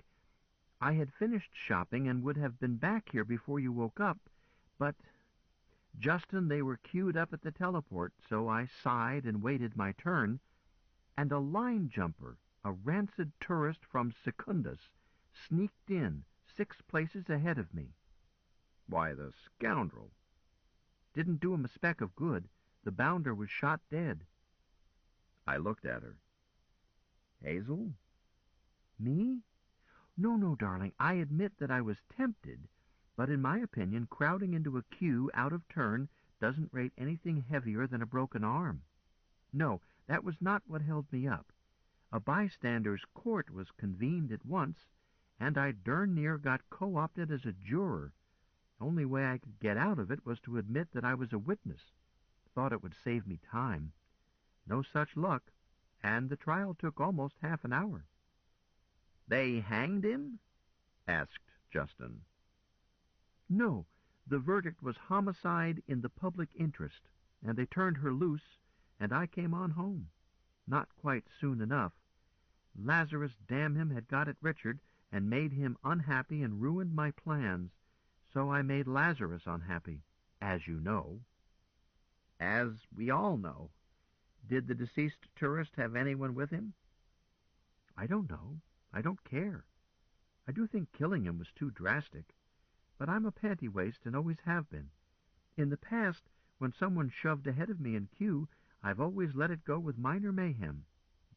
But queue cheating should never be ignored. That just encourages the louts. Richard, I bought shoes for you because I knew that your new foot could not use the right shoe you were wearing when we arrived here. That's true. My right shoe has always, since amputation, had to be a custom job for the prosthesis. A living foot could not fit it. I didn't go to a shoe shop. I went to a fabricatory having a general pantograph and had them use your left shoe to synthesize a matching right shoe through a mirror image space warp. It should be identical with your left shoe, but right-handed. Right-footed? Dexter. Thank you. I hope it fits. If that darned line jumper hadn't got himself killed practically in my lap, I would have been home on time. I blinked at her. I find I'm astonished again. How is this place run? Is it an anarchy? Hazel shrugged. Justin Foote looked thoughtful. No, I wouldn't say so. It's not that well organized. We left right after dinner, in that four-place space plane. Hazel and I, a small giant named Zeb, Hilda the tiny beauty, Lazarus, Dr. Jacob Burroughs, Dr. Jubal Harshaw, still another redhead, well, strawberry blonde, named Dee Dee, and still another one who was not her twin but should have been, a sweet girl named Elizabeth and called Libby. I looked at these last two and whispered to Hazel, "More of Lazarus's descendants or more of yours?" No, I don't think so. About Lazarus, I mean. I know they aren't mine. I'm not quite that casual. One is from another universe, and the other is more than 1,000 years older than I am. Blame it on Gilgamesh. At dinner, did you notice a little girl, another carrot top, paddling in the fountain? Yes, a cutie pie. She? We started to load, all 9 of us, into that four-place space plane. Hazel said, Ask me later, and climbed in. I started to follow. That small giant took my arm firmly, which stopped me, as he outmassed me by about 40 kilos. "We haven't met. I'm Zeb Carter." "I'm Richard Ames Campbell, Zeb. Happy to meet you." "And this is my mom, Hilda May." He indicated the china doll. I did not have time to consider the improbability of his assertion. Hilda answered, I'm his stepmother-in-law, part-time wife and sometime mistress, Richard. Zebby is always not quite in focus, but he's sweet, and you belong to Hazel, so that gives you the keys to the city. She reached up, put her hands on my shoulders, stood on tiptoes, and kissed me. Her kiss was quick but warm and not quite dry. It left me most thoughtful. If you want anything, just ask for it. Zebby will fetch it. It seemed that there were 5 in that family, or sub-family, They were all part of the Long household or family, but I did not have it figured out. Zeb and his wife, Dee Dee, she being that first strawberry blonde whom I had met briefly, and her father, Jake Burroughs, whose wife was Hilda, but who was not mother of Dee Dee, and the fifth was Gay. Zeb had said, "And Gay, of course. You know who I mean." I asked Zeb, "Who is Gay?" "Not me, or just as a hobby. Our car is Gay." A sultry contralto said, I'm Gay. Hi, Richard. You were in me once, but I don't think you remember it. I decided that the Lethe field had some really bad side effects. If I had at some time been in a woman, she expressed it that way, not I, with a voice of that utterly seductive quality, but I could not remember it? Well, it was time to throw myself on the mercy of the court. I was obsolete. "Excuse me. I don't see her. The lady named Gay." "She's no lady. She's a trollop." Zebby, you'll regret that. He means I am not a woman, Richard. I'm this car you are about to climb into, and have been in before. But you were wounded and sick, so I'm not hurt that you don't remember me.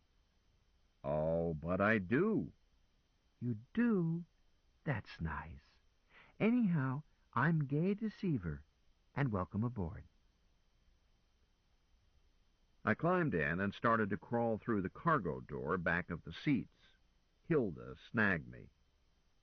Don't go back there. Your wife is back there with 2 men. Give the girl a chance. And with Lib, Dee Dee added. Don't tease him, Aunt Sharpie. Sit down, Richard. I sat down between them. A privilege, except that I wanted to see that space-warped bathroom, if there was one, if it was not a Lethe dream. Hilda settled against me like a cat and said, You have received a bad first impression of Lazarus, Richard. I don't want it to stay that way. I admitted that on a scale of 10, he scored a -3 with me. I hope it doesn't stay that way. Dee Dee? Day in and day out, Lazarus averages closer to a 9, Richard. You'll see. Richard, Hilda went on, despite what you heard me say, I don't think badly of Lazarus. I have borne 1 child by him, and I go that far only with men I respect. But Lazarus does have his little ways. It is necessary to spank him from time to time. Nevertheless, I love him. Me too, agreed Dee Dee. I have a little girl by Lazarus, and that means I love and respect him, or it would not have happened. Correct, Zebediah? How would I know? Love, oh, careless love. Boss lady, are we going somewhere? Gay wants to know. Report readiness. Starboard door sealed. Irrelevant gear ready. Port side door sealed. Seat belts fastened. All systems normal. Time Corps headquarters via Alpha and Beta. At will, Chief Pilot. Aye, aye, Captain. Gay Deceiver, checkpoint Alpha. Execute. Yassa, massa. The bright sunlight and green lawn beside the longhouse blinked away to blackness and stars. We were weightless. Checkpoint Alpha, probably, Zeb said. Gay, do you see THQ? Checkpoint Alpha on the nose, the car answered. Time Corps HQ dead ahead. Zeb, you need glasses. Checkpoint Beta execute. The sky blinked again. This time I could spot it. Not a planet, but a habitat, perhaps 10 clicks away, perhaps 1,000, in space, with a strange object I had no way to guess. Zeb said, Time Corps headquarters. Gay, scram!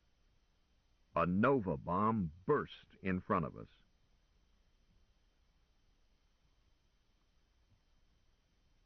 Chapter 25. Schrodinger's Cat. God's bones! The car moaned. That one burned my tail feathers. Hilda, let's go home, please. The Nova bomb was now a long way off, but it still burned with intense white light, looking like Sol from out around Pluto. "Captain?" Zeb inquired. Affirmative. Hilda answered calmly, but she was clinging to me and trembling. "Gay Maureen, execute!" We were back on the grounds of the Romanesque mansion of Lazarus Long and his tribe. Chief Pilot, please beep Oz Annex and tell them to disembark. We won't be going anywhere soon. Richard, if you will slide out to the right as soon as Jake is out of your way, that will let our passengers climb out. I did so quickly as Dr. Burrows cleared the way. I heard Lazarus Long's voice rumbling behind me.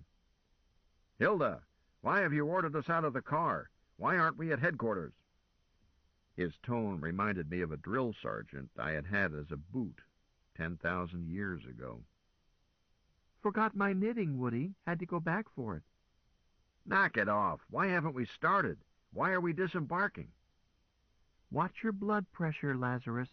Gay just proved that she was not being a nervous Nellie when she asked me to break our usual trip to THQ into 3 jumps. Had I used our old routine, we would all glow in the dark. My skin itches, Gay said fretfully. I'll bet I would make a Geiger stick rattle like hail on a tin roof. Zebby will check you later, dear, Hilda said soothingly, then went on to Lazarus. I don't think Gay was hurt. I think none of us was, because Zeb had one of his bad news flashes and bounced us out of there almost ahead of the photons. But I am sorry to report, sir, that headquarters isn't there anymore. May it rest in peace. Lazarus persisted. "Hilda, is this one of your jokes?" Captain Long, when you talk that way, I expect you to address me as Commodore. "Sorry. What happened?" Zeb said, "Lazarus, let them finish unloading and I'll take you back and show you. Just you and me." Yes, indeed, just you two, the car put in. But not me. I won't go. I didn't sign up for combat duty. I won't let you close my doors. That means you can't seal up, and then you can't move me. I'm on strike. "Mutiny," said Lazarus. "Melt her down for scrap." The car screamed, then said excitedly, Zeb, did you hear that? Did you hear what he said? Hilda, did you hear him? Lazarus, I don't belong to you and never did. Tell him, Hilda. You lay one finger on me, and I'll go critical and blow your hand off, and take all of Boondock County with me. "Mathematically impossible," Long remarked. Lazarus, said Hilda, you shouldn't be so quick to say impossible when speaking of Gay. In any case, don't you think you've been in the doghouse enough for one day? You get Gay sore at you, and she'll tell Dora, who'll tell Tina, who'll tell Minerva, who will tell Ishtar and Maureen and Tamara, and then you'll be lucky to get anything to eat, and you won't be allowed to sleep or go anywhere. "I'm henpecked. Gay, I apologize. If I read you 2 chapters from TikTok tonight, will you forgive me?" 3. "It's a deal. Please tell Tina to ask mathematicians working on Operation Galactic Overlord to meet me ASAP in my quarters in Dora. Please tell all others involved with Overlord that they are advised to come to Dora, eat and sleep aboard. I don't know when we will leave. It could be a week, but it could be any time, and there might not be even 10 minutes warning. War conditions. Red alert." Dora has it. She's relaying. What about Boondock? "What do you mean, what about Boondock?" Do you want the city evacuated? "Gay, I didn't know you cared." Lazarus sounded surprised. Me? Care what happens to ground crawlers? The car snorted. I'm simply relaying for Ira. Oh, for a moment there I thought you were developing human sympathies. God forbid. I'm relieved. Your simple, self-centered selfishness has been a haven of stability in an ever-shifting world.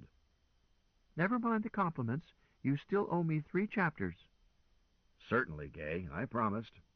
Please tell Ira that, so far as I know, Boondock is as safe as anywhere in this world, which ain't saying much. Whereas, in my opinion, any attempt to evacuate this anthill would result in great loss of life, still greater loss of property. But it might be worthwhile to risk it just to crank up their lazy metabolisms. Boondock today strikes me as fat, dumb, and careless. Ask him to acknowledge. Ira says, up yours. Roger, and the same to you. Wilco, they make a damn fine stew. Colonel Campbell, I'm sorry about this. Would you care to come with me? It might interest you to see how we mount an emergency time manipulation. Hazel, is that okay? Or am I crowding in on your pigeon again? It's all right, Lazarus, as it is no longer my pigeon. It's yours and that of the other companions. You're a hard woman, Sadie. What can you expect, Lazarus? Luna is a harsh teacher. I learned my lessons at her knee. May I come along? You're expected. You are still part of Overlord. Are you not? We walked about 50 meters across the lawn to where was parked the biggest, fanciest flying saucer any UFO cultist ever claimed to have seen. I learned that this was Dora, meaning both the ship and the computer that ran the ship. I learned, too, that the Dora was the senior's private yacht, that it was Hilda's flagship, and that it was a pirate ship commanded by Lorelei Lee and/or Lapis Lazuli and crewed by Castor and Pollux, who were either their husbands or their slaves, or both. They're both, Hazel told me later, and Dora is all 3. Laz and Lore won 60-year indentures from Kaz and Paul in a game of Red Dog shortly after they married them. Laz and Lore are telepathic with each other, and they cheat. My grandsons are smart as whips and as conceited as Harvard grads, and they always try to cheat.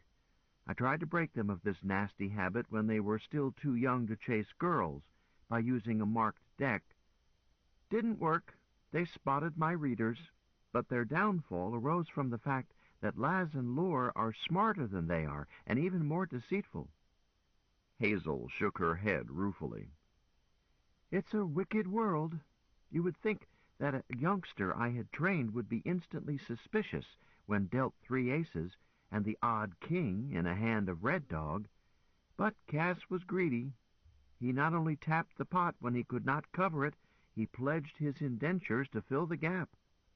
Then, not a day later, Paul fell for an even more transparent piece of larceny. He was sure he knew what card was next to be dealt because he recognized a small coffee stain.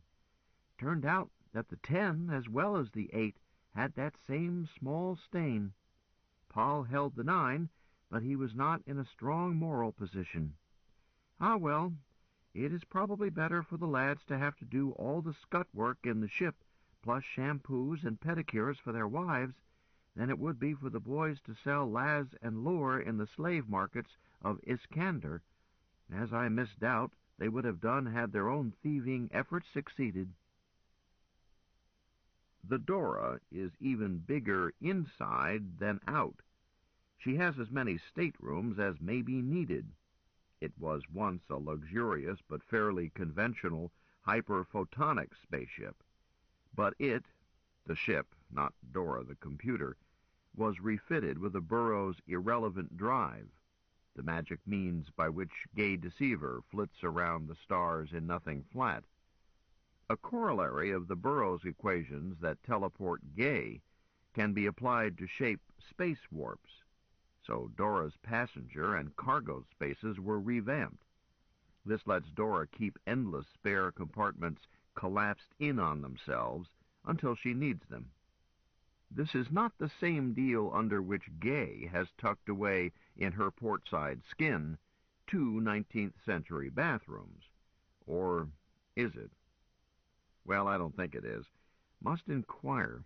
Or should I let sleeping logs butter their own bed? Better, maybe.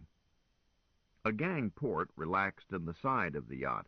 A ramp slid down, and I followed Lazarus up to the ship with my darling on my arm. As he stepped over the side, music sounded.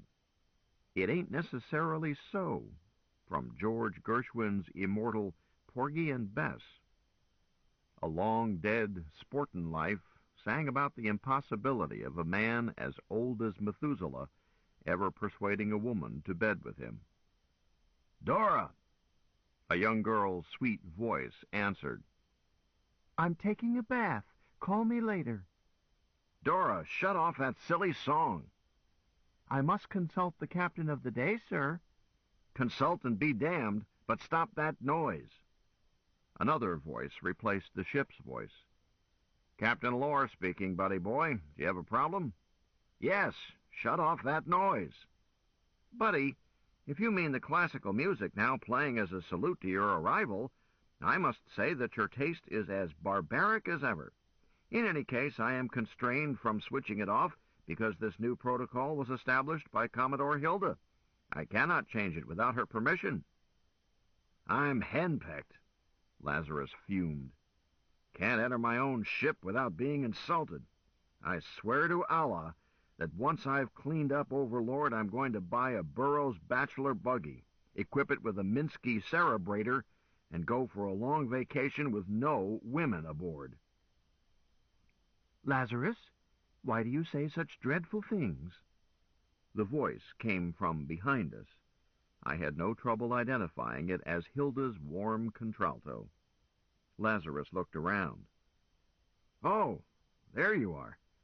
Hilda, will you please put a stop to this dad-blasted racket?" "Lazarus, you can do it yourself." "I've tried. They delight in frustrating me, all three of them. You, too." "Simply by walking 3 paces beyond the door. If there is another musical salute that you would prefer, please name it.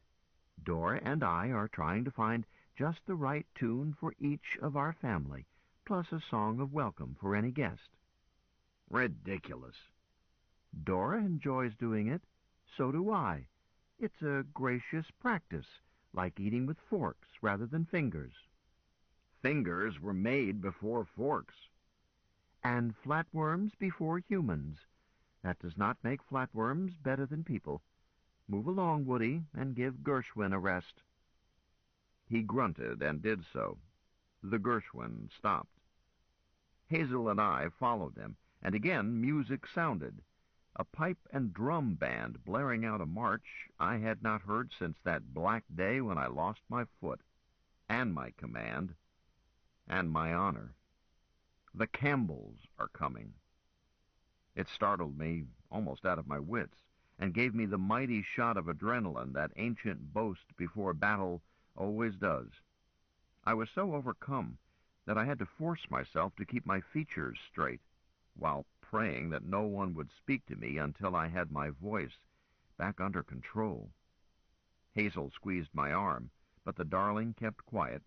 I think she can read my emotions. She always knows my needs.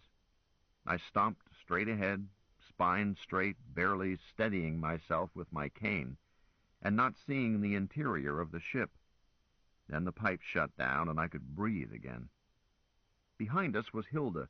I think she had hung back to keep the musical salutes separated. Hers was a light and airy tune I could not place. It seemed to be played on silver bells, or possibly a celesta. Hazel told me the name of it. Jezebel. But I could not place it. Lazarus's quarters were so lavish that I wondered how fancy the flag cabin of Commodore Hilda might be. Hazel settled down in his lounge as if she belonged there. But I did not stay. A bulkhead blinked, and Lazarus ushered me on through. Beyond lay a boardroom suitable for a system-wide corporation, a giant conference table, each place at it furnished with padded armchair, scratch pad, stylus, froster of water, terminal with printer, screen, keyboard, microphone, and hush field, and I must add that I saw little of this bountiful junk in use. Dora made it unnecessary, being perfect secretary to all of us, while also offering and serving refreshments. I could never get over the feeling that there was a live girl named Dora somewhere out of sight, but no mortal girl could have kept all the eggs in the air that Dora did. "Sit down anywhere," Lazarus said. "There is no rank here, and don't hesitate to ask questions and offer opinions. If you make a fool of yourself, no one will mind, and you won't be the first to do so in this room. Have you met Lib?" Not formally. It was the other strawberry blonde, the not Dee one. "Then do. Dr. Elizabeth Andrew Jackson Libby Long, Colonel Richard Colin Ames Campbell." "I am honored, Dr. Long." She kissed me. I had anticipated that, having learned in less than 2 days here that the only way to avoid friendly kisses was by backing away, but that it was better to relax and enjoy it. And I did.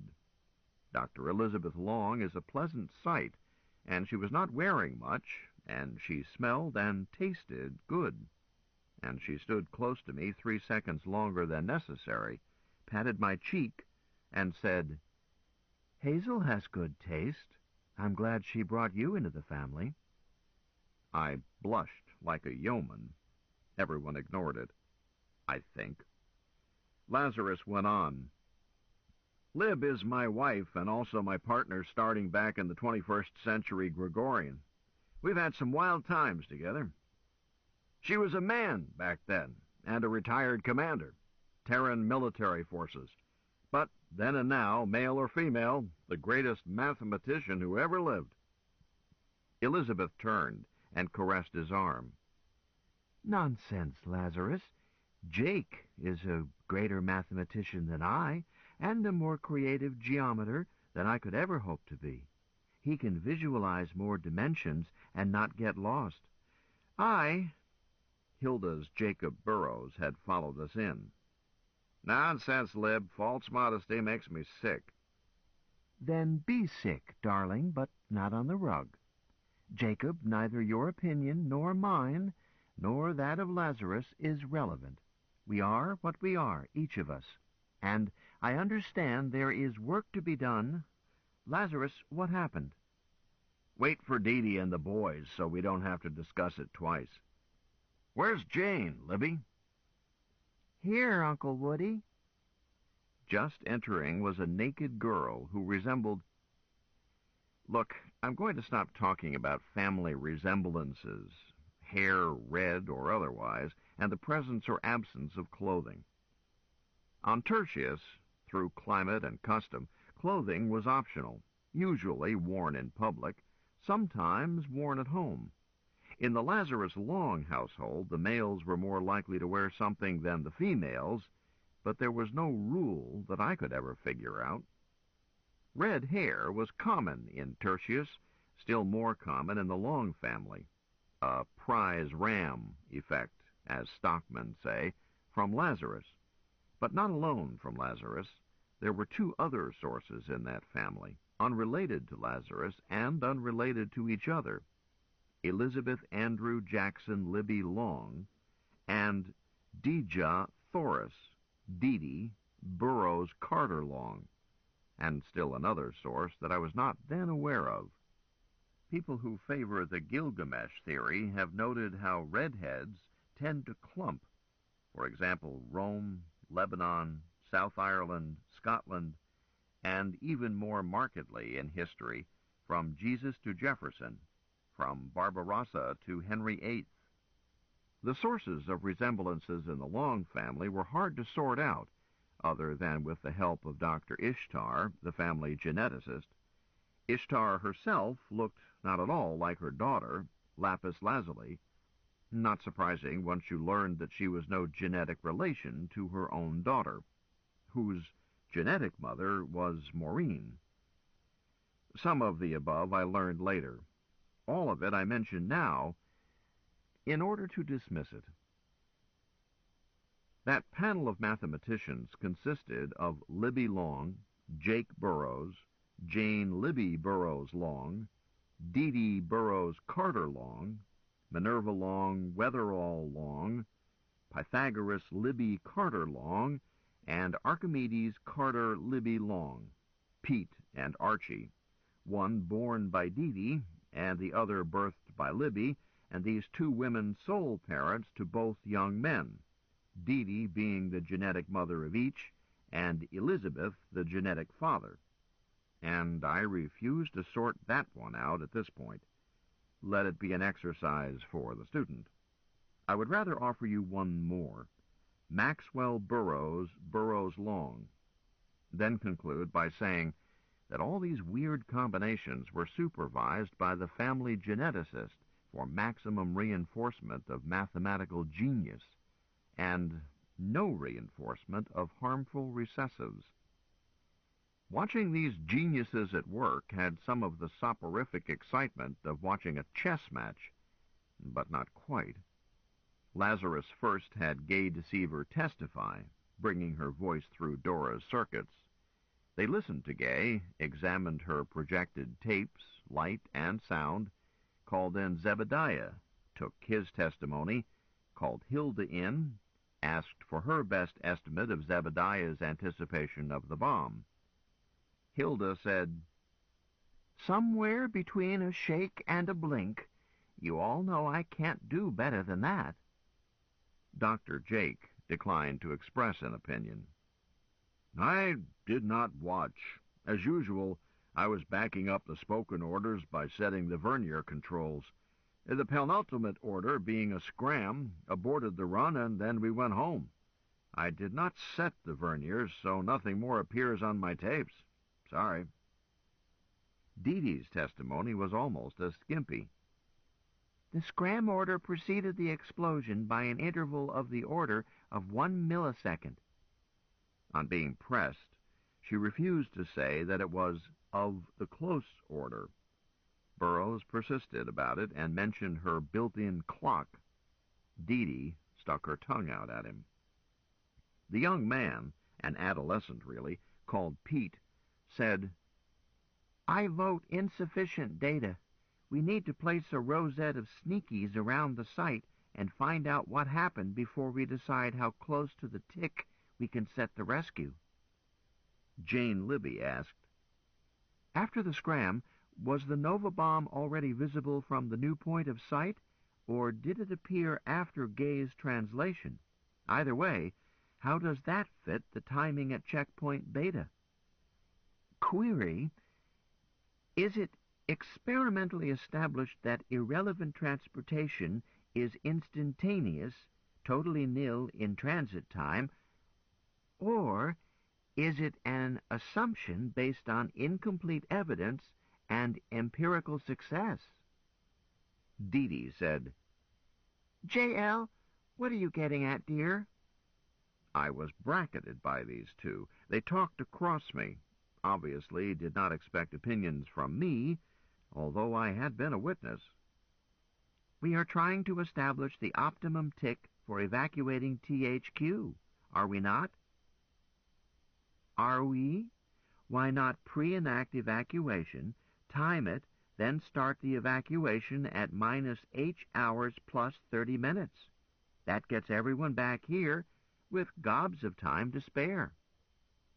Dee Dee, you thereby set up a paradox that leaves you with your head jammed up your ass, Burroughs commented. "Pop! That's rude, crude, and vulgar." "But correct, my darling stupid daughter. Now think your way out of the trap." "Easy.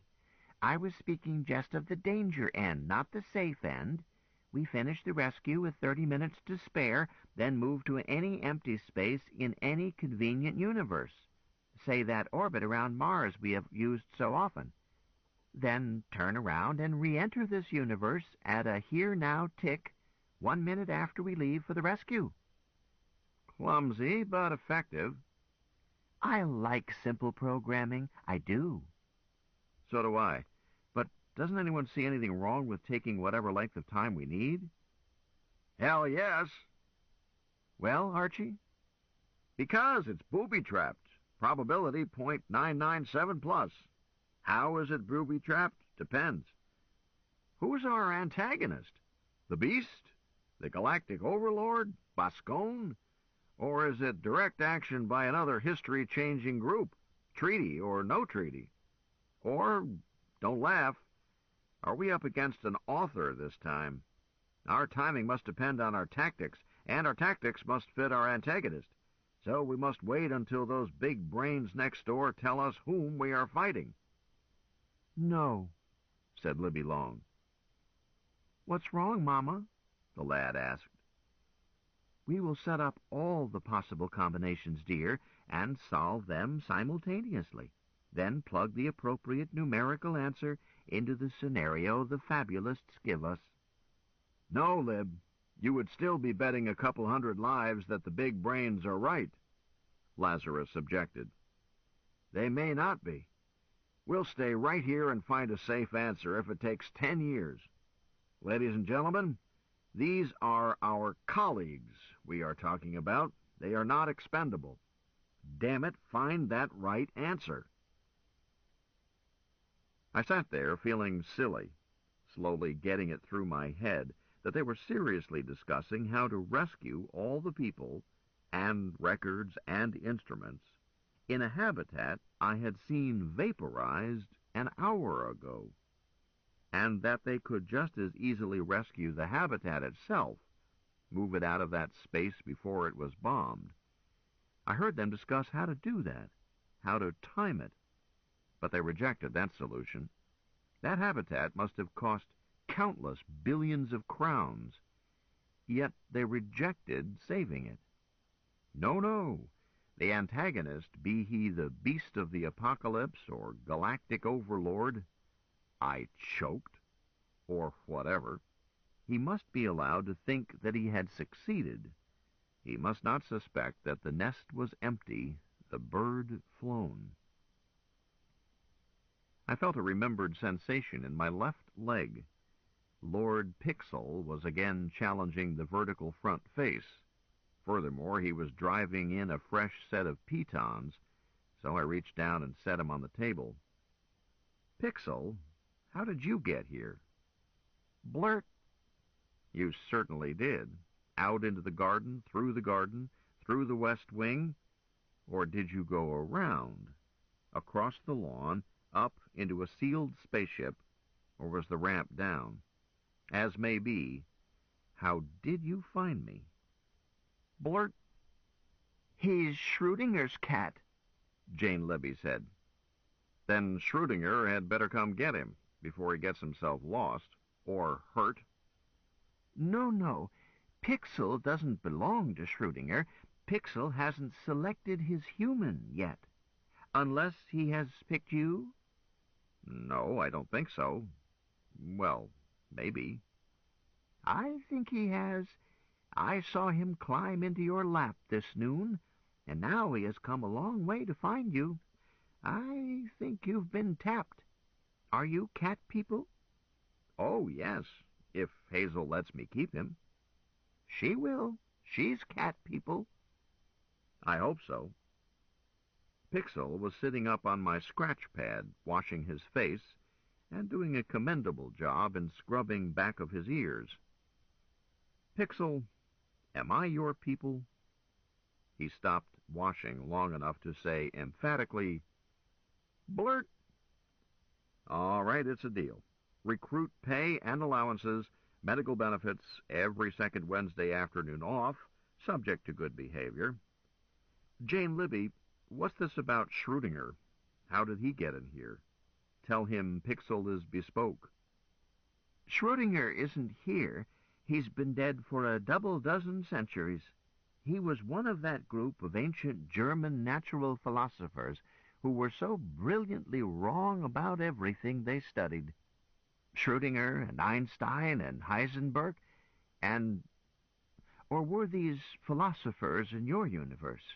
I know they were not in all parts of the omniverse, but parallel history is not my strong point. She smiled apologetically. I guess number theory is the only thing I'm really good at. But I'm a fair cook. How are your back rubs? I'm the best back rubber in Boondock. You're wasting your time, J.L., Dee Dee put in. Hazel still walks him on a leash. But, Aunt Dee Dee, I wasn't trying to bed him. You weren't? Then quit wasting his time. Back away and let me at him. Richard, are you susceptible to married women? We're all married. Fifth Amendment. I understood you, but they've never heard of it in Boondock. These German mathematicians, not in your world? Let's see if we're speaking of the same ones. Erwin Schrödinger, Albert Einstein, Werner Heisenberg. That's the crowd. They were fond of what they called thought experiments, as if anything could be learned that way. Theologians. Jane Libby was about to tell you about Schrödinger's cat, a thought experiment that was supposed to say something about reality. J.L.? It was a silly business, sir. Shut a cat in a box. Control whether or not he is killed by decay of an isotope with a half-life of 1 hour. At the end of the hour, is the cat alive or dead? Schrödinger contended that because of the statistical probabilities in what they thought of as science in those days, the cat was neither alive nor dead until somebody opened the box. It existed, instead, as a cloud of probabilities. Jane Libby shrugged, producing amazing dynamic curves. Blurt. Did anyone think to ask the cat?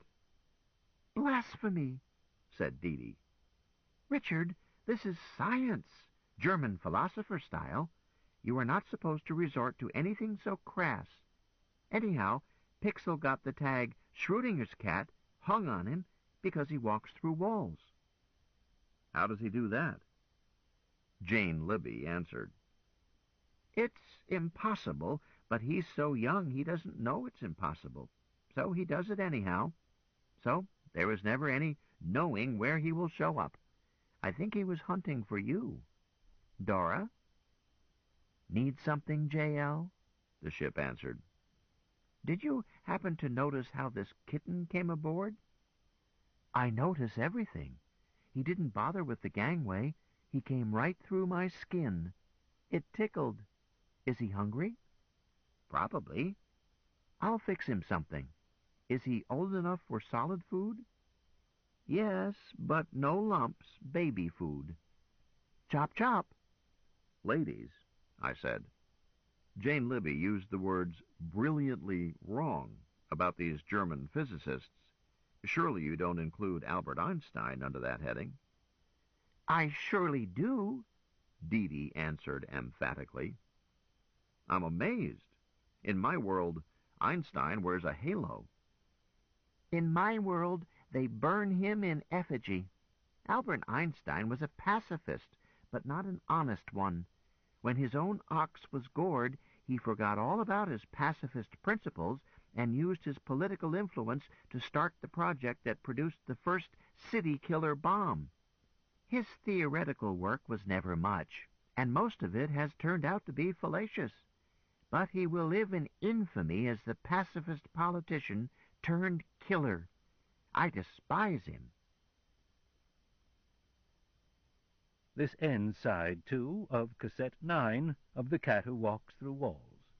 Please fast forward to the end before loading cassette 10. 10. 10. 10. 10. 10. 10. 10. 10. 10. The Cat Who Walks Through Walls, cassette 10.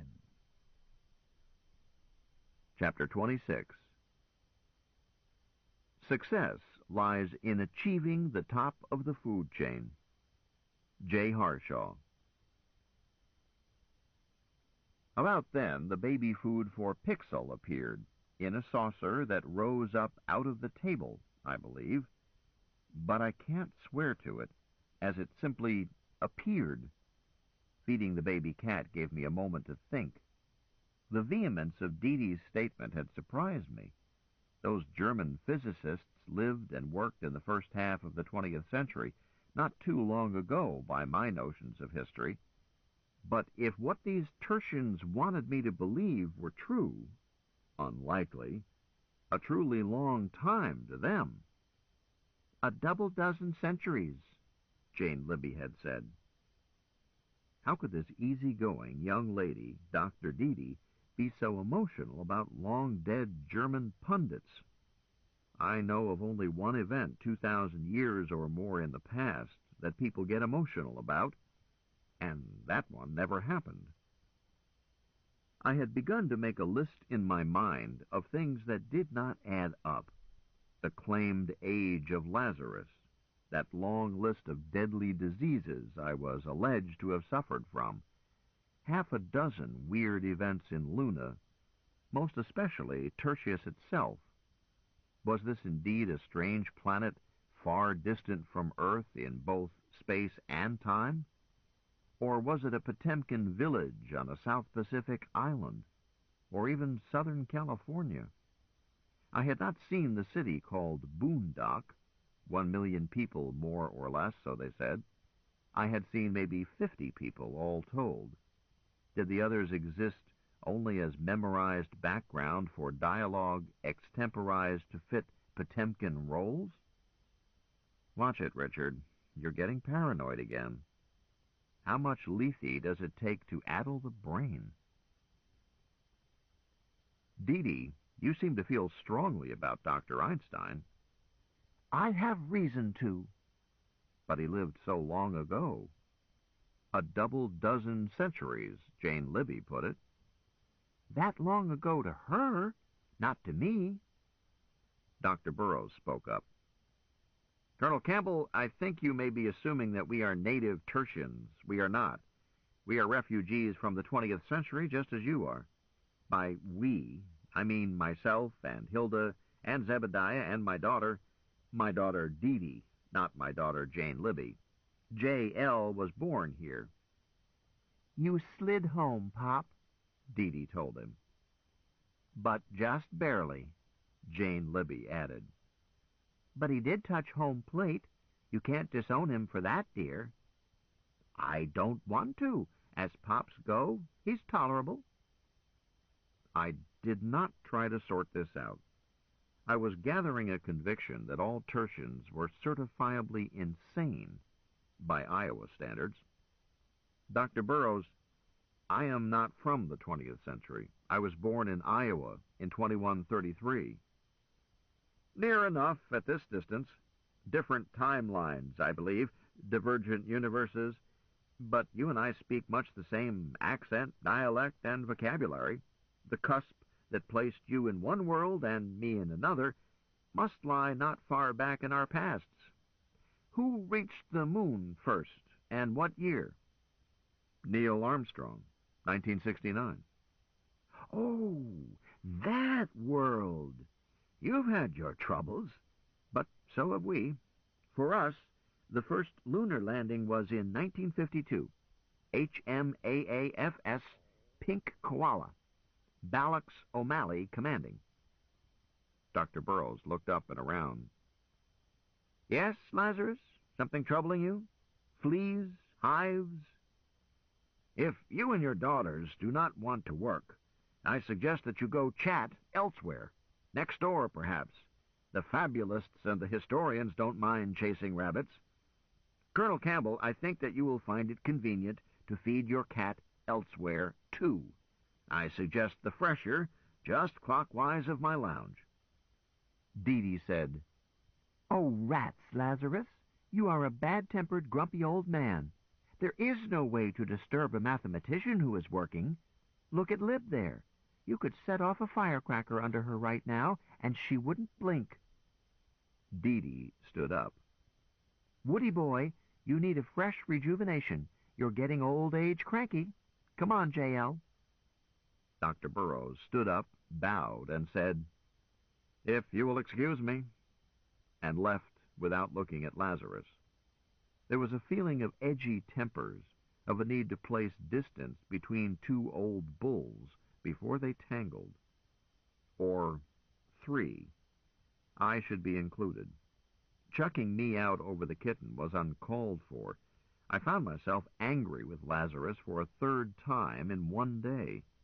I had not brought the kitten in, and it was his own computer that had suggested feeding it there and had supplied the means. I stood up, gathered Pixel in one hand, picked up his dish with my other hand, then found I needed to hang my cane over one arm to move. Jane Libby saw my problem, took the kitten and cuddled it to her. I followed her, leaning on my cane and carrying the dish of baby food. I avoided looking at Lazarus. In passing through the lounge, we picked up Hazel and Hilda. Hazel waved to me, patted the seat by her. I shook my head and kept going, whereupon she got up and came with us. Hilda followed her.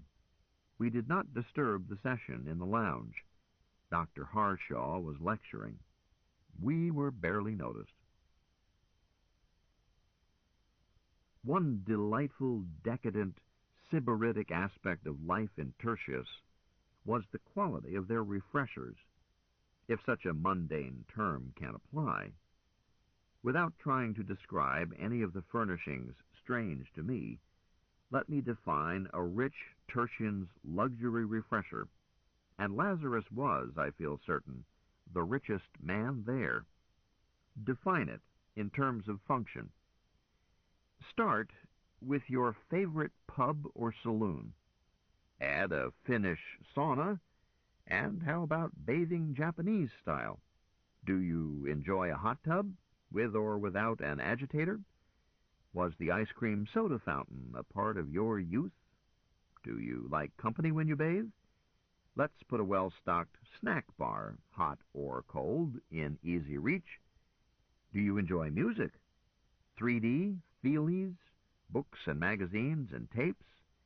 Exercise, massage, sun lamps, scented breezes? Soft, warm places to curl up and nap, alone or in company?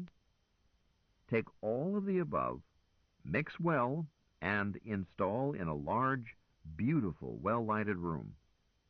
That list still does not describe the social refresher off Lazarus Long's cabin, as it omits the most important feature: Dora. If there was any whim that ship's computer could not satisfy, I was not there long enough to discover it. I did not sample at once any of these luxuries. I had a duty to a cat. I sat down at a medium-sized round table, the sort 4 friends might use for a drink, placed the kitten's saucer thereon, reached for the kitten.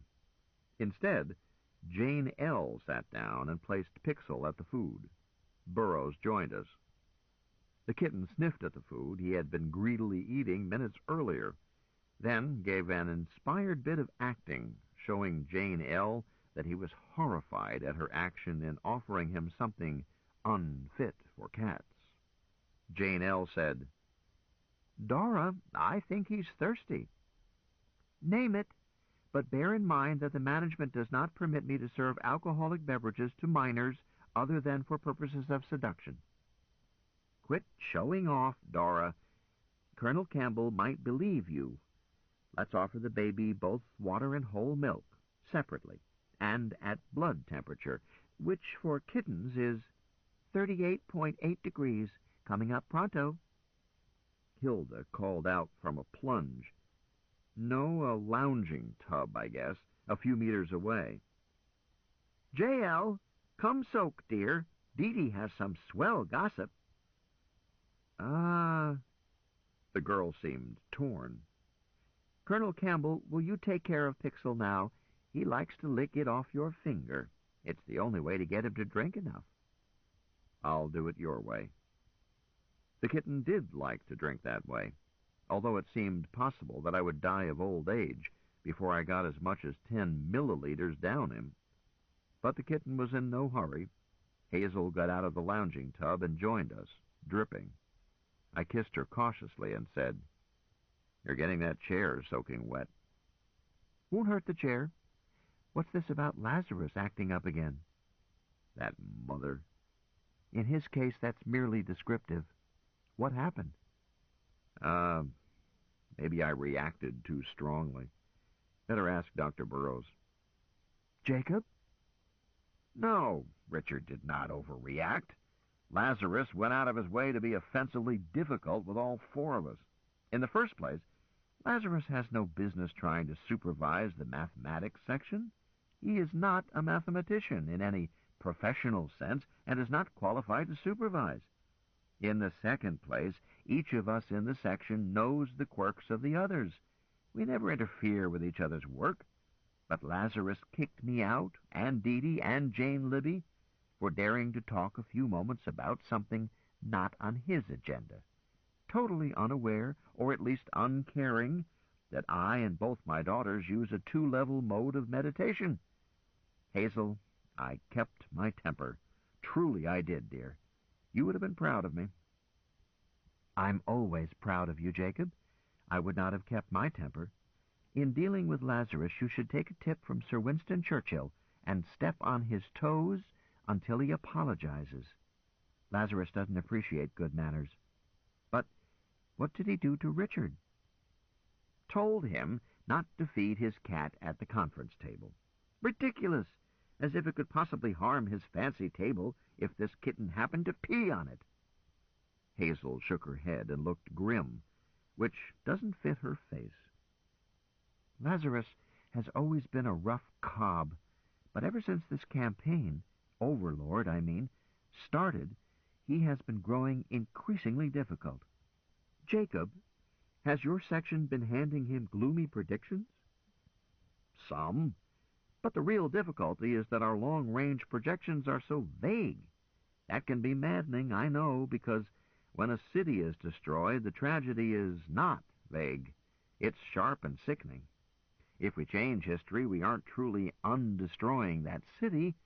We are simply starting a new timeline. We need projections that will let us change history before that city is destroyed. He looked at me.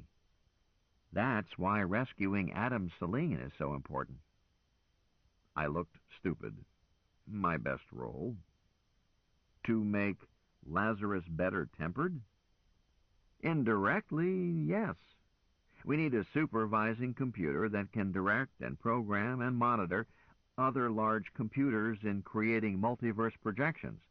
And the biggest supervising computer we know of is the one on this planet, Athena, or Tina, and her twin on Secundus. But this sort of projection is a much bigger job. Public functions on Tertius are mostly automated fail-safe, and Tina steps in only as a troubleshooter.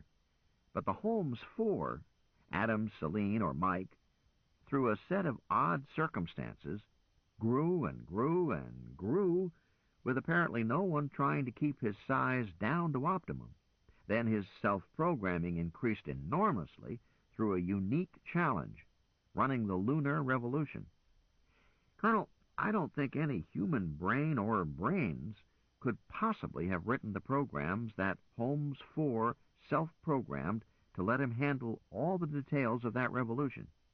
My older daughter, Dee Dee, is a top specialist in programming. She says a human brain could not do it, and that, in her opinion, an artificial intelligence could swing it only the way Holmes 4 did it, by being faced with the necessity, a case of root, hog, or die.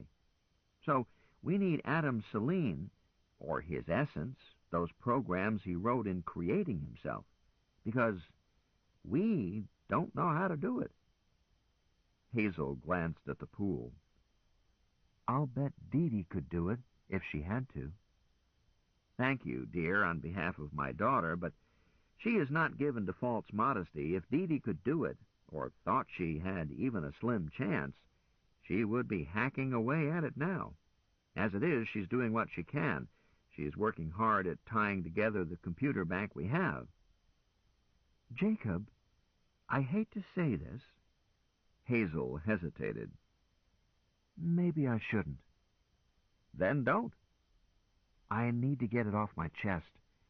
Papa Manny isn't optimistic over the results, even if we are totally successful in retrieving all the memory banks and programs that constitute the essential Adam Selene, or Mike, as Papa Manny calls him.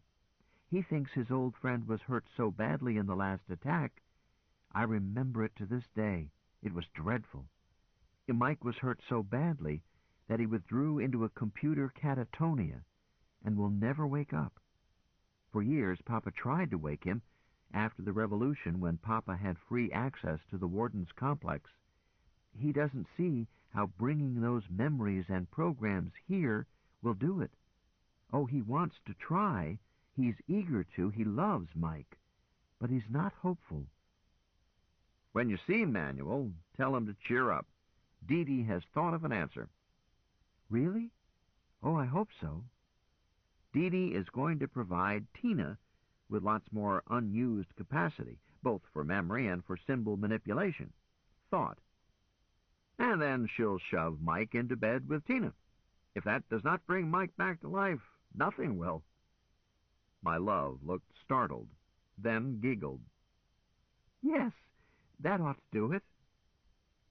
She then went back to the pool, and I learned from Jacob Burroughs why his daughter Dee Dee spoke so emotionally about the father of the atom bomb.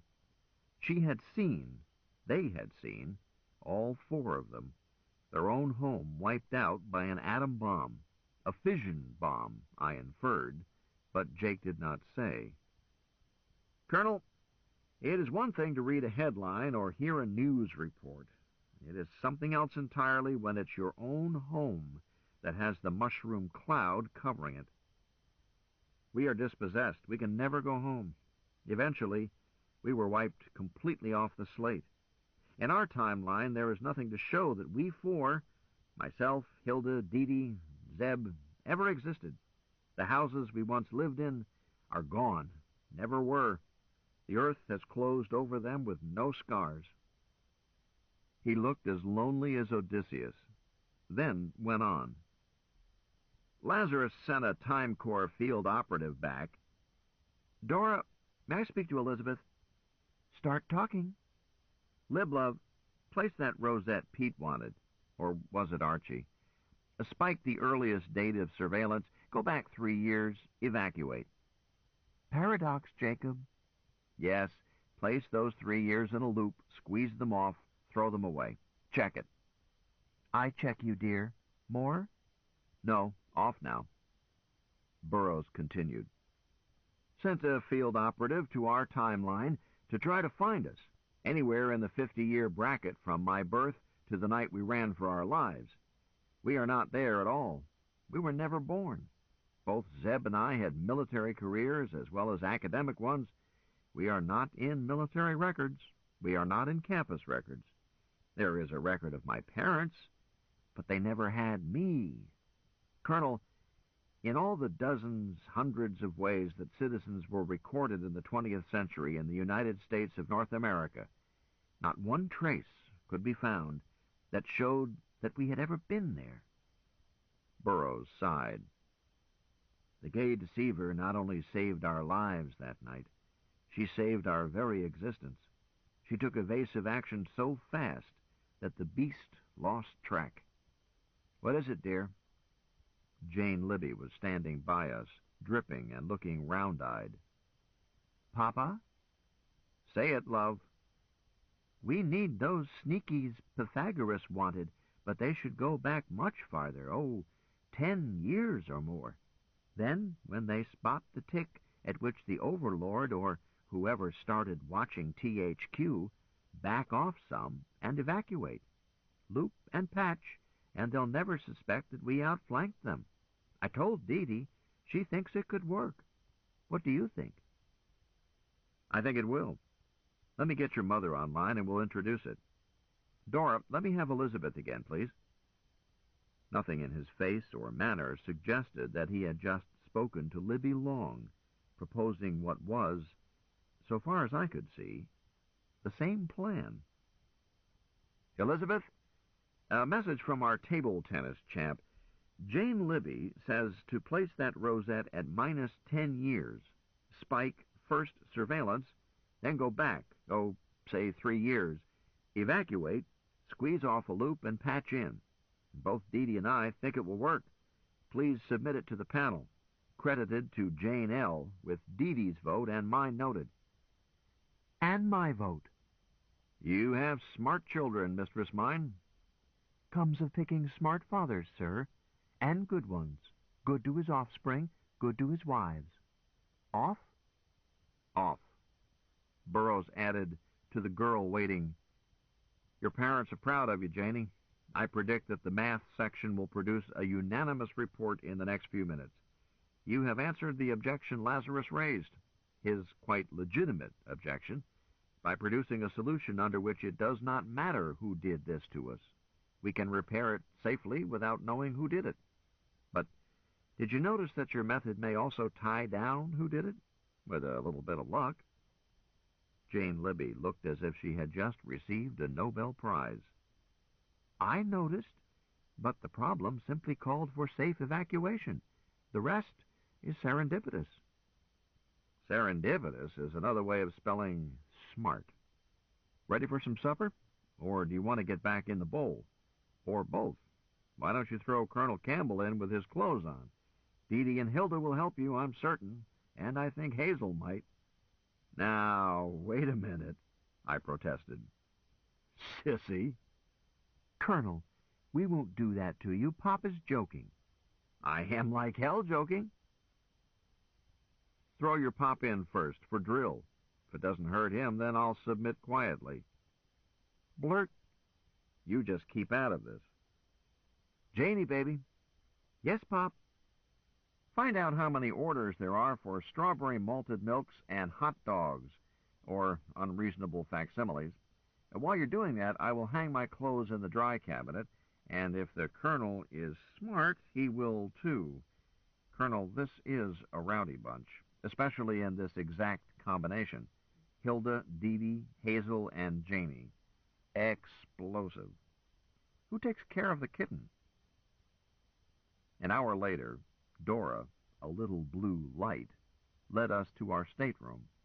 Hazel carried the kitten and one saucer. I carried our clothes, the other saucer, my cane, and her handbag. I was pleasantly tired and looking forward to going to bed with my bride. For too long she had not been in my bed. From my viewpoint, we had missed 2 nights, not long for old married couples, much too long for a honeymoon. And the moral of that is, don't get yourself mugged on your honeymoon. From her standpoint, it had been a month. Best of girls, how long has it been? That Lethe field has left me with my time sense fouled up. Hazel hesitated. It has been 37 tertian days here, but to you it should feel like overnight. Well, 2 nights, because by the time I came to bed last night, you were snoring. I'm sorry. Hate me some, but not too much. Here's our wee Bunty Ben. Wee Bunty Ben, indeed. It was larger than my luxury suite in Golden Rule, and more lavish, with a bigger and better bed. Bride, we bathed in Lazarus's Taj Mahal playroom. I no longer have to remove my cork leg, and I took care of everything else in that Taj Mahal. If you have anything to do, do it. But be quick about it. I'm eager. Nothing, but must take care of Pixel. We'll put his saucers in the fresher, shut him in, let him out later. So we did, and went to bed, and it was wonderful. And the details are none of your business. Sometime later, Hazel said, We've been joined. We still are. I mean, we have company. So I noticed. He climbed on my shoulder blades way back when, but I was busy, and he weighs almost nothing, so I didn't mention it. Can you grab him and keep him from being rolled on and crushed while I get us untangled? Yes, no hurry about it. Richard, you're a good boy. Pixel and I have decided to keep you. Just try to get rid of me. You can't. Love, you phrased something oddly. You said it was 37 tertian days here. She looked up at me soberly. It was longer than that for me, Richard. I wondered. How long? About 2 years. Earth years. I'd be goddamn. But, dear, while you were ill, I did come home every day. 37 times I came to your hospital room in the morning exactly as I promised. You recognized me every time, too, and smiled and seemed happy to see me. But of course the Lethe field made you forget every moment even as it happened. Each evening I went away again and came back later that evening, having been gone, on the average, about 3 weeks each time. The schedule wasn't difficult for me, but Gay Deceiver made 2 trips every evening, with either the double twins or Hilda's crew making the runs. Let me up now, dear. I have the Pixel cat safe. We rearranged ourselves comfortably. What were you doing, gone so much? Time Corps field work. Historical research. I guess I still don't understand what the Time Corps does. Couldn't you have waited a month? Then both of us could have done it together? Or do I have my head on backwards? Yes and no. I asked for the assignment, Richard. I've been trying to trace down what happens after you and I tackle rescuing Adam Selene, Mike the computer. And what did you learn? Nothing. Not a damn thing. We can find only 2 timelines from that event. It's a cusp event. You and I created both futures. I searched the following 4 centuries on both lines. On Luna, down Dirtside, several colonies and habitats. They all say either that we succeeded, or that we tried and died, or they don't mention us at all. The last is the usual case. Most historians don't believe that Adam Selene was a computer. Well, we're no worse off than we were before. Are we? No, but I had to look, and I wanted to check it out before you woke up. Out from under the Lethe field, I mean. Do you know, small person, I think well of you. You are considerate of your husband, and of cats, and of other people. No, none of my business. Speak up, beloved, or I tickle. Don't threaten me. I'll beat you. At your own risk, I bite. Look, Richard, I've been waiting for the question. This is the first time we've been alone. You want to know how horny old Hazel stuck it out in faithful chastity for 2 aching years. Or rather, you don't believe she did, but you are too polite to say so. Why, damn your eyes. Look, my love, I'm a loony, with loony values. Love and sex are ruled by our ladies. We men accept their decisions. That's the only happy arrangement. If you want to boast a bit, go ahead. If not, let's change the subject. But don't accuse me of groundhog vices. Richard, you are your most infuriating when you are being your most reasonable. Do you want me to quiz you? It would be polite. Tell me 3 times. I tell you 3 times, and what I tell you 3 times is true. You peeked in the back of the book. All right, I'll cut to the chase. You are a member of the Long family, no? She caught her breath. What caused you to say that? I don't know.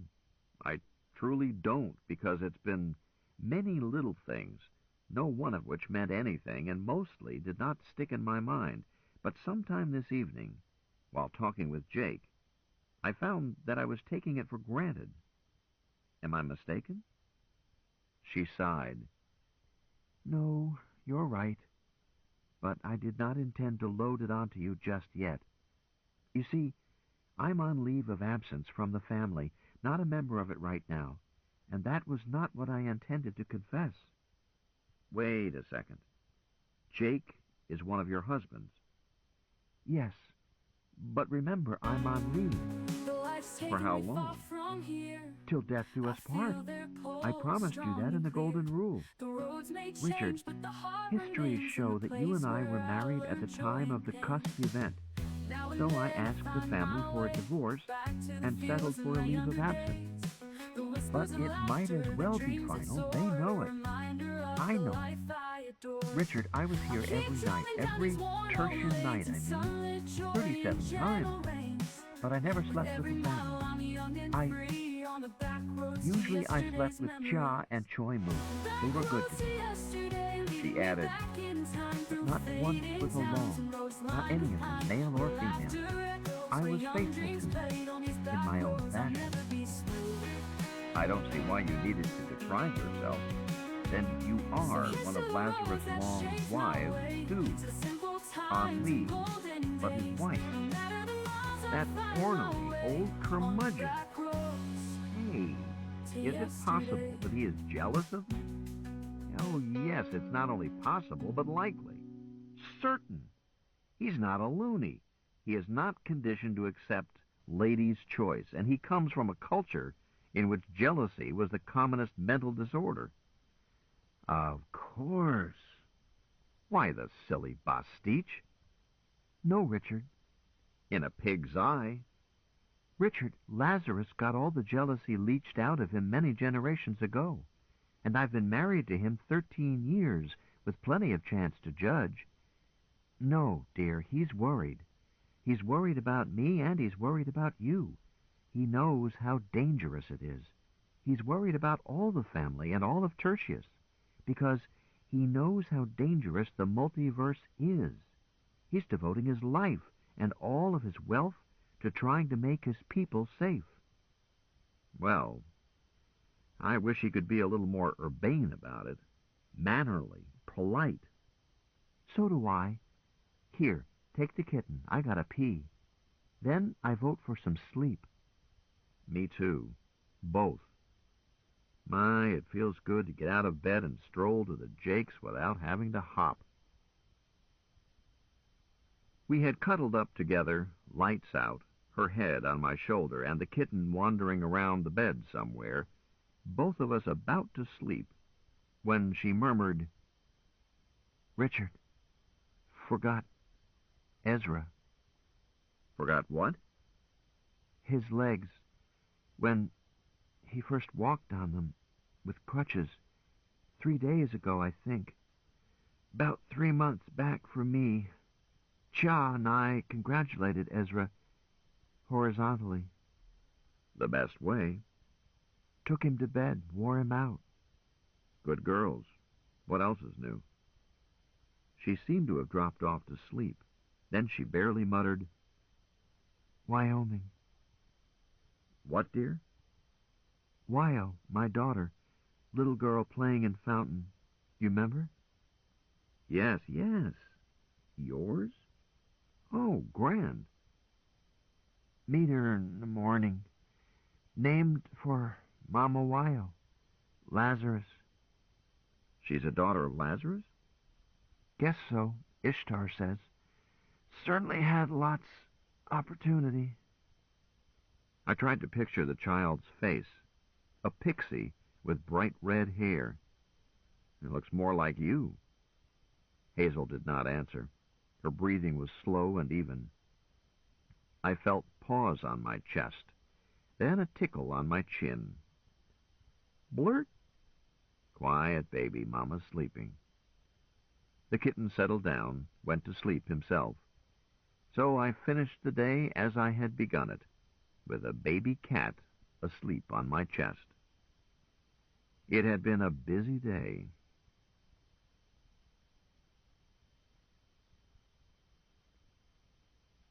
Chapter 27. It's a poor sort of memory that only works backwards.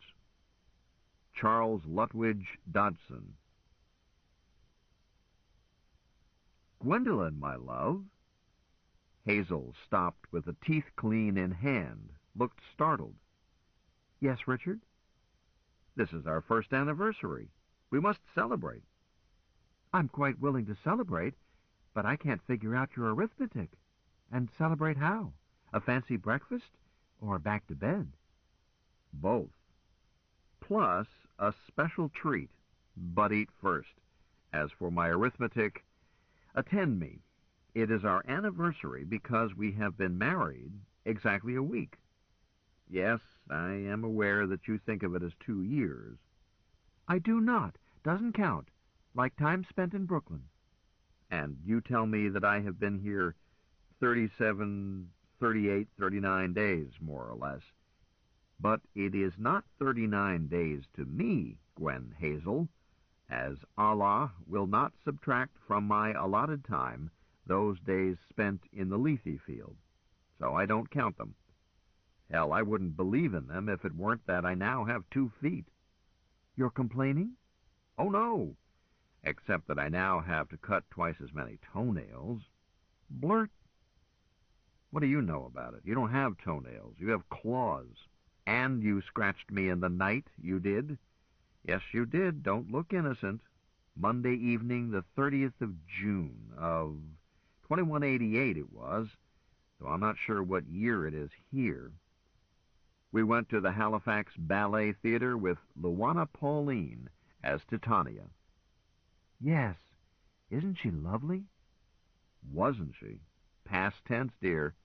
If what I've been told is true, her ethereal beauty has been dust for more than 2,000 years. Rest in peace.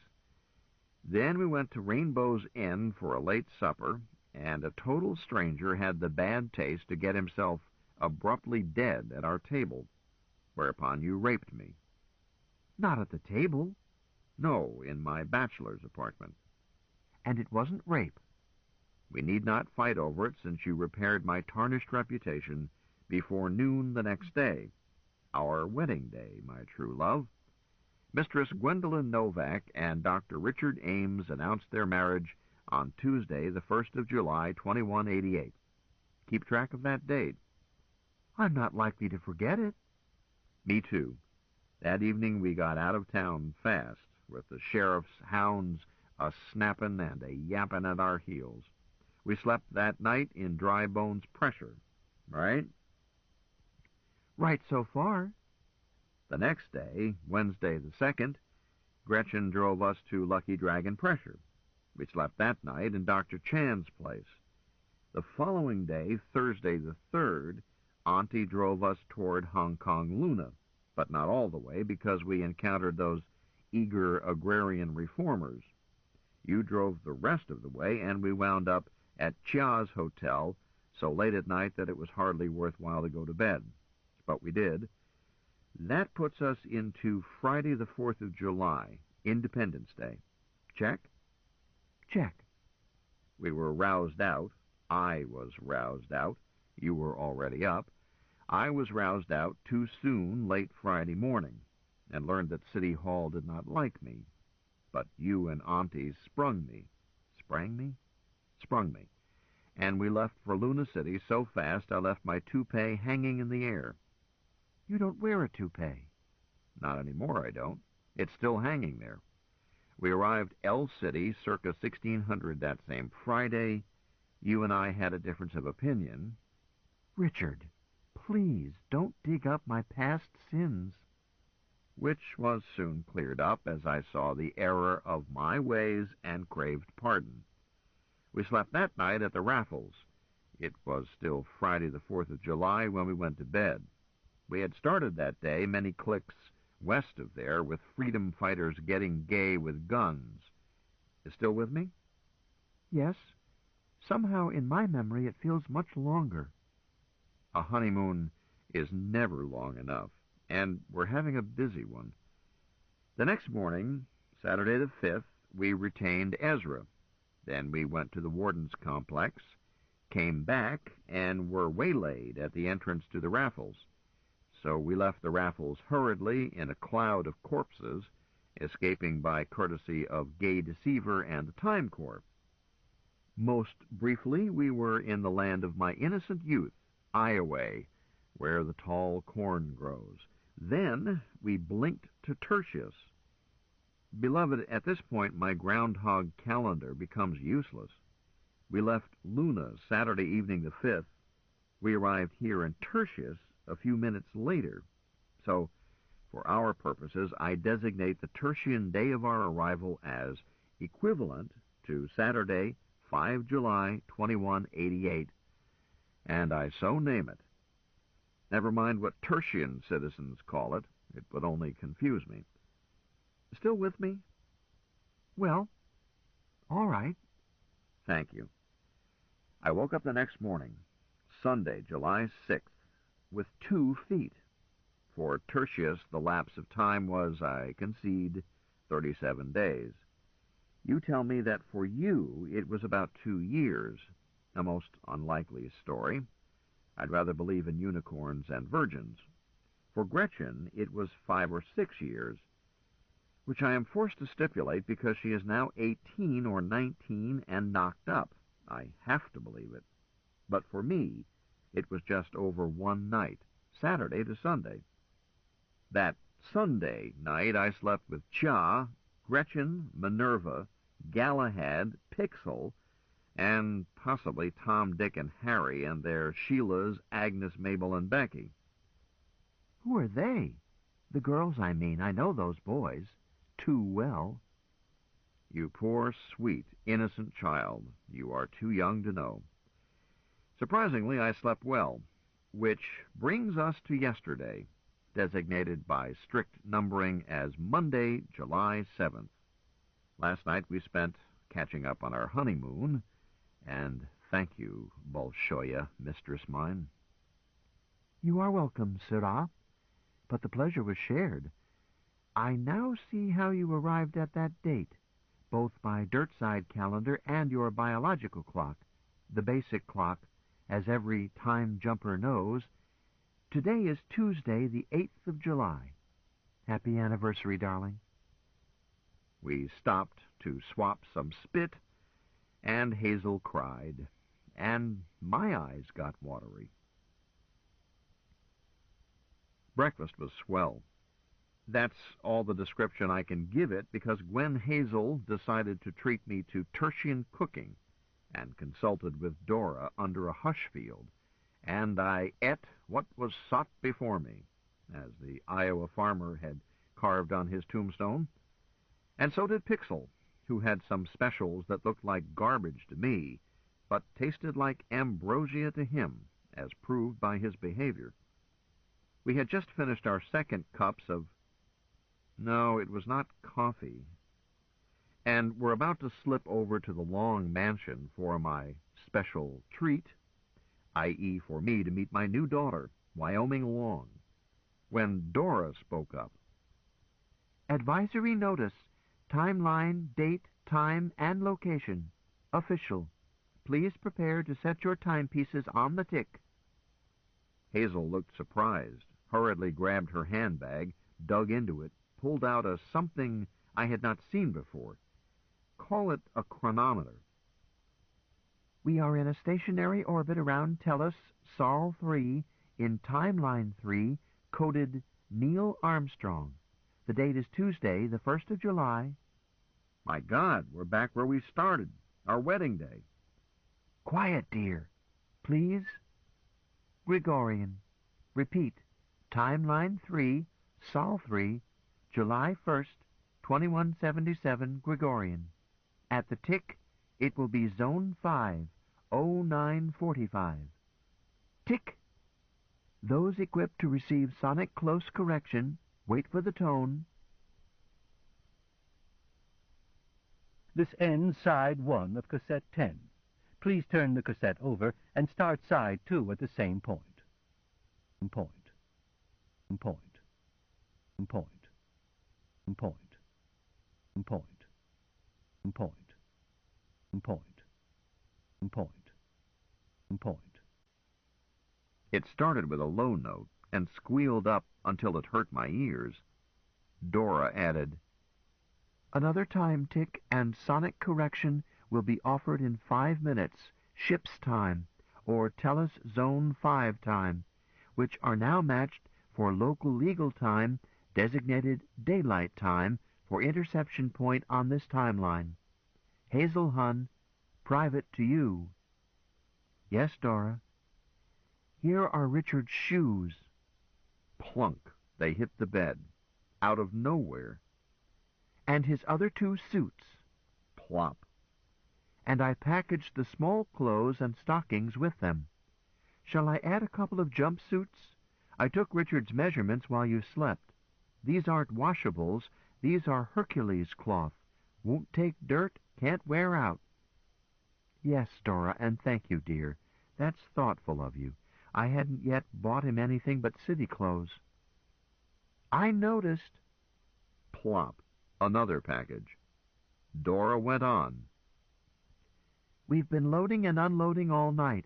The last of the stragglers left at 0900, but I told Captain Laz about your anniversary breakfast, so she refused to let Lazarus disturb you. Message from Lazarus. If it suits your convenience, will both of you kindly get off your dead duffs and report to THQ. End of message. Transmission from the bridge. Live. Hazel, Captain Laz speaking. Can you 2 leave the ship by 1000? I told my hard-nosed brother that 10 was the departure time he could expect. Hazel sighed. Yes, we'll leave for the car pocket at once. Good. Felicitations to both of you from me and Lore and Dora. Many happy returns of the day. It has been a pleasure to have you aboard.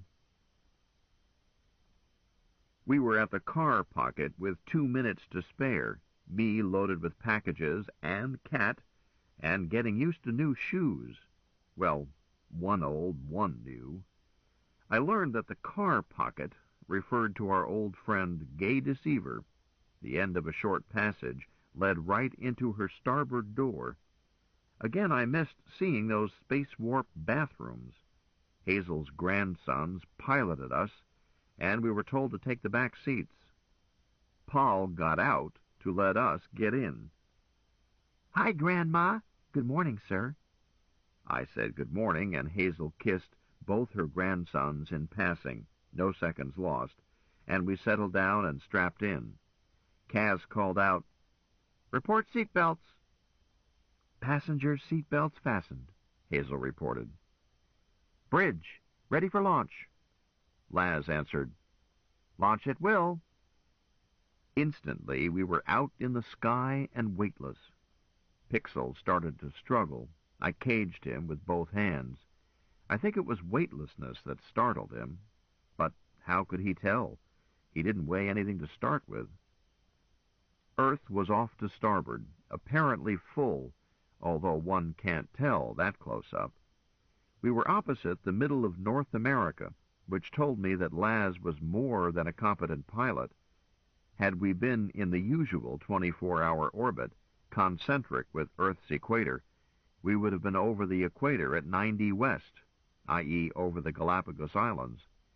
I guessed that she had selected an orbit tilted at about 40 degrees and timed for 1000 ship's time, and made a mental note to check it later, if and when I ever got a look at the ship's log. A pilot can't help second-guessing every other pilot. It's an occupational disease. Sorry. Then we were suddenly in atmosphere, down 36,000 clicks in a tick. Gay spread her wings, Cass tilted her nose down, then leveled off, and we again had weight at 1G. And Pixel liked this change still less. Hazel reached over and took Pixel, soothed him. He quieted down. I think he felt safer with her. With her wings raked in for hypersonic, the only way I had seen her, Gay is mostly a lifting body. With her wings spread, she has lots of lift area, and she glides beautifully. We were 1,000 meters up, give or take, and over farm country on a fine summer day. Clear, save for anvil cumuli here and there on the horizon. Glorious. A day to feel young again. Cass said, "I hope that translation did not bother you. Had I left it up to Gay, she would have put us on the ground in one jump. She's nervous about anti-aircraft fire." "I am not nervous. I'm rationally careful." "Right you are, Gay. She does have reason to be careful. The pilot's precautionary notice for this planet on this timeline at this year states that one must assume AA weapons around all cities and larger towns. So Gay blinks down below the AA radar. You hope, said the car, so that we will show up simply as a subsonic private plane on air control radar, if there is any. None, that is, where we are. Optimist, the car sneered. Quit bitching. Have you spotted your squat? Long since. If you'll quit yakking and give me permission, I'll take it. At will, Gay. I said, Hazel, I had counted on getting acquainted with my new daughter about now. Wyoming. Don't fret, dear. She will never know we were away. That's the way to handle it until the child is old enough to understand. She won't know, but I will. I'm disappointed. All right, let's table it. The scene blinked again, and we were on the ground. Cass said, Please check to see that you aren't leaving anything behind. As we got out and stood clear, Gay Deceiver disappeared. I stared through the space she had occupied. My Uncle Jock's house was 200 meters away. Hazel, what date did Dora say this is? Tuesday, July 1st, 2177. That's what I thought I had heard. But when I thought it over, I decided that I must have been mistaken. I now see that she wasn't fooling. 77. 11 years in the past. Sweetheart, that ratty old barn there is standing where we landed last Saturday, 3 days ago. You wheeled me from there toward the house in Ezra's wheelchair. Hon, that barn we're looking at was torn down years back. That's just its ghost. This is bad. Don't fret about it, Richard. In time jumping, it feels that way the first time you get involved with a loop. I've already lived through 2177. I don't like paradoxes. Richard, treat it just as you would any other place, any other time.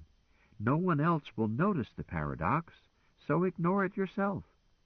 The chance of being recognized when you are living paradoxically is 0 for any era outside your own normal lifetime, but usually only 1 in a million even if you time jump close to home. You left this area quite young, did you not? I was 17, 2150. So, forget it. You can't be recognized. Uncle Jock will know me. I've been back to see him a number of times, although not recently, unless you count our quick visit 3 days ago. He won't remember our visit 3 days ago. He won't, huh? Sure, he's 116 years old, or will be 11 years from now, but he's not senile. You're right, he's certainly not senile, and Uncle Jock is used to time loops. As you have guessed by now, he's in the Corps and quite senior. In fact, he's the major station keeper for North America in Timeline 3. Last night's evacuation of THQ was made to this station. Didn't you realize that? Hazel, I didn't even touch second. 20 minutes ago, I was sitting in our stateroom. Dora was parked on the ground on Tertius, so I thought, and I was trying to decide whether to have another cup or to take you back to bed. Since then, I've been running as fast as I can to try to catch up with my own confusion. Unsuccessfully. I'm just an old soldier and harmless hack writer. I'm not used to such adventures. Well, let's go. I want you to meet my Aunt Sissy. Gay had put us down across the road from Uncle Jock's place. We walked down the road a piece, me carrying packages and swinging my cane, Hazel with her handbag and carrying the kitten. Some years back, Uncle Jock had placed a much stouter fence around his farm than was usual in Iowa in those days. It was not yet built when I left home and enlisted in 2150. It was in place by the time I visited in 2161? That's about right. The fence was heavy steel mesh, 2 meters high and with a 6-strand cradle of barbed wire on top of that. I think the barbed wire was added later. I did not recall it. Inside the cradle were copper wires on ceramic insulators. About every 20 meters, there was a sign. Danger. Do not touch fence without opening master switch number 12. At the gate was another sign, larger. Inter-Bureau Liaison Agency, Bioecological Research Division, District Office. Deliver radioactive materials to Gate 4, Wednesdays only. 7D 9210 3SC. Your taxes at work. Hazel said thoughtfully, Richard, it does not look as if Uncle Jock lives here this year, or this is the wrong house and Gay missed her clues. I may have to call for help. It's the right house, and Uncle Jock does live here this year, if this year is 2177, on which I'm keeping an open mind. That sign smells like Uncle Jock. He always did have funny ideas about privacy. One year it was piranhas and a moat. I found a push button to the right of the gate and pressed it. A brassy voice, so artificial that it had to be an actor, announced, Stand 1/2 meter from pickup. Display your clock badge. Face pickup. Turn 90 degrees and show profile. These premises are guarded by attack dogs, gas, and snipers. Is Jock Campbell at home? Identify yourself. This is his nephew, Colin Campbell. Tell him her father found out. The brassy voice was replaced by one I recognized. Dickie, are you in trouble again? No, Uncle Jock, I simply want to get in. I thought you were expecting me. Anyone with you? My wife. What's her first name? Go to hell.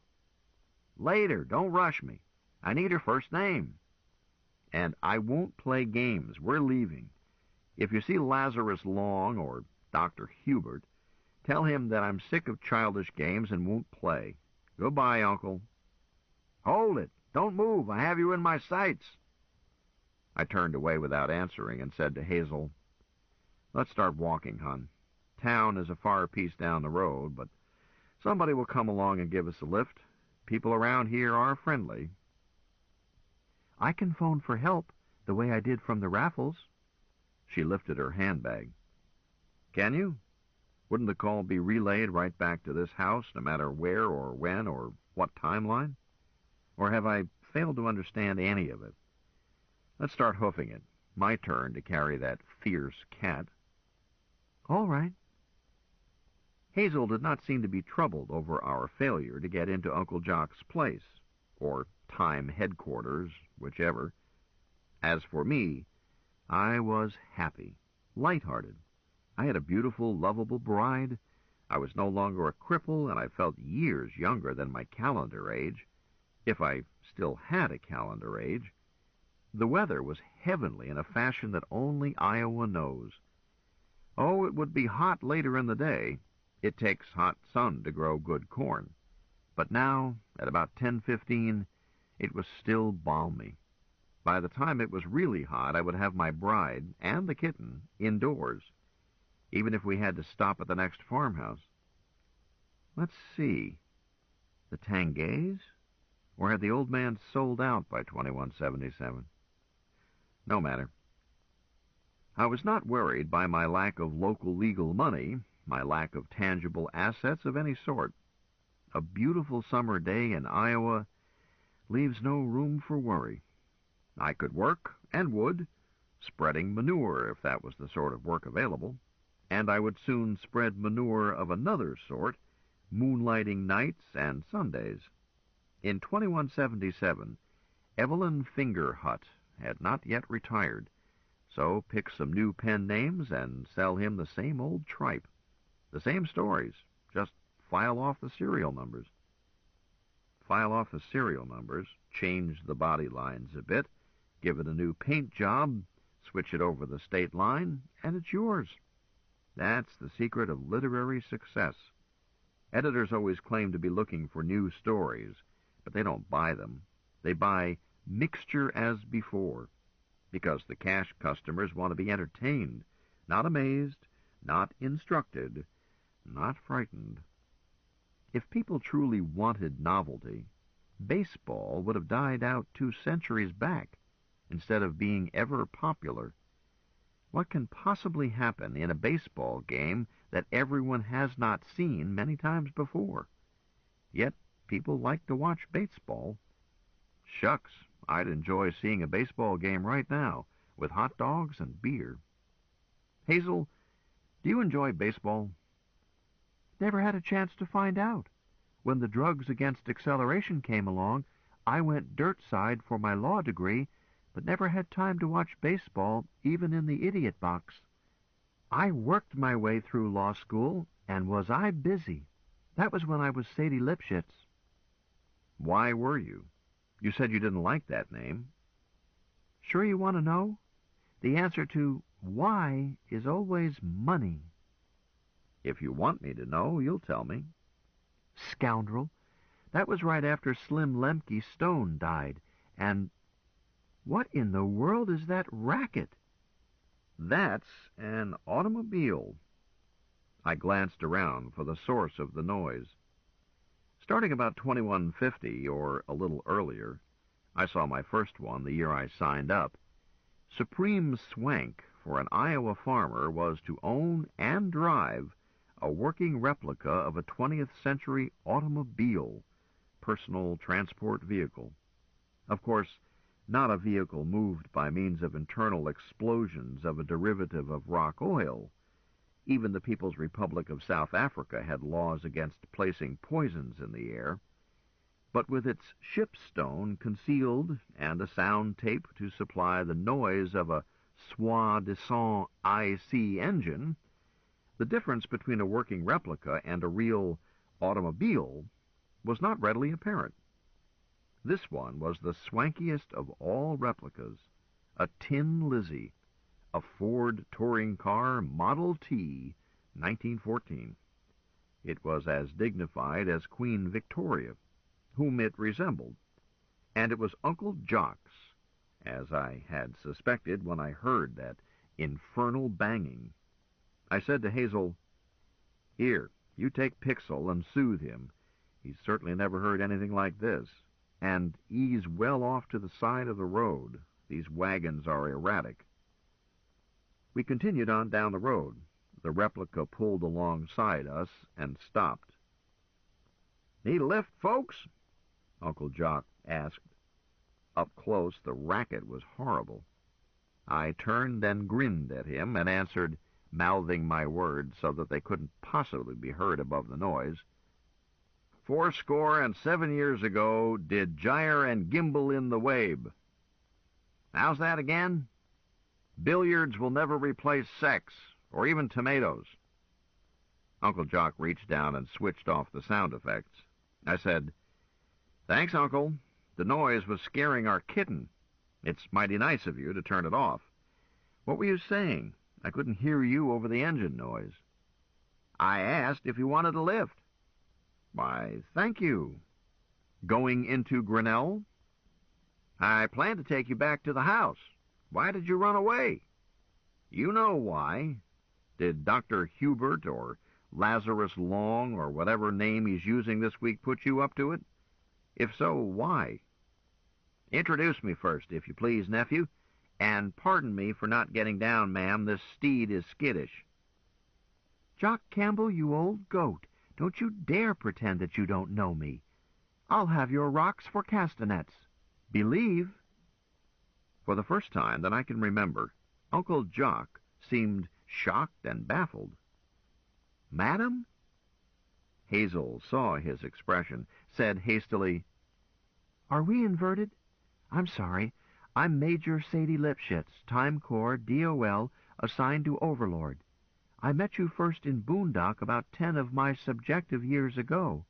You invited me to visit you here, and I did, in the year 2186, as I recall." Click. Click, a clear inversion. "Major, I'm happy indeed to meet you. but I'm happier still to learn that I will meet you again. I'm looking forward to it." Hazel answered, "We had a good time, I promise you. I'm married to your nephew now, but you're still an old goat. Get down out of that toy wagon and kiss me like you mean it." Hastily, Uncle unclutched his rotor and got down. Hazel handed Pixel to me, which saved his life. After a while, the old goat said, "No, I have not met you before. I could not possibly forget." Hazel answered, "Yes, I have met you before. I'll never forget. God, it's good to see you again, Jock. You haven't changed. When was your last rejuvenation?" 5 subjective years ago, just long enough to marinate. But I wouldn't let them youthen my face. When was yours? Same subjective, about. Wasn't due for it yet, but I needed cosmetic because I planned to marry your nephew, so I took a booster along with it. Turned out I needed it. He's a goat, too. I know. Dickie had to enlist because they were closing in on him from all sides. An outright lie. But are you sure your name is Sadie? That's not the name Lazarus gave me as a test word. My name is whatever I want it to be, just as it is with Lazarus. My, I'm glad they moved THQ to your place last night. Kiss me again." He did, and finally I said mildly, "Not on a public road, folks. Not in Poweshiek County. This is not Boondock." "Mind your own business, nephew. Sadie, headquarters was not moved here last night. That was 3 years ago."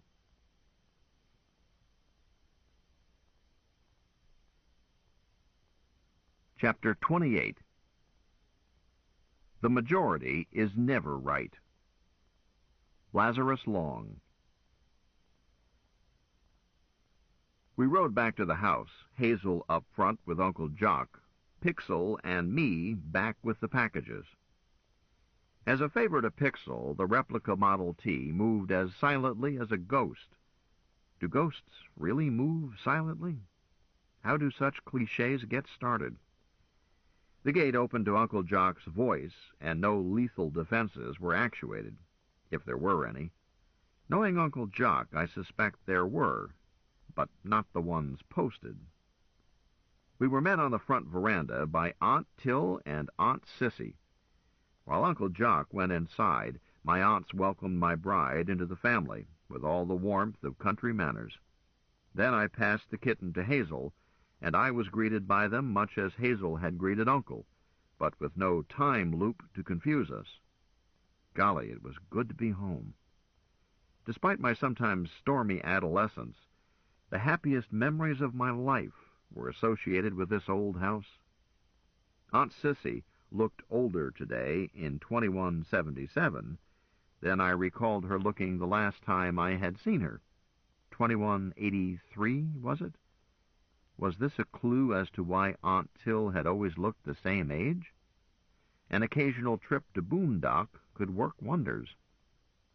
Were all four, including Aunt Belden, serving 50-year enlistments with the Fountain of Youth as one of the perks? Was Uncle Jock metabolically about 30 while maintaining the face and neck and hands of an old man in order to support a charade? None of your business, Richard. Where's Aunt Belden? "She's gone to Des Moines for the day," Aunt Till answered. "She'll be home for supper. Richard, I thought you were on Mars?" I consulted a calendar in my head. Come to think about it, I am. Aunt Till looked at me keenly. "Are you looped?" Uncle Jock came back out just in time to say, "Stop it. That sort of talk is forbidden. You all know it. You all are subject to the code." I said quickly, "I'm not subject to the code, whatever it is." "Yes, Aunt Till, I'm looped. Back from 2188. Uncle Jock fixed me with a look that used to scare me when I was 10 or 12. "Richard Collin, what is this? Dr. Hubert gave me to understand that you were under orders to report to Time headquarters. Just this minute I stepped inside and phoned him about your arrival.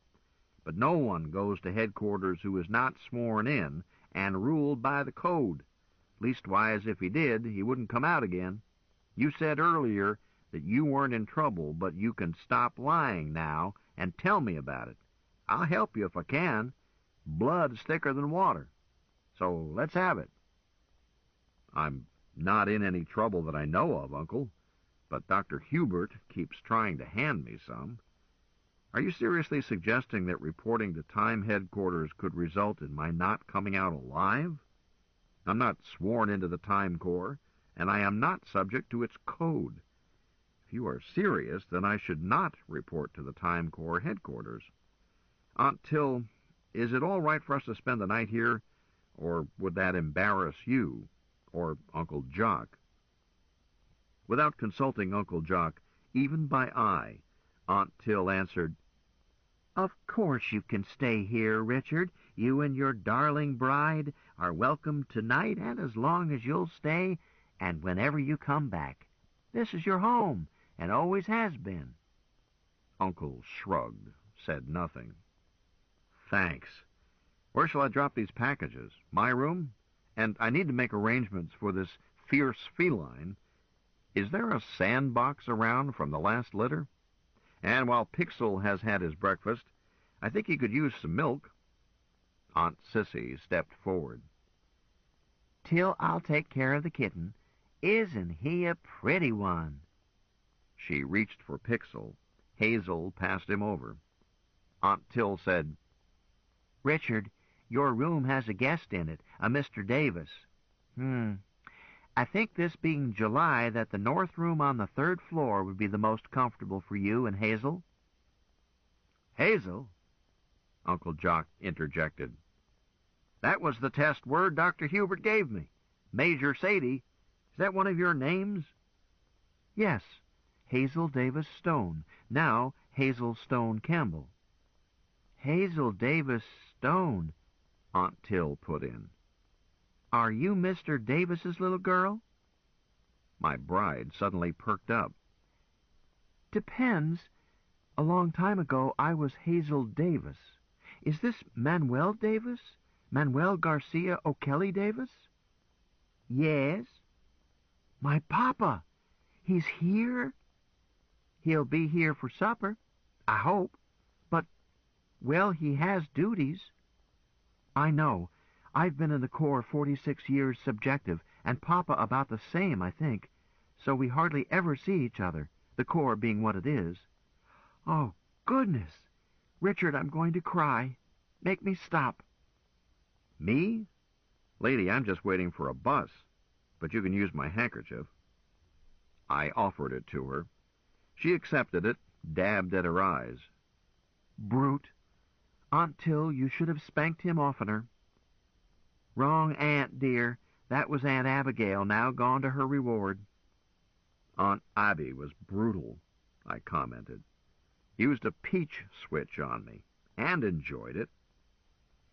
"Should have used a club. Aunt Till, I can't wait to see Papa Manny. It's been so long." Hazel, you saw him right here, right there, I said, pointing at a spot halfway to the old barn. Only 3 days ago. I hesitated. Or was it 37 days? 39? No, Richard, neither. By my time, subjective, it's over 2 years." Hazel added to the others. "It's all still new to Richard. He was recruited, his subjective time, just last week." But I wasn't recruited, I objected. That's why we're here. "We'll see, dear. Uncle Jock, that reminds me. I want to tell you something, and I must bend the code a bit to do so. That doesn't worry me. I'm a loony and never obey laws I don't like. But are you really so regulation that you won't listen to coming attractions talk?" Well, Uncle Jock said slowly. Aunt Till snickered. Uncle Jock turned to her and said, "Woman, What are you laughing at? Me? I wasn't laughing. Nah. Major Sadie, my responsibilities and duties require a certain latitude in interpreting the code. Is this something I need to know? In my opinion, yes. That's your official opinion? Well, if you put it that way. Never mind. Perhaps you'd better tell me and let me be the judge. Yes, sir. On Saturday, the 5th of July, 11 years forward, 2188, THQ will transfer to New Harbor on Timeline 5. You will go along. All your household, I think. Uncle Jock nodded. That is exactly the sort of loop-derived information the code is designed to suppress, because it can so easily create positive feedback and result in heterodyning and possible panic. But I can take it calmly and make good use of it. May I ask why the move? As it seems unlikely that I would go along, and surely not my household. This is a working farm, no matter what it conceals. I interrupted. Uncle, I'm not bound by any silly code. Those West Coast hotheads finally quit talking and seceded. His eyebrows shot up. No, really? I didn't think they would ever get off the pot. They did. Mayday 88. By the day Hazel and I were here, Saturday, July the 5th, the Angelino Phalanges had just captured Des Moines. Bombs were dropping all around here. You may think today that you wouldn't pull out, but I know that you were about to do so then. I was there. Will be there. Ask Dr. Hubert, Lazarus Long. He thought this place was too dangerous to hang around any longer. Ask him. Colonel Campbell? I knew that voice. I turned and said, Hi, Lazarus. That sort of talk is strictly forbidden. Understand me? I took a deep breath, then said to Hazel, He'll never learn. Then to Lazarus, Doc, you've been trying to make me stand at attention ever since we first met. It won't work. Can't you get that through your head? Somewhere, somewhen, Lazarus Long had had some sort of formal training in emotional control. I could now see him calling on it to help him. It took him about 3 seconds to invoke whatever it was he used. Then he spoke quietly, in a lower register. Let me try to explain. Such talk is dangerous to a person you talk to. Making predictions, I mean, from knowledge gained from a loop. It is an observed fact that again and again it turns out to be a disservice to the person you inform when you tell him something in his future that you have learned in your past. As to why this is true, I suggest that you consult one of the mathematicians who deal with time, Dr. Jacob Burrows or Dr. Elizabeth Long, or anyone from the core staff of mathematicians. And you should consult the Council of Historians for examples of the harm it does. Or you could look it up in our headquarters library. File Cassandra and file Ides of March, for starters. Then see file Nostradamus. Long turned to Uncle Jock. Jock, I'm sorry about this.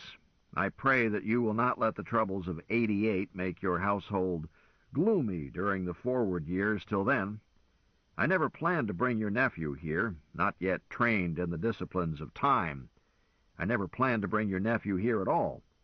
We do need him, and we expected to recruit him at Boondock with no need to bring him to headquarters. But he refused to enlist. Do you want to try to change his mind? I'm not sure I have any influence over him, Leif. How about it, Dickie?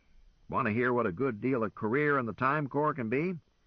You could say that the Time Corps supported you throughout your childhood. You could say it because it's true. The sheriff was about to auction this farm right out from under us when I joined up. You were just a tad, but you may remember a time we ate cornbread and not much else. Then things got better and stayed better. Do you remember? You were about 6. I had some long thoughts. Yes, I remember. I think I do. Uncle, I'm not against joining. You're in it, my wife is in it, several of my friends are in it, but Lazarus has been trying to sell me a pig in a poke. I've got to know what it is they want me to do and why they want me to do it. They say they want me for a job with the chances only 50-50 that I get out of it alive. With those odds, there is no point in talking about retirement benefits. I don't want some chair warmer in headquarters being that casual about my neck.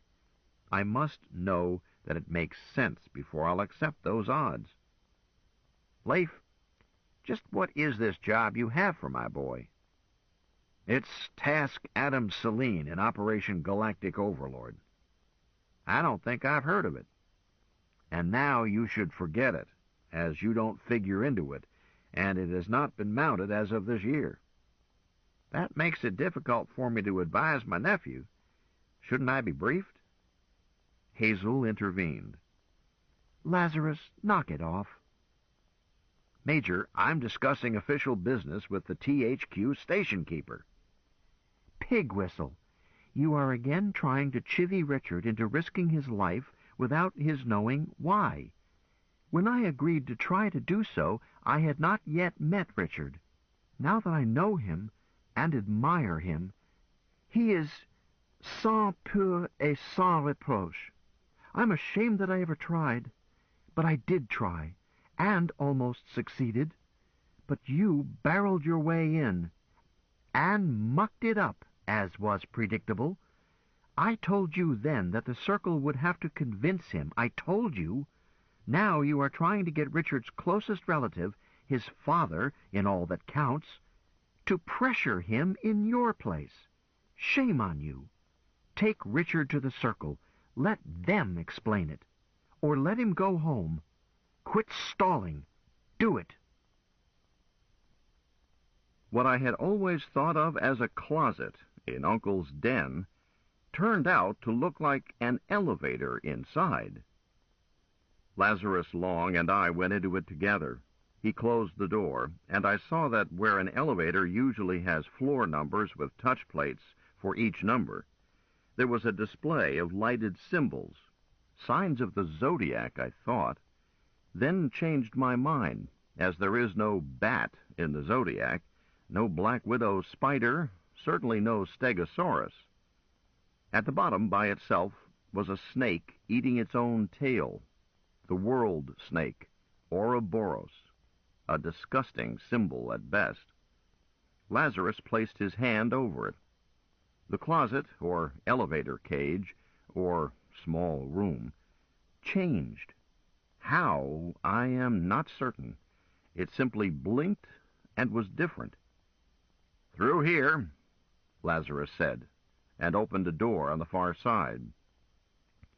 Stretching from that door was a long corridor that would never fit inside my uncle's house, but views I could see through windows that lined that long passageway did not fit his farm either.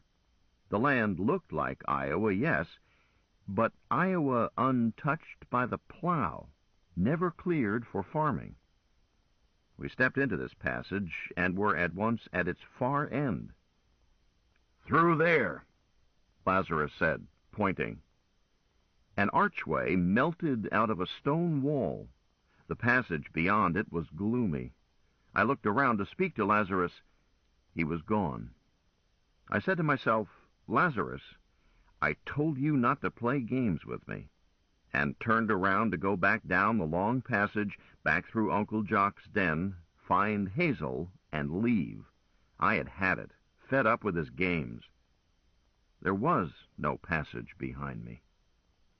I promised Lazarus a clop in the head and followed the only available route. It remained gloomy, but always with a light a little farther ahead. Shortly, 5 minutes or less, it ended in a small, comfortable lounge, well lighted from nowhere. A brassy, uninflected voice said, "Please sit down. You will be called."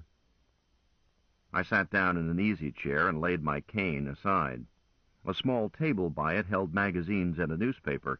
I glanced at each one, looking for anachronisms, but found none.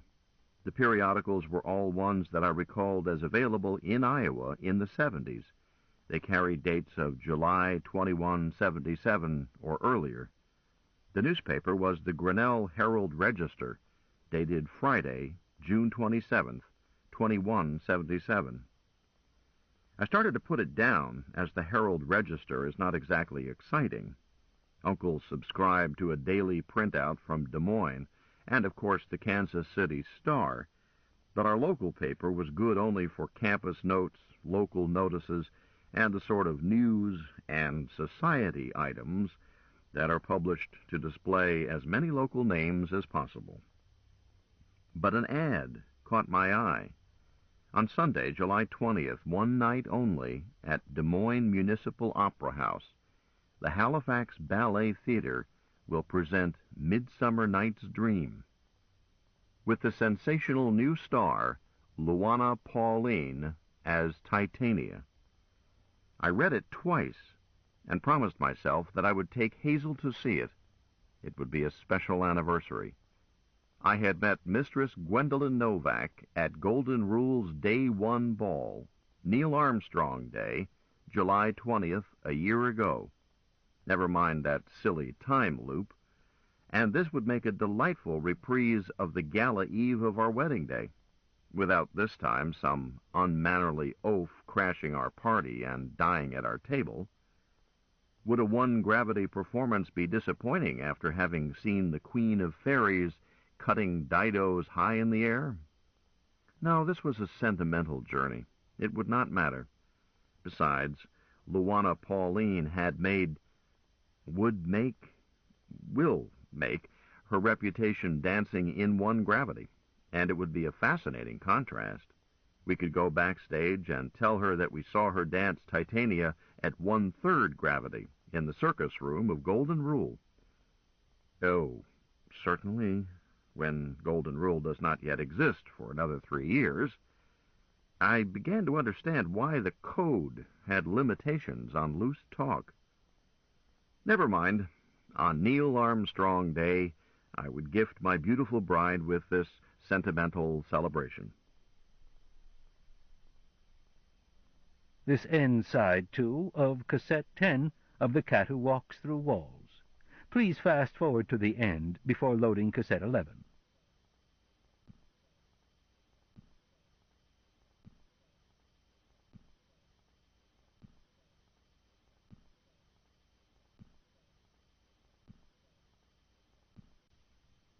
The Cat Who Walks Through Walls, cassette 11.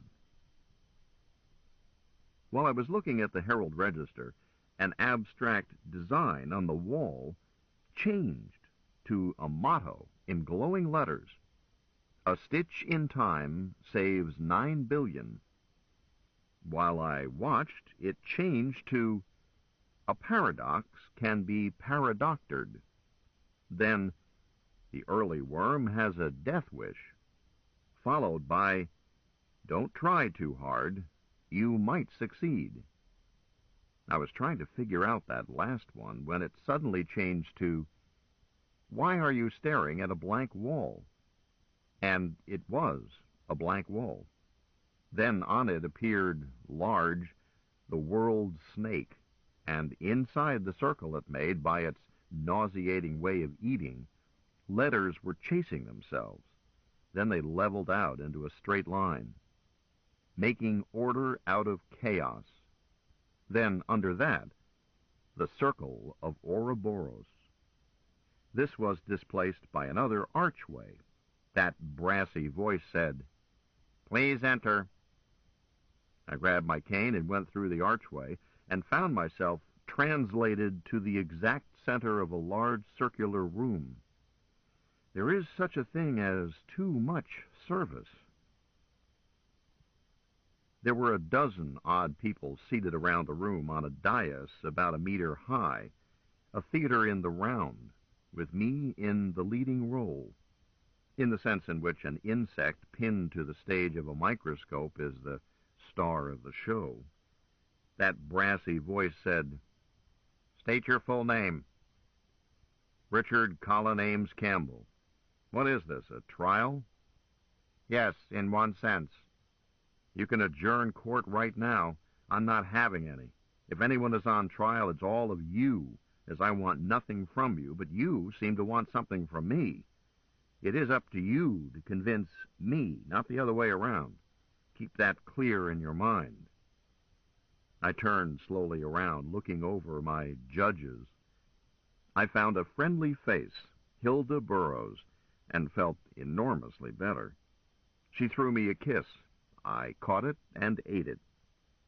But I was enormously surprised, too. I would expect to find this tiny beauty at any gathering requiring elegance and grace, but not as a member of a group that had been represented to me as being the most powerful council in all history and any universe. Then I recognized another face, Lazarus. He nodded. I returned his nod. He said, "Please don't be impatient, Colonel. Allow protocol to proceed." I said, "Protocol is either useful or it should be abolished. I am standing and all of you are seated. That is protocol establishing dominance, and you can stuff it. If I don't have a chair in 10 seconds, I am leaving. Your chair will do." That invisible robot with the brassy voice placed an upholstered easy chair back of my knees so fast that I had no excuse to leave. I sank back into it and put my cane across my knees. "Comfortable?" Lazarus inquired. "Yes, thank you." "Good. The next item is Protocol 2, Introductions. I do not think you will find it objectionable." The brassy voice started in again, naming members, companions of the Circle of Ouroboros, governing body of the Omniversal Time Corps. Each time one was named, my chair faced that companion, but I felt no movement. Master Mobius Taurus for Barsoom, Timeline 1, coded John Carter. Barsoom? Poppycock. But I found myself standing up and bowing in answer to a gentle smile and a gesture suggesting a blessing. He was ancient and hardly more than skin and bones. He wore a sword, but I felt sure that he had not wielded one in generations. He was huddled in a heavy silk wrap, much like that worn by Buddhist priests. His skin was polished mahogany, more strongly red than any North American red skin. In short, he looked exactly like the fictional descriptions in the Tales of Barsoom. A result easy to achieve with makeup, a couple of meters of cloth, and a prop sword. So why did I stand up? Because Aunt Libby had striped my calves for any failure whatever in politeness to my elders? Nonsense. I knew that he was authentic when I laid my eyes on him. That my conviction was preposterous did not alter it. Her wisdom star, arbiter of the 90 universes, composite timelines, code Cyrano. Her wisdom smiled at me, and I wiggled like a puppy. I'm no judge of wisdom, but I am certain that males with high blood pressure and any history of cardiac problems, or TIA, should not be too close to her. Star, Mrs. Gordon, is as tall or taller than I, weighs more, and all of it muscle, but her breasts and that slight layer of that smooths female body lines. She was wearing too little for Poweshiek County, quite a lot for Boondock. Star may not be the most beautiful woman in all her many universes, but she may be the sexiest, in a sultry Girl Scout fashion. Just walking through a room she is in should change a boy into a man. Woodrow Wilson Smith, senior of the Howard families, Timeline 2, code Leslie Lacroix. Lazarus and I again exchanged nods. Dr. Jubal Harshaw, Timeline 3, code Neil Armstrong. Dr. Harshaw raised his hand in a half salute, and I smiled. I answered the same way, and made a note to buttonhole him, back in Boondock perhaps, about the many legends of the man from Mars. How much was truth? How much was fiction? Dr. Hilda May Burroughs, Timeline 4, Code Balax O'Malley. Hilda and I exchanged smiles. Commander Ted Smith, Timeline 5, Code Duquesne. Commander Smith was a square-jawed athlete with ice-blue eyes. He was dressed in an undecorated gray uniform, carrying a holstered handgun, and wearing a bejeweled heavy bracelet. Captain John Sterling, Timeline 6, Code Neil Armstrong, alternate timeline. I looked at my boyhood hero and considered the possibility that I was asleep and having a vivid dream. Hazel had told me and told me again that the hero of her space opera was real, but not even the repeated use of the code phrase, Operation Galactic Overlord, had convinced me. And now, here he was, the foe of the Overlord. Or was it he? What proof? Sky Marshal Samuel Bow, Timeline 7, Code Fairacre. Marshal Bow was over 2 meters tall, massed at least 110 kilos, all of it muscle and rhinoceros hide. He was dressed in a midnight black uniform and a frown, and was as beautiful as a black panther. He stared at me with jungle eyes. Lazarus announced, "I declare quorum. The circle is closed. Dr. Hilda Burroughs now speaks for the circle." Hilda smiled at me and said, "Colonel Campbell, I have been conscripted to explain to you our purposes, and enough of our methods to enable you to see how the job you are being asked to do fits into the master plan, and why it must be done. Don't hesitate to interrupt, or to argue, or to demand more details. We can continue this discussion from now until lunchtime, or for the next 10 years, or for a truly long time, as long as necessary." Sky Marshal Bow cut in with, "Speak for yourself, Mrs. Burroughs. I'm leaving in 30 minutes. Hilda said, "Sambo, you really should address the chair. I can't let you leave until you speak your piece, but if you need to leave, you can speak now. Please explain what you do and why." "Why is this man being coddled? I've never been asked to explain my duties to a raw recruit before. This is ridiculous." "Nevertheless, I ask you to do so." The Sky Marshal settled back in his chair and said nothing. Lazarus said, "Sambo, I know this is without precedent, but all the companions, including the 3 who are not here, have agreed that Task Adam Selene is essential to Operation Galactic Overlord, that Overlord is essential to Campaign Boscone, and that Boscone is essential to our Plan Longview, and that Colonel Campbell is essential to Task Adam Selene. The circle is closed on this. No dissent. We need Campbell's services, given fully and freely, so we must persuade him. You need not go first, but if you expect to be excused from the circle in 30 minutes, you had better speak up." "And if I don't choose to?" "Your problem. You are free to resign. All of us are, any time, and the circle is free to terminate you." "Are you threatening me?" "No." Lazarus glanced at his wrist. "You've stalled for 4 minutes against the unanimous decision of the circle. If you expect to comply with the circle's decision, you are running out of minutes."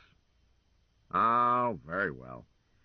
Campbell, I am commanding officer of the Armed Forces of the Time Corps." "Correction," Lazarus Long interrupted. "Sky Marshal Bow is the Chief of Staff of—" "It's the same thing." It is not the same thing, and I knew exactly what I was doing when I set it up that way. Colonel Campbell, the Time Corps sometimes intervenes in key battles in history. Histories. The Corps' Board of Historians seeks to identify cusps where judicious use of force might change history in fashions that we believe, in our limited wisdom, would be better for the human race. And this policy strongly affects and is affected by Task Adam Selene, I must add. If the circle closes on a recommendation by the historians, military action is mounted, and a commander-in-chief for that operation is selected by the circle. Lazarus turned and looked directly at Bow. Sky Marshal Bow is a highly skilled military commander, perhaps the best in all history. He is usually selected to command, but the circle picks the commander of each task force. This policy keeps ultimate power out of the hands of military commanders. I must add that the Chief of Staff is an auditor without a vote. He is not a companion of this circle.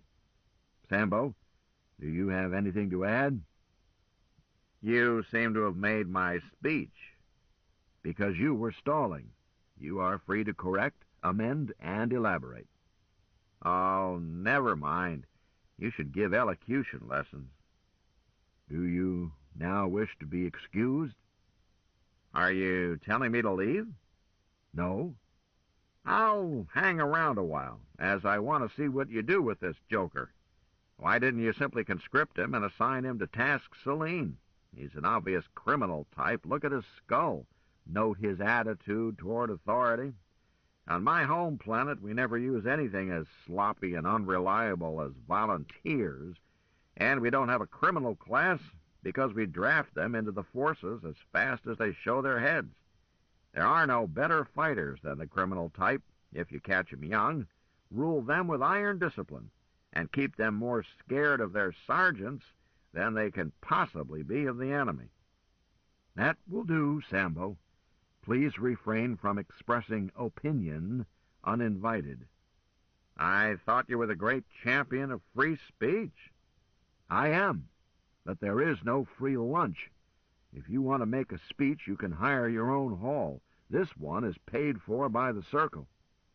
Hilda, speak up, dear. Very well.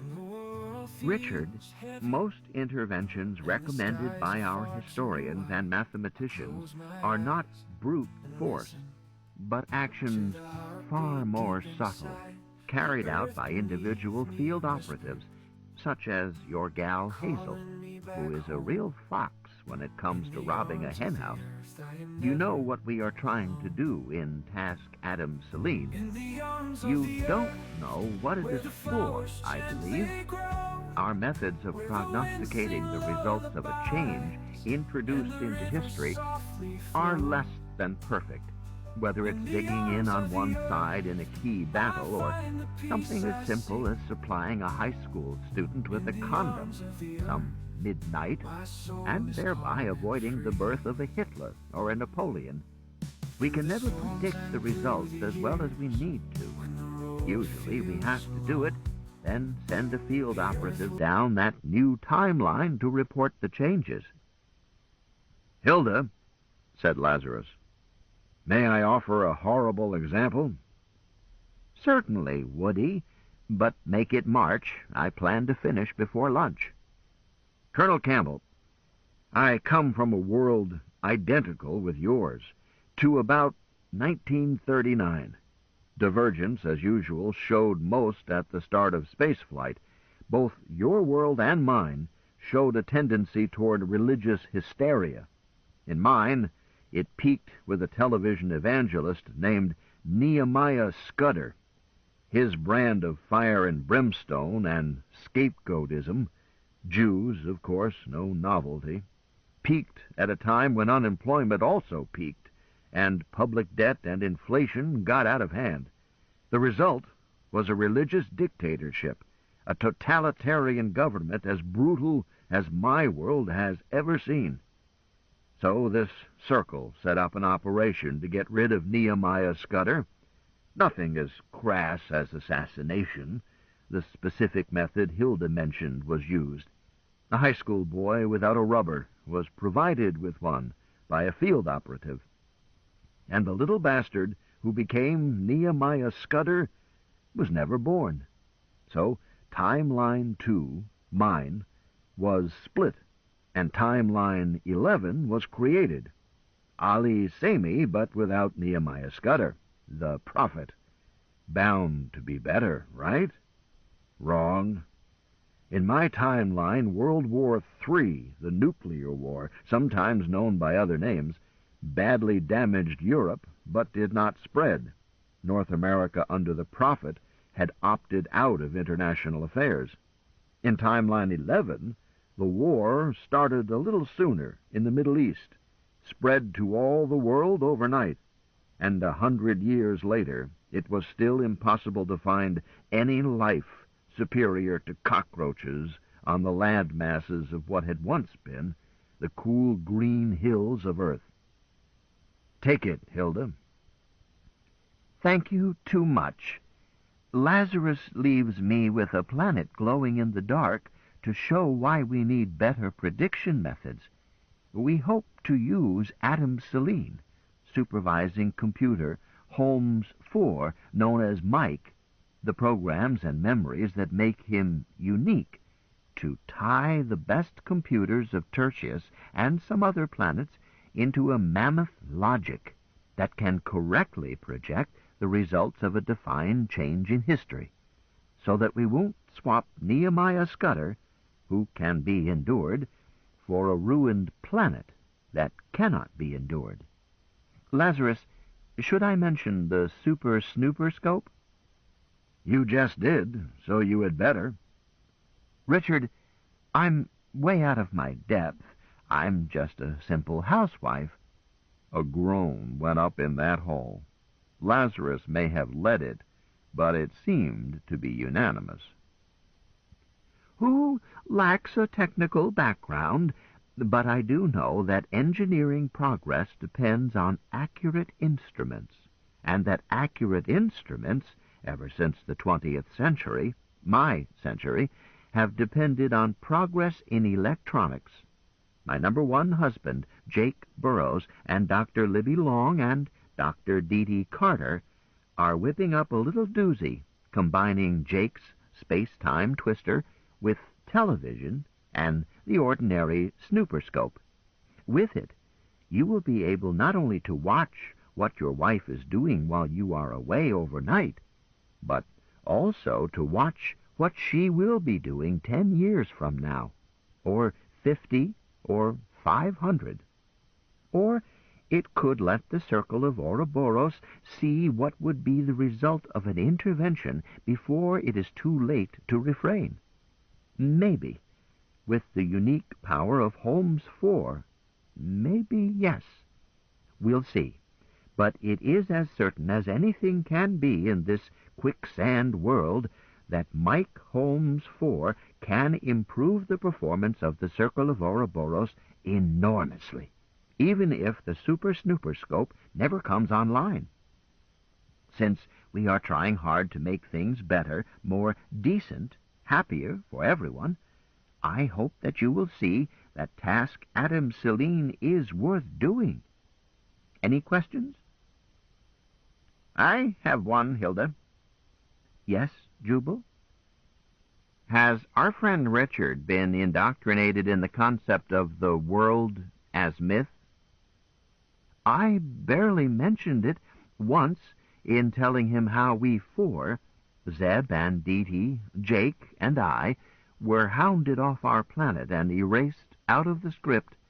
I think Hazel has done better. Richard? Not anything I could get my teeth into, nothing that made sense. And, forgive me, Hilda, I found your story hard to swallow. Of course, dear. I don't believe it myself, except late at night. Jubal, you had better take it. Dr. Harshaw answered. Very well. The world as myth is a subtle concept. It has sometimes been called multi-person solipsism, despite the internal illogic of that phrase. Yet illogic may be necessary, as the concept denies logic. For many centuries, religion held sway as the explanation of the universe, or multiverse. The details of revealed religions differed wildly, but were essentially the same. Somewhere up in the sky, or down in the earth, or in a volcano, any inaccessible place, there was an old man in a nightshirt who knew everything and was all-powerful and created everything and rewarded and punished and could be bribed. Sometimes this Almighty was female, but not often, because human males are usually bigger, stronger, and more belligerent. God was created in Pop's image. The Almighty God idea came under attack because it explained nothing. It simply pushed all explanations one stage farther away.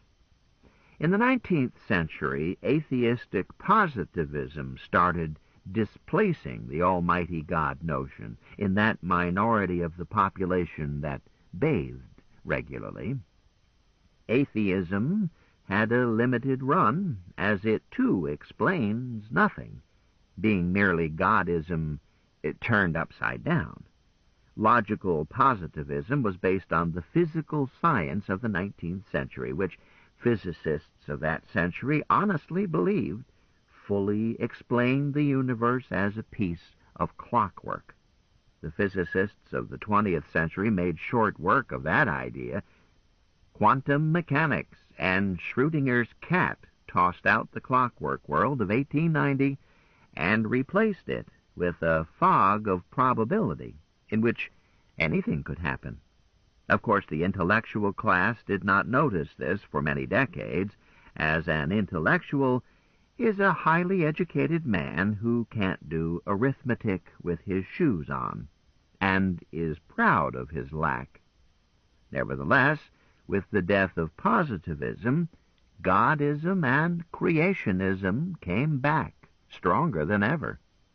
In the late 20th century, correct me when I'm wrong, Hilda and her family were driven off Earth by a devil, one they dubbed the Beast. They fled in a vehicle you have met, Gay Deceiver, and in their search for safety, they visited many dimensions, many universes, and Hilda made the greatest philosophical discovery of all time. I'll bet you say that to all the girls. Quiet, dear.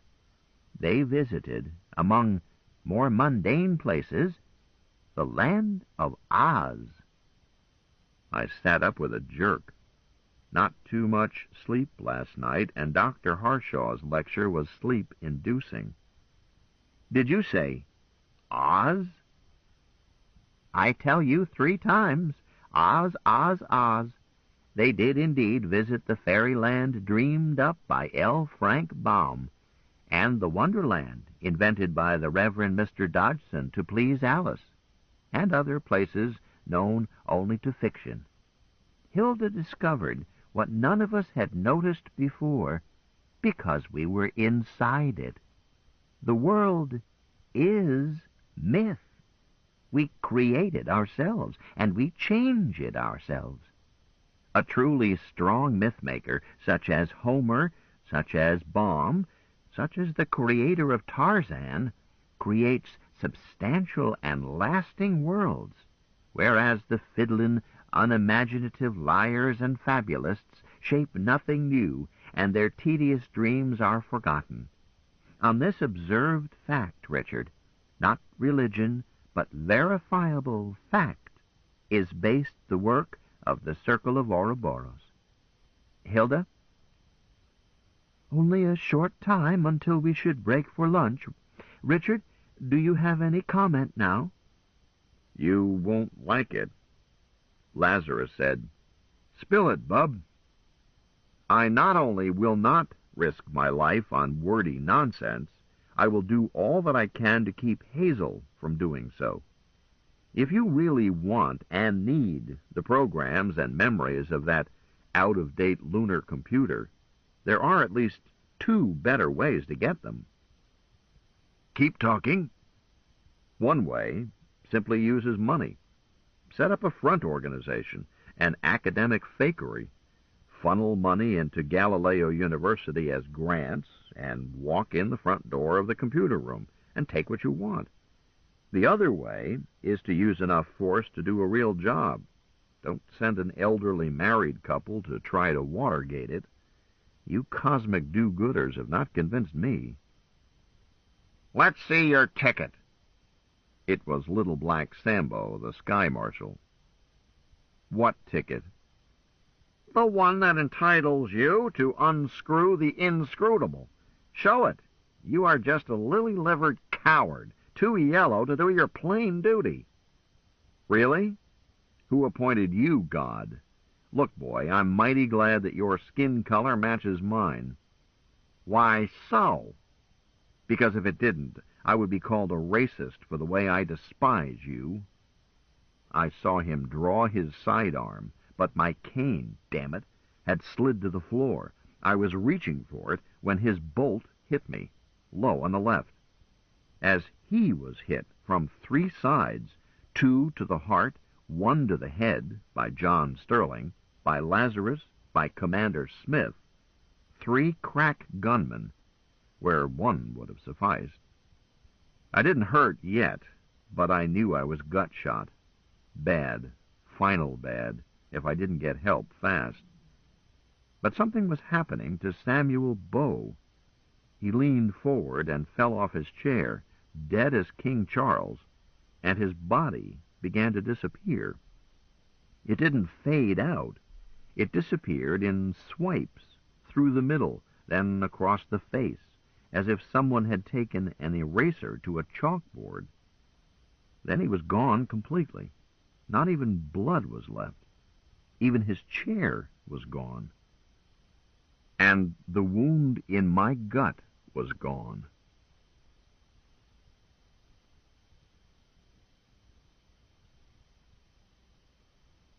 Chapter 29.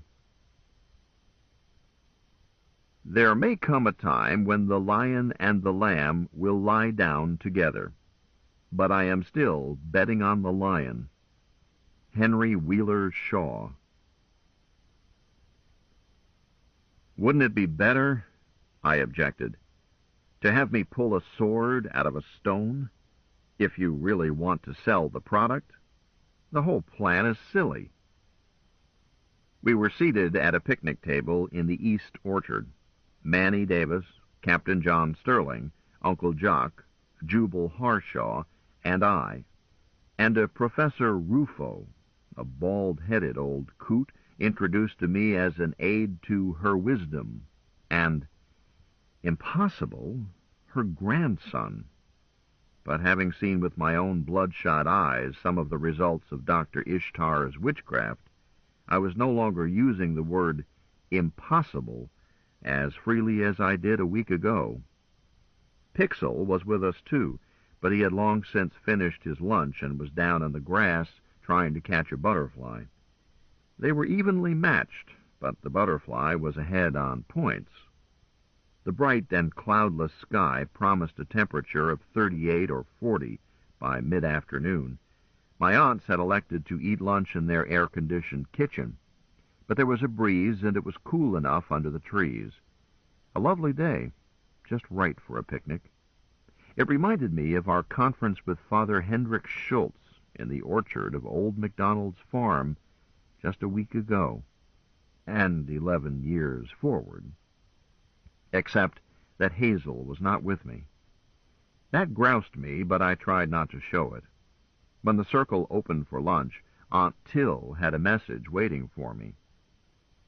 Hazel left here with Leif just a few minutes ago, she told me. She asked me to tell you that she will not be here for lunch, but expects to see you later this afternoon, and will be here for supper without fail. A damned skimpy message. I needed to discuss with Hazel all the talk and happenings in the closed circle. Damn it, how could I decide anything until I had a chance to talk it over with my wife? Women and cats do what they do. There is nothing a man can do about it. "I'll sell you a sword in a stone," said Professor Rufo.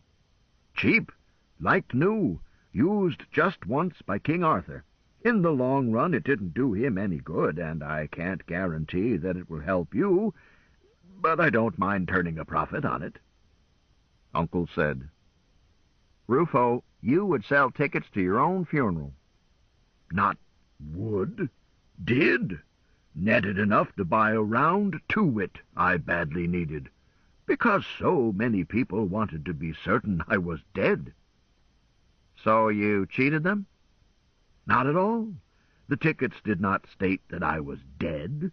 They simply called for admit bearer to my funeral, and it was a nice funeral, the nicest I've ever had, especially the climax, when I sat up in my coffin and sang the oratorio from The Death of Jesse James, doing all the parts myself. Nobody asked for his money back. Some even left before I reached my high note. Rude creatures. Go to your own funeral, and you'll soon learn who your real friends are." Rufo turned to me. "You want that sword and stone? Cheap, but it has to be cash. Can't let you have credit. Your life expectancy isn't all that good. Shall we say 600,000 imperial dollars in small bills? No denomination higher than 10,000. "Professor, I don't want a sword in a stone. It's just that this whole silly business sounds like the true Prince nonsense of pre-Armstrong romances. Can't do it openly with money, can't do it safely with enough force to hold the losses down to zero. Has to be me and my wife with nothing but a scout knife. That's a crummy plot. Even a confessions book would reject it. It's logically impossible." 550,000, and I pick up the sales tax."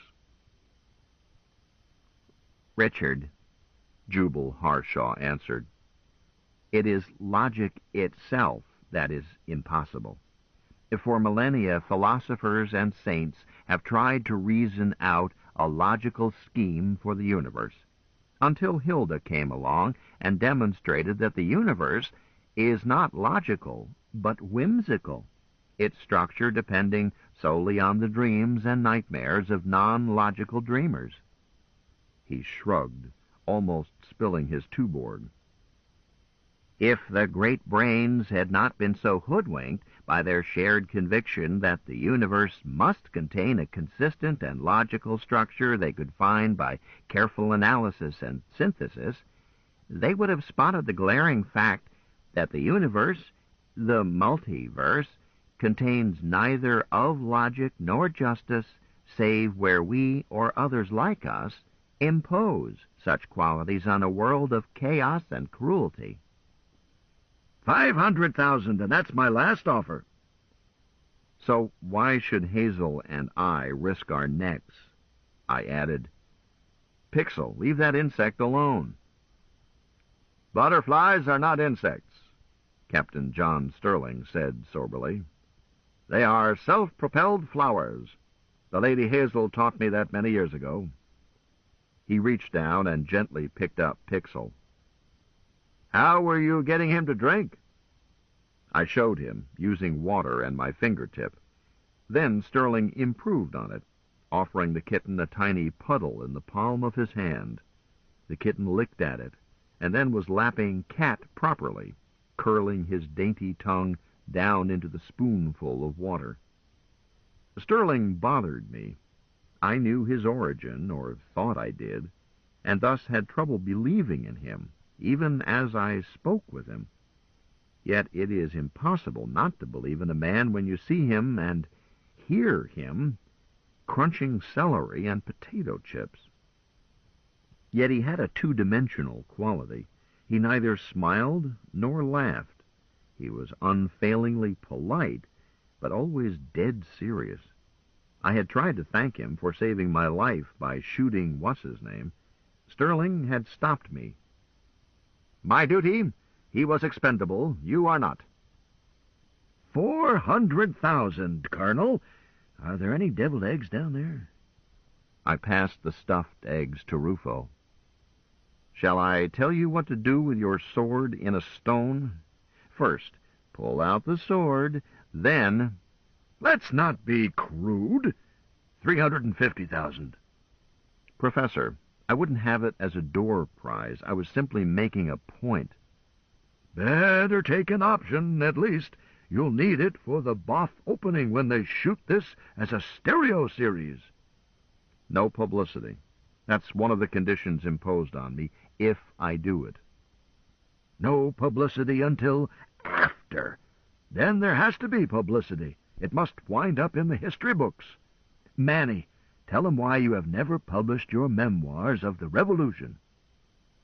Mr. Davis answered, "Mike sleeping, not have people bother him yet."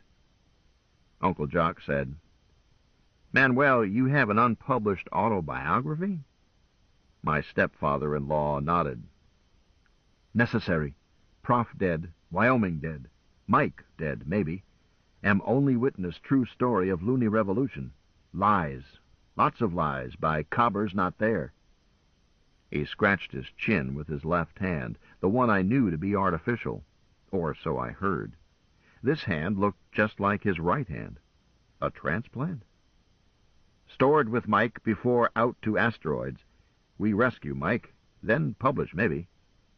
Davis looked at me. "Want to hear how I met my daughter Hazel?" "Yes, indeed," I answered, and Sterling strongly agreed.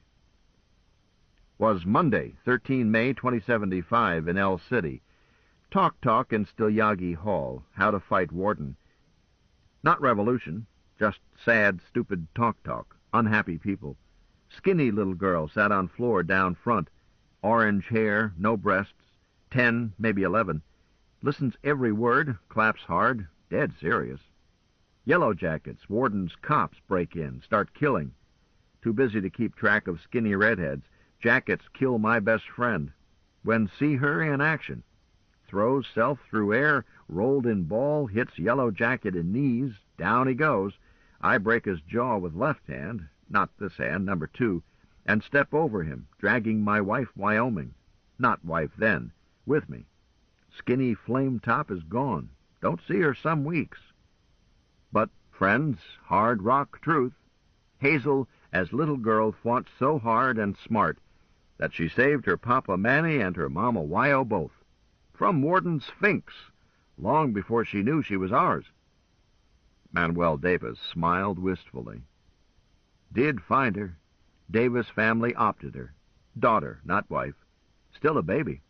But not baby when counts. Worked hard to free Luna every day, every hour, every minute. Danger don't stop her never. 4th o' July, 2076, Hazel Meade Davis, youngest comrade, signing Declaration of Independence. No comrade rated it more." Mr. Davis had tears in his eyes. So did I. Captain Sterling stood up. "Mr. Davis, I am humbly proud to have heard that story. Mr. Campbell, I have enjoyed your hospitality. Colonel Campbell, I hope you decide to fight with us. We need you. And now, if I may be excused, I must leave.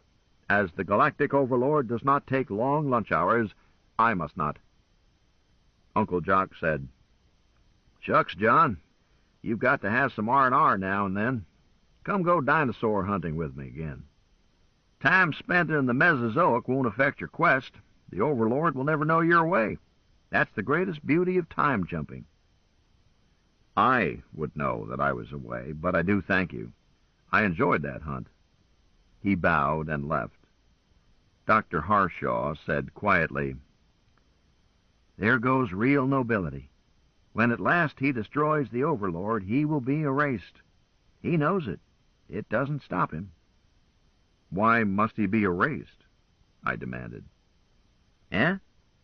Colonel, I know that this is new to you, but you are, or have been, a fabulist yourself, have you not?"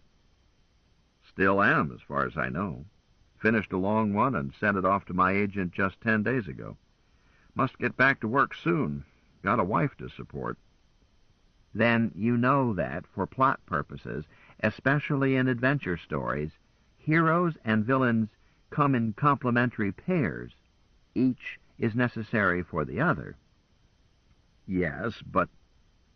Look, lay it on the bar. This man who just left is truly the character that Hazel and her son Roger Stone created for their series, The Scourge of the Spaceways? Yes, Hazel and her son created him. Sterling knows it. Look, sir, all of us are fictions, someone's fabulous dreams, but usually we do not know it. John Sterling knows it, and is strong enough to stand up to it. He knows his role and his destiny. He accepts it. He doesn't have to be erased. Dr. Harshaw looked puzzled.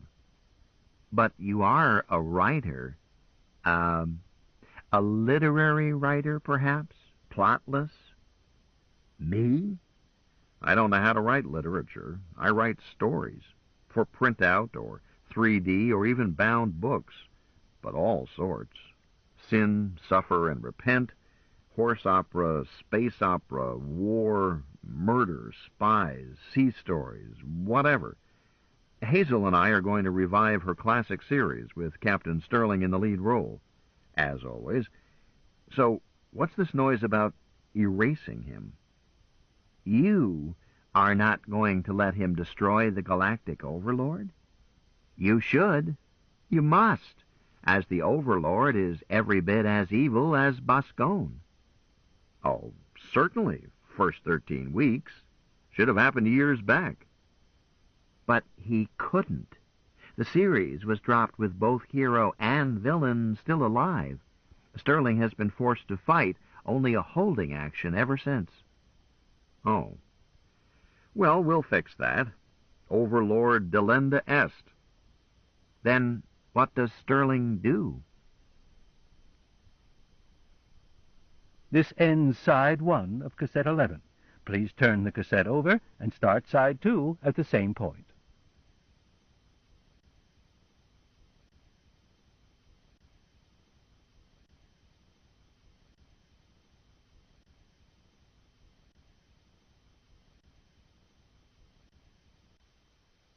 I started to answer, suddenly realized that the question was not inquiry, but Socratic. For each fine cat, a fine rat. A hero of Sterling's stature must oppose a villain as strong as he is. If we kill off the Overlord, then we must dream up son of Overlord, with just as many balls, teeth, just as long, disposition just as vile, and steam coming out of his ears. I don't know, we'll think of something. Age him, maybe, and put him to pasture as Commandant of the Star Patrol Academy, some such. No need to kill him off. A job like that would not require a villain as horrendous as the Overlord. Wouldn't it? Harshaw asked quietly. Maybe you would like to take over the series, Not me. I'm semi-retired. All I have now is The Stonebender Family, a series strictly for laughs, no substantial villain required. Now I know the truth of the world as myth, and I will never again create a real villain. And I thank Clono that I never have, not really, as I have only a limited belief in villainy. Well, I can't answer without Hazel, anyhow. I'm the junior writer, in charge of punctuation and filling in weather and scenery. She controls the plot, so I must change the subject. Uncle Jock, what was this you were saying to Captain Sterling about hunting dinosaurs? One of your jokes, like the time you sawed off 10 square clicks of the Ross ice shelf and towed it to Singapore swimming sidestroke? Not sidestroke all the way, that's not possible. Come off it. Dinosaurs? What about dinosaurs? I like to hunt them. I took John Sterling with me once. He got a truly magnificent Tyrannosaurus Rex. Would you like to try it? Are you serious? Uncle, you know I don't hunt. I don't like to shoot anything that can't shoot back. Oh, you misunderstood me, nephew. We don't kill the poor beasties. Killing a dinosaur is about as sporting as shooting a cow, and not as good meat. A dinosaur more than a year old is tough and tasteless. I did try them years back when some thought was being given to using dinosaur meat to quench a famine on Timeline 7, but the logistics were dreadful, and when you come right down to it, there is little justice in killing stupid lizards to feed stupid people. They had earned their famine. But hunting dinosaurs with cameras, that's real fun. It even gets sporting if you go after the big carnivores and happen to flush a bull who is feeling edgy and sexy. It improves your running, or else. Dickie, there is a spot down about Wichita where I can promise you triceratops, several sorts of pterodactyls, duckbills, thunder lizards, and maybe a male stegosaurus, all in one day. Once this caper is over, we'll take a day off and do it. What do you say? Is it that easy? With the installed equipment, the Mesozoic is no farther away than is THQ, or Boondock. Time and space are illusions.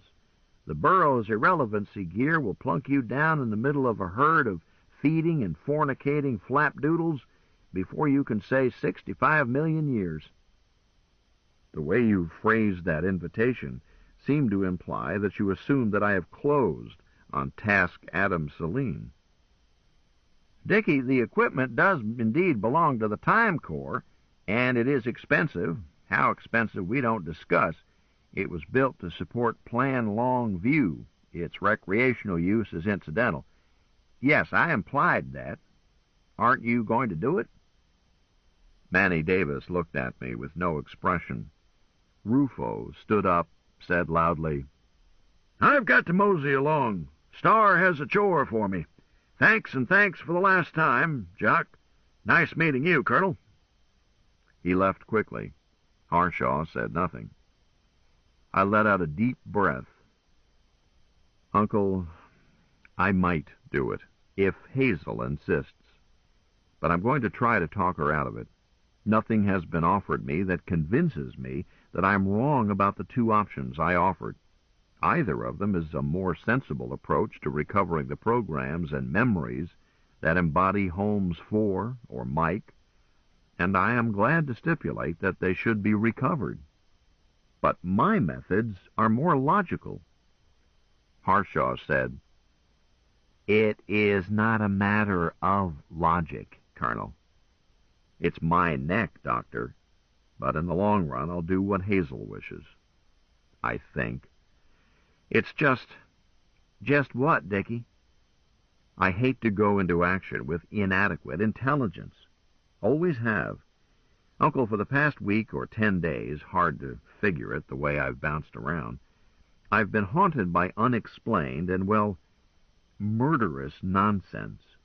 Is the overlord you talk about after me? Does the fact that I'm mixed up in this account for the endless near misses? Or am I getting paranoid? I don't know.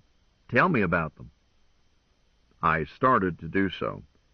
Shortly, Harshaw took out a pocket notebook, started taking notes. I tried to remember all of it. Enrico Schultz and his weird remark about Tolliver and his mention of Walker Evans. His death, if it was his death. Bill, the curious behavior of the management of Golden Rule.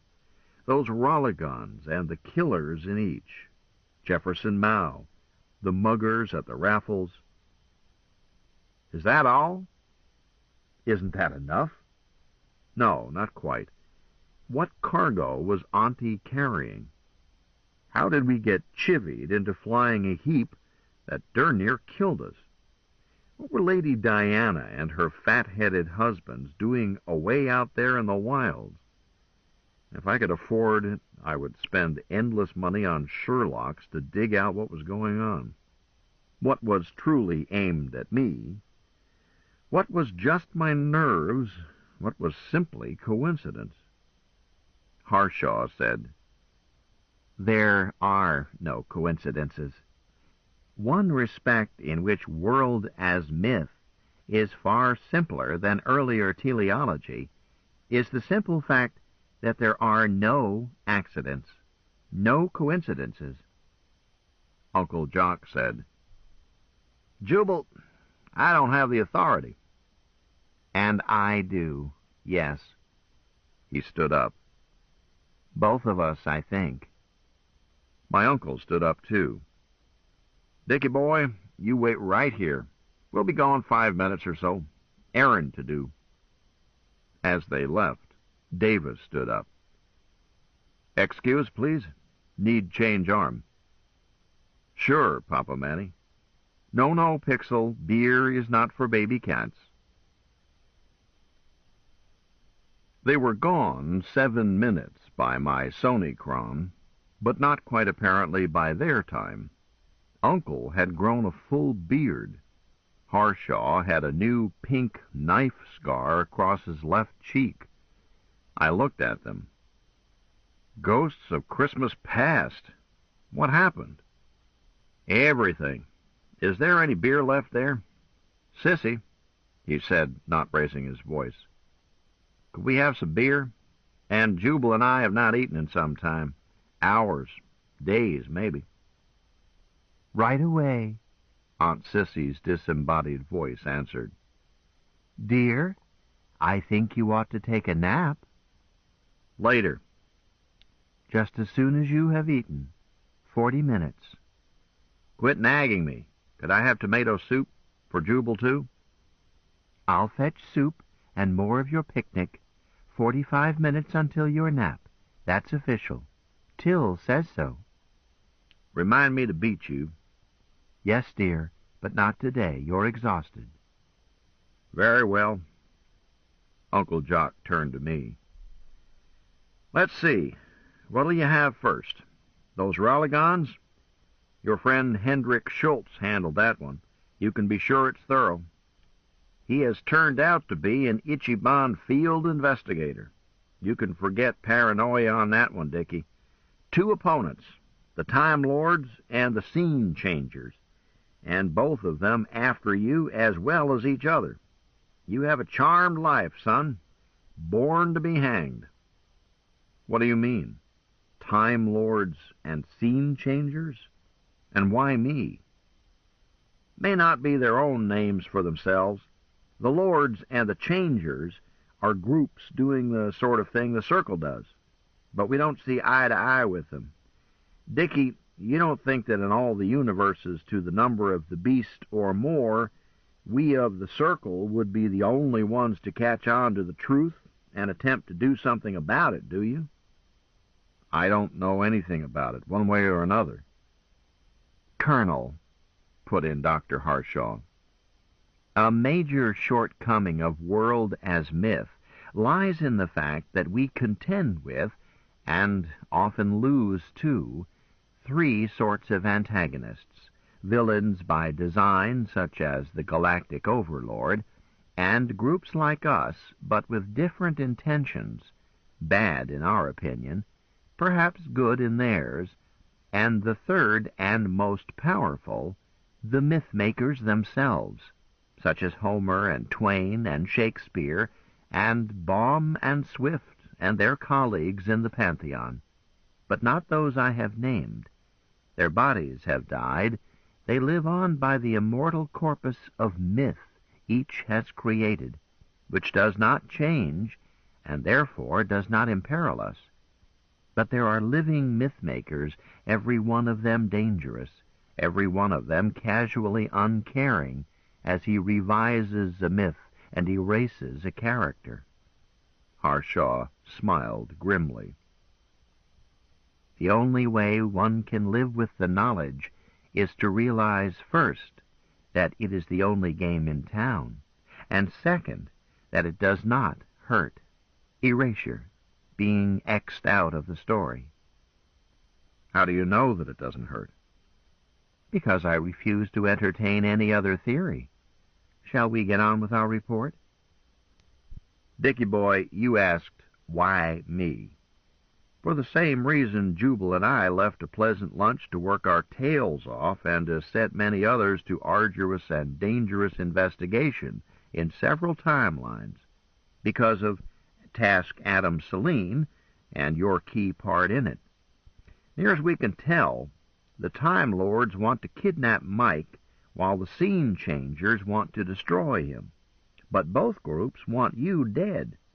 You're a menace to their plans. But at that time I had not even heard of Mike the computer. Best time to kill you, wouldn't you say? Sissy, you are not only beautiful, you are pleasant to have around, besides your hidden talents. Just put it down, we'll serve ourselves. Blagueur et gros menteur. You still must nap. Message from Till. You are not to come to the dinner table until you shave off that beard. Tell that baggage that I will starve before I will be henpecked. Yes, sir. And I feel the same way she does about it. Peace, woman. So I volunteer to shave you, and to cut your hair. I accept. Right after your nap.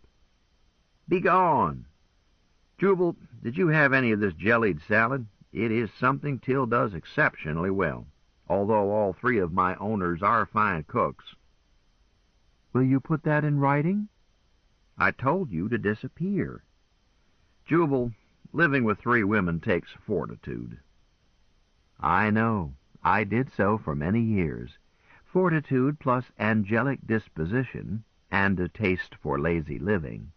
But a group marriage such as our Long family combines the advantages of bachelorhood, monogamy, and polygamy, with the drawbacks of none. I won't argue it, but I'll stick with my three graces as long as they'll let me hang around. Now, let's see. Enrico Schultz. No such character. So? I answered. He made some horrid stains on my tablecloth. So he had another name, but you knew that. Best hypothesis makes him a member of the same gang as your friend Bill, who was a smiling villain if one ever smiled, as well as a consummate actor. We call them the revisionists. Motivation had to be Adam Celine, not Walker Evans. Why did he mention Walker Evans? To shake you up, maybe. Dickie, I didn't know about General Evans until you brought the matter up, since that debacle is still in my future, my normal future. I can see how it weighs on your mind, will weigh on your mind. Remember, I didn't know that you had been invalided out of the Andorran Contract Crusaders until you told me. Anyhow, all of the friends of Walker Evans are dead, except you and one who went to the asteroids and can't be found. This is as of July 10th, 2188, 11 years forward, unless you want to talk to any alive on some date not quite so forward. Can't see any reason to. So it seemed to us. Now, Walker Evans himself, Lazarus handled this, and a spot of world-changing, partly to show you what can be done. No attempt was made to revise the battle. It would be difficult in 2177 to revise a battle in 2178 without utterly changing your life. Either kill you that year or not lose your leg, and you stay in the service. Yes, I now know about your leg, although it's forward from here. Either way, you don't go to Golden Rule, you don't marry Hazel, and we aren't sitting here talking about it. World-changing is touchy, Dickie, best done in homeopathic doses. Lazarus has two messages for you. He says that you should feel no personal guilt over that debacle. To do so would be as silly as a subordinate of Custer feeling guilty over Little Bighorn, to which, he adds, that Custer was a far more brilliant general than Evans ever was. Lazarus speaks as one who has held every rank, from private to commander-in-chief, in experience spread over many centuries and 17 wars. That's the first message. The second is this. Tell your nephew that, yes, it horrifies nice people, but it happens. Only those who go out beyond the end of streetlights and of pavements know how such things can happen. He says that he is certain that Walker Evans would not hold it against you. Dickie, what's he talking about? Had he wanted you to know, he would have told you. Reasonable. Was General Evans a man of good taste? What? I stared at my uncle, then answered reluctantly. Well, no, I would not say so. I found him tough and a bit stringy. Now we have it out in the open. Yes, damn you. And I can tell you the rest, the world changing. A field operative hid a couple of ration packs under the general's body. When you moved the body, you found them, and it was just enough that none of the friends of Walker Evans ever reached that degree of hunger necessary to overcome the taboo. So it never happened. Then why do I remember it? Do you? Why, you remember finding jettisoned field rations under the body, and how good you felt. Uncle, this is crazy. That's world-changing. For a time you have a memory, then a faded memory of a memory. Then, nothing. It never happened, Dickie. You went through one hell of an ordeal and lost a leg, but you did not eat your commanding officer. Uncle went on. Jubal, what do we have left that's important? Dickie, you can't expect to have all your questions answered. No man can expect that. Oh, yes, those diseases. You had 2 of them. The rest was hype. You were cured in about 3 days. Then they kept you in a controlled memory field and put a new leg on you and did something else. Haven't you felt better lately? Brisk? More energetic? Well, yes, but it dates from the day I married Hazel, not from Boondock. Both, probably. During the month they had you available, Dr. Ishtar gave you a booster. I learned that they shifted you from the rejuvenation clinic to the hospital just the day before they let you wake up. Oh, they really swindled you, boy. They gave you a new leg and made you 30 years younger. I think you ought to sue them. Oh, knock it off. How about that heat bomb? More hype? Maybe, maybe not. Not decided. Just the time tick spiked. The thing is... Harshaw intervened. Richard, we think now that we may be able to finish Task Adam Selene before a heat bomb would be necessary. There are some plans, so the heat bombing right now is in the status of Schrodinger's cat. The outcome depends on Task Adam Selene, and vice versa. We'll see. These plans. You're assuming that I'll come around. No, we're assuming that you won't. If you are assuming that I won't, why are you two bothering to tell me all this? Uncle said in a tired voice. Dick, you boy, thousands and thousands of man-hours have gone into satisfying your childish demand to have the veil lifted from the unknown. You think we are simply going to burn the results? Sit back down and pay attention. Stay out of Luna City and Golden Rule after June of 2188. There are warrants out for you for 8 murders. 8? Who? Tolliver, Enrico Schultz, Johnson, Oswald Progant, Rasmussen. Rasmussen? Do you know him? I wore his fez for 10 minutes. I never laid eyes on him. Let's not waste time on these murder charges. All they mean is that someone is out to get you, both in El City and in Golden Rule. With 3 time-jumping groups after you, that's not surprising. You want them cleared up? They can be cleared up later, if needed. If you don't, just go to Tertius and forget it. Oh, yes, those code groups. Not a message, just a prop to get you to open that door. but you didn't let yourself be killed quietly the way you were supposed to. Dickie, you're a troublemaker. Gosh, I'm sorry. Any more questions? Go take your nap. Not yet. Jubal, now? Certainly.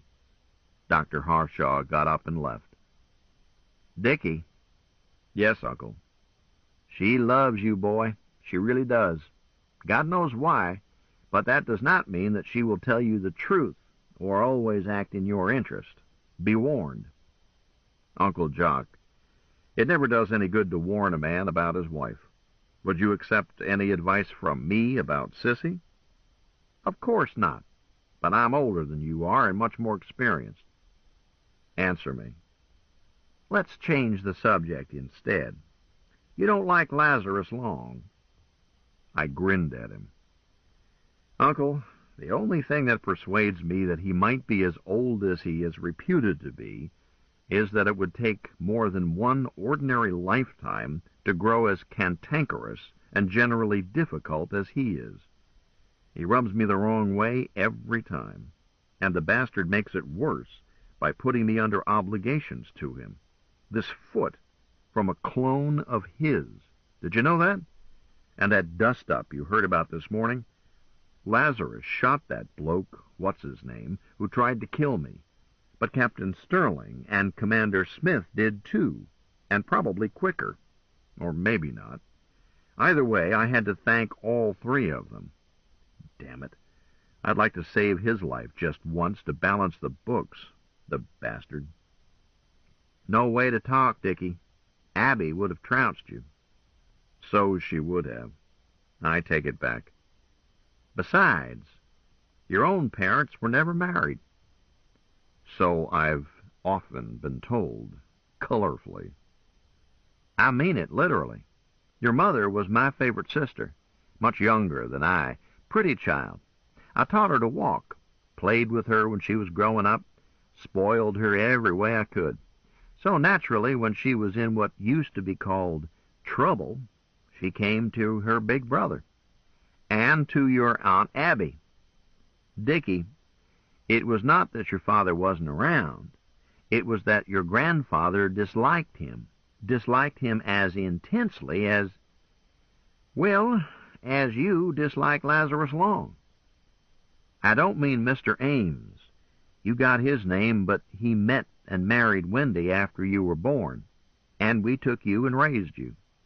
Your mother was going to come for you after a year. She said Ames deserved that much, but she didn't live that long. So Abby was your mother in every way but biology.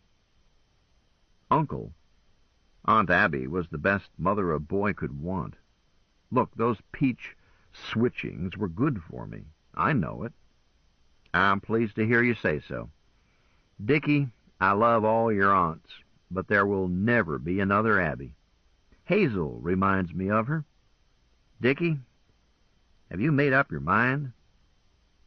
Uncle, I'll fight it all the way. How can I okay letting my bride risk a caper that she stands only a 50-50 chance of coming out of alive, especially when nobody has even tried to show me why my ways aren't better? Just asking. The mathematicians are testing another team, since you're unwilling. We'll see. Your father was stubborn, and your grandfather was stubborn. It's no surprise that you are stubborn. Your grandfather, my father, said flatly that he would rather have a bastard in the family than Lazarus Long. So, he had one, you, and Lazarus went away and never knew about you. Not surprising that you and your father don't get along. You're too much alike. And now he's going to take your place on the team for Task Adam Saline.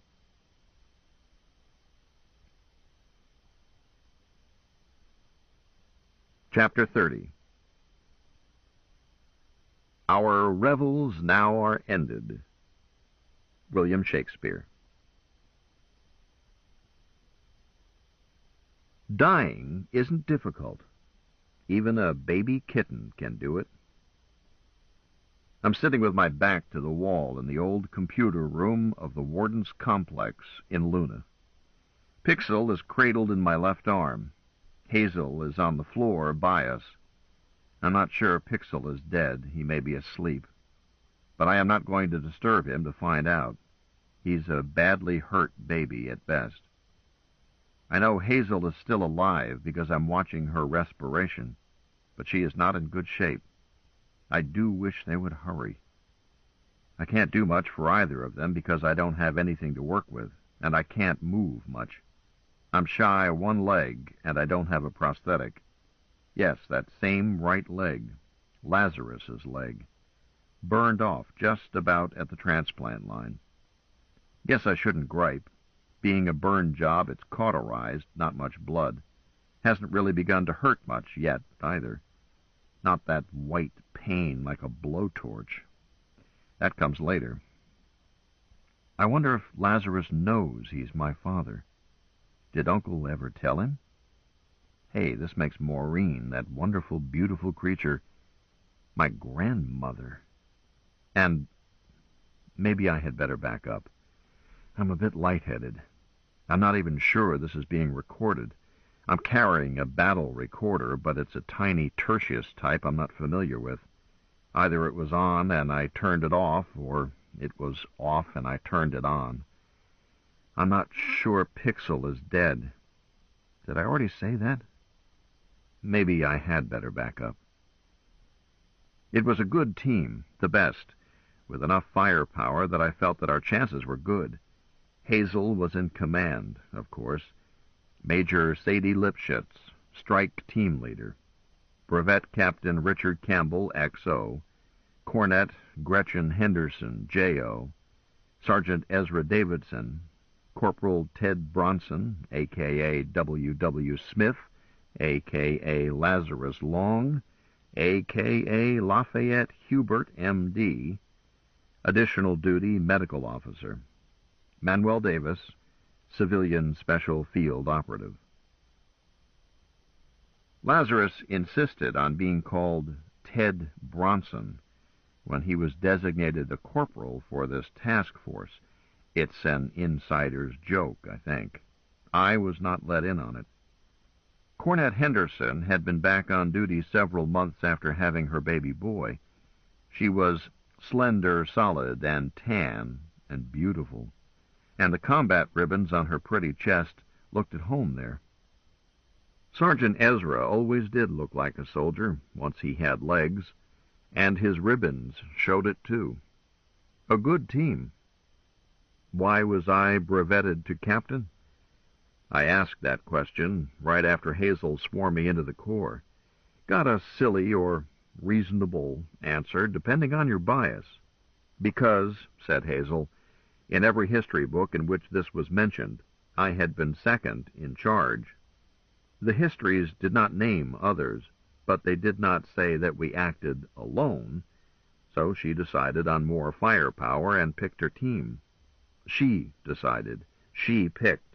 Not Lazarus. Not some THQ brain trust. That suited me. Gay Deceiver was manned by its first team, too. Hilda commanding. Dee Dee, XO and astrogator. Zeb Carter, chief pilot. Jake Burrows, co-pilot, irrelevancy gear. And Gay herself, conscious, sentient, and able to pilot herself. Not true of any other irrelevancy craft except Dora, who was too big for this job. The skipper of the car, Hilda, was under the command of the strike force team leader. I would have expected a hitch here, but Hilda had proposed it. Hazel, it's got to be that way. Everybody must know who's boss. When it hits the fan, we can't stop to chat. A good team. We had not trained together, but we were professionals, and our CO made everything so clear that we didn't need drill. Attention to orders.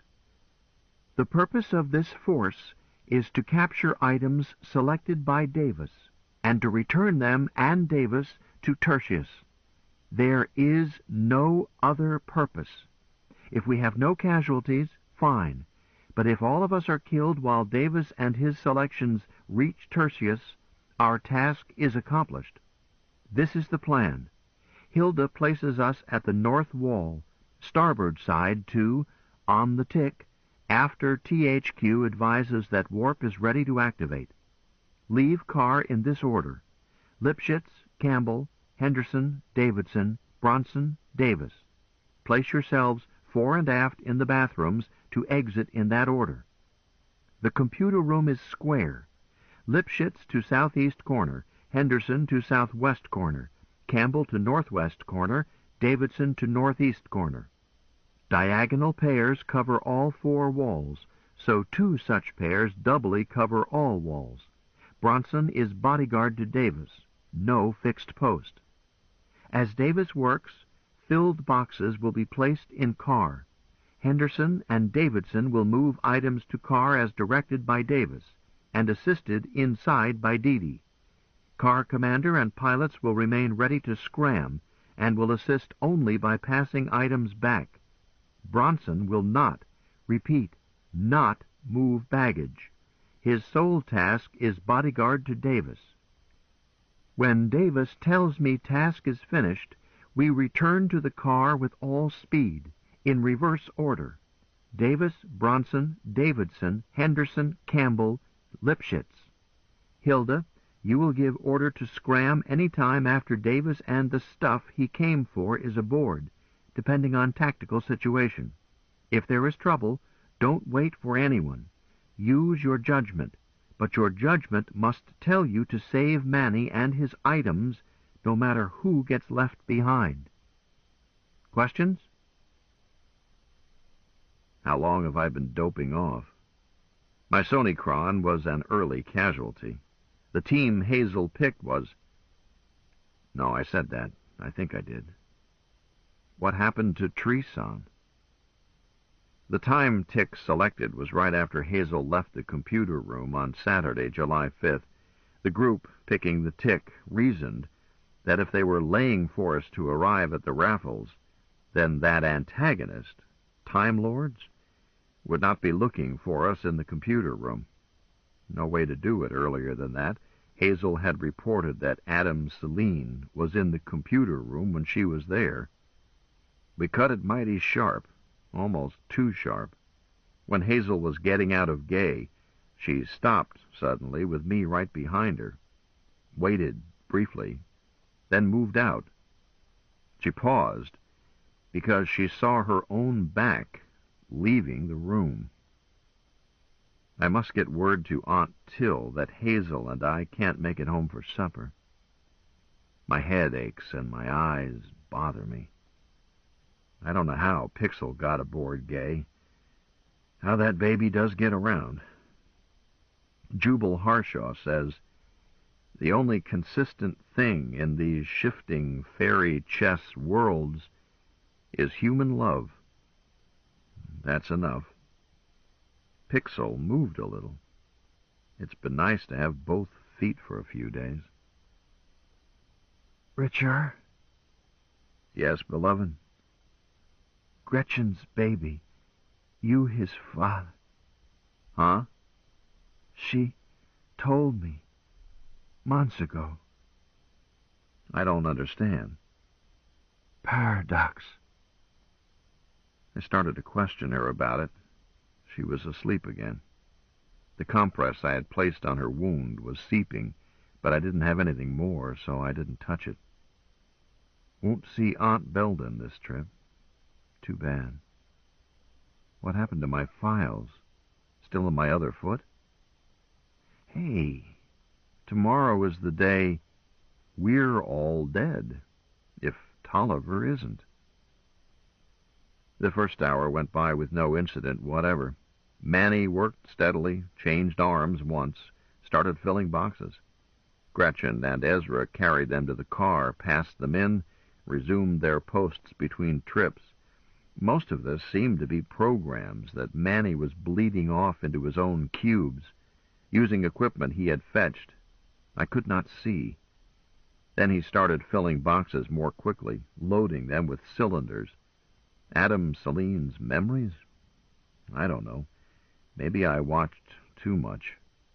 Manny straightened up, said, "Does it. Done." I heard an answering, "Blurt." And they hit us. I was down at once, lower leg gone. I saw Manny fall. I heard Hazel shout, "Bronson, get him aboard. Henderson, Davidson, those last 2 boxes." I missed the next, as I was firing. The whole east wall was open. I traversed it with my heater at full power. Somebody else was firing on our side, I think. Then it was quiet. Richard? "Yes, dearest." It's been fun.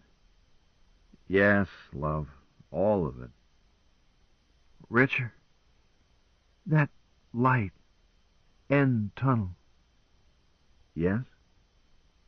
I'll wait there. "Honey, you're going to outlive me." Look for me. I'll... When that wall opened, I think I saw what's-his-name. Could the bloke who erased him write him back into the story? To clip us? Who was writing our story? Was he going to let us live? Anyone who would kill a baby kitten is cruel, mean cruel. Whoever you are, I hate you. I despise you. I dragged myself awake, realized that I had fallen asleep on watch. I had to pull myself together because they might be back. Or, glory be, Gay Deceiver will be back. I couldn't figure out why Gay wasn't back. Trouble spiking the right time tick? It could be anything. But they won't just leave me here. We saved Manny and the stuff he picked out. We won! Damn you all! Had to see what weapons ammo were left. I didn't have anything more. My beam gun was exhausted, I knew. But my sidearm? Don't remember firing it. All gone. Must look around. Dear? Yes, Hazel? She's going to ask me for water, and I haven't got any. I'm sorry people were eating. What's that? I had to kill him, dearest. He was assigned to kill you. I placed the little cat on Hazel. Maybe he moved, maybe not. Maybe both of them were dead. I managed to pull myself up onto my foot by holding onto a computer rack, then let myself down again. Despite long practice in hopping at 1/6 G, I found that I was neither strong enough, nor did I have good balance. And I was separated from my cane for the first time in years. It was, I thought, in Gay's forward bathroom. So I crawled, careful of my right leg. It was beginning to hurt. I found no weapons with charges. At painful last, I was back with Gwen and Pixel. Neither stirred. I couldn't be sure. A week isn't a long honeymoon, and it's an awfully short married life. I explored her handbag, which I should have done earlier. She had carried it slung over one shoulder to the other hip, even into battle. That handbag was much bigger inside than out. I found 12 chocolate bars. I found her little camera. I found her deadly little lady's gun, that Miyako, fully loaded, 8 in the clip, 1 in the chamber. And, down in the bottom, I found the dart projector that had to be there. I almost missed it. It was styled to look like a toilet kit. 4 darts were still in it. If they come back, or a fresh gang, I don't care. I'm going to get us a baker's dozen. The end. You've been listening to The Cat Who Walks Through Walls by Robert A. Heinlein, narrated by George Wilson. If you've enjoyed this book and this performance, Recorded Books recommends The Moon is a Harsh Mistress, also by Robert A. Heinlein, and narrated by George Wilson.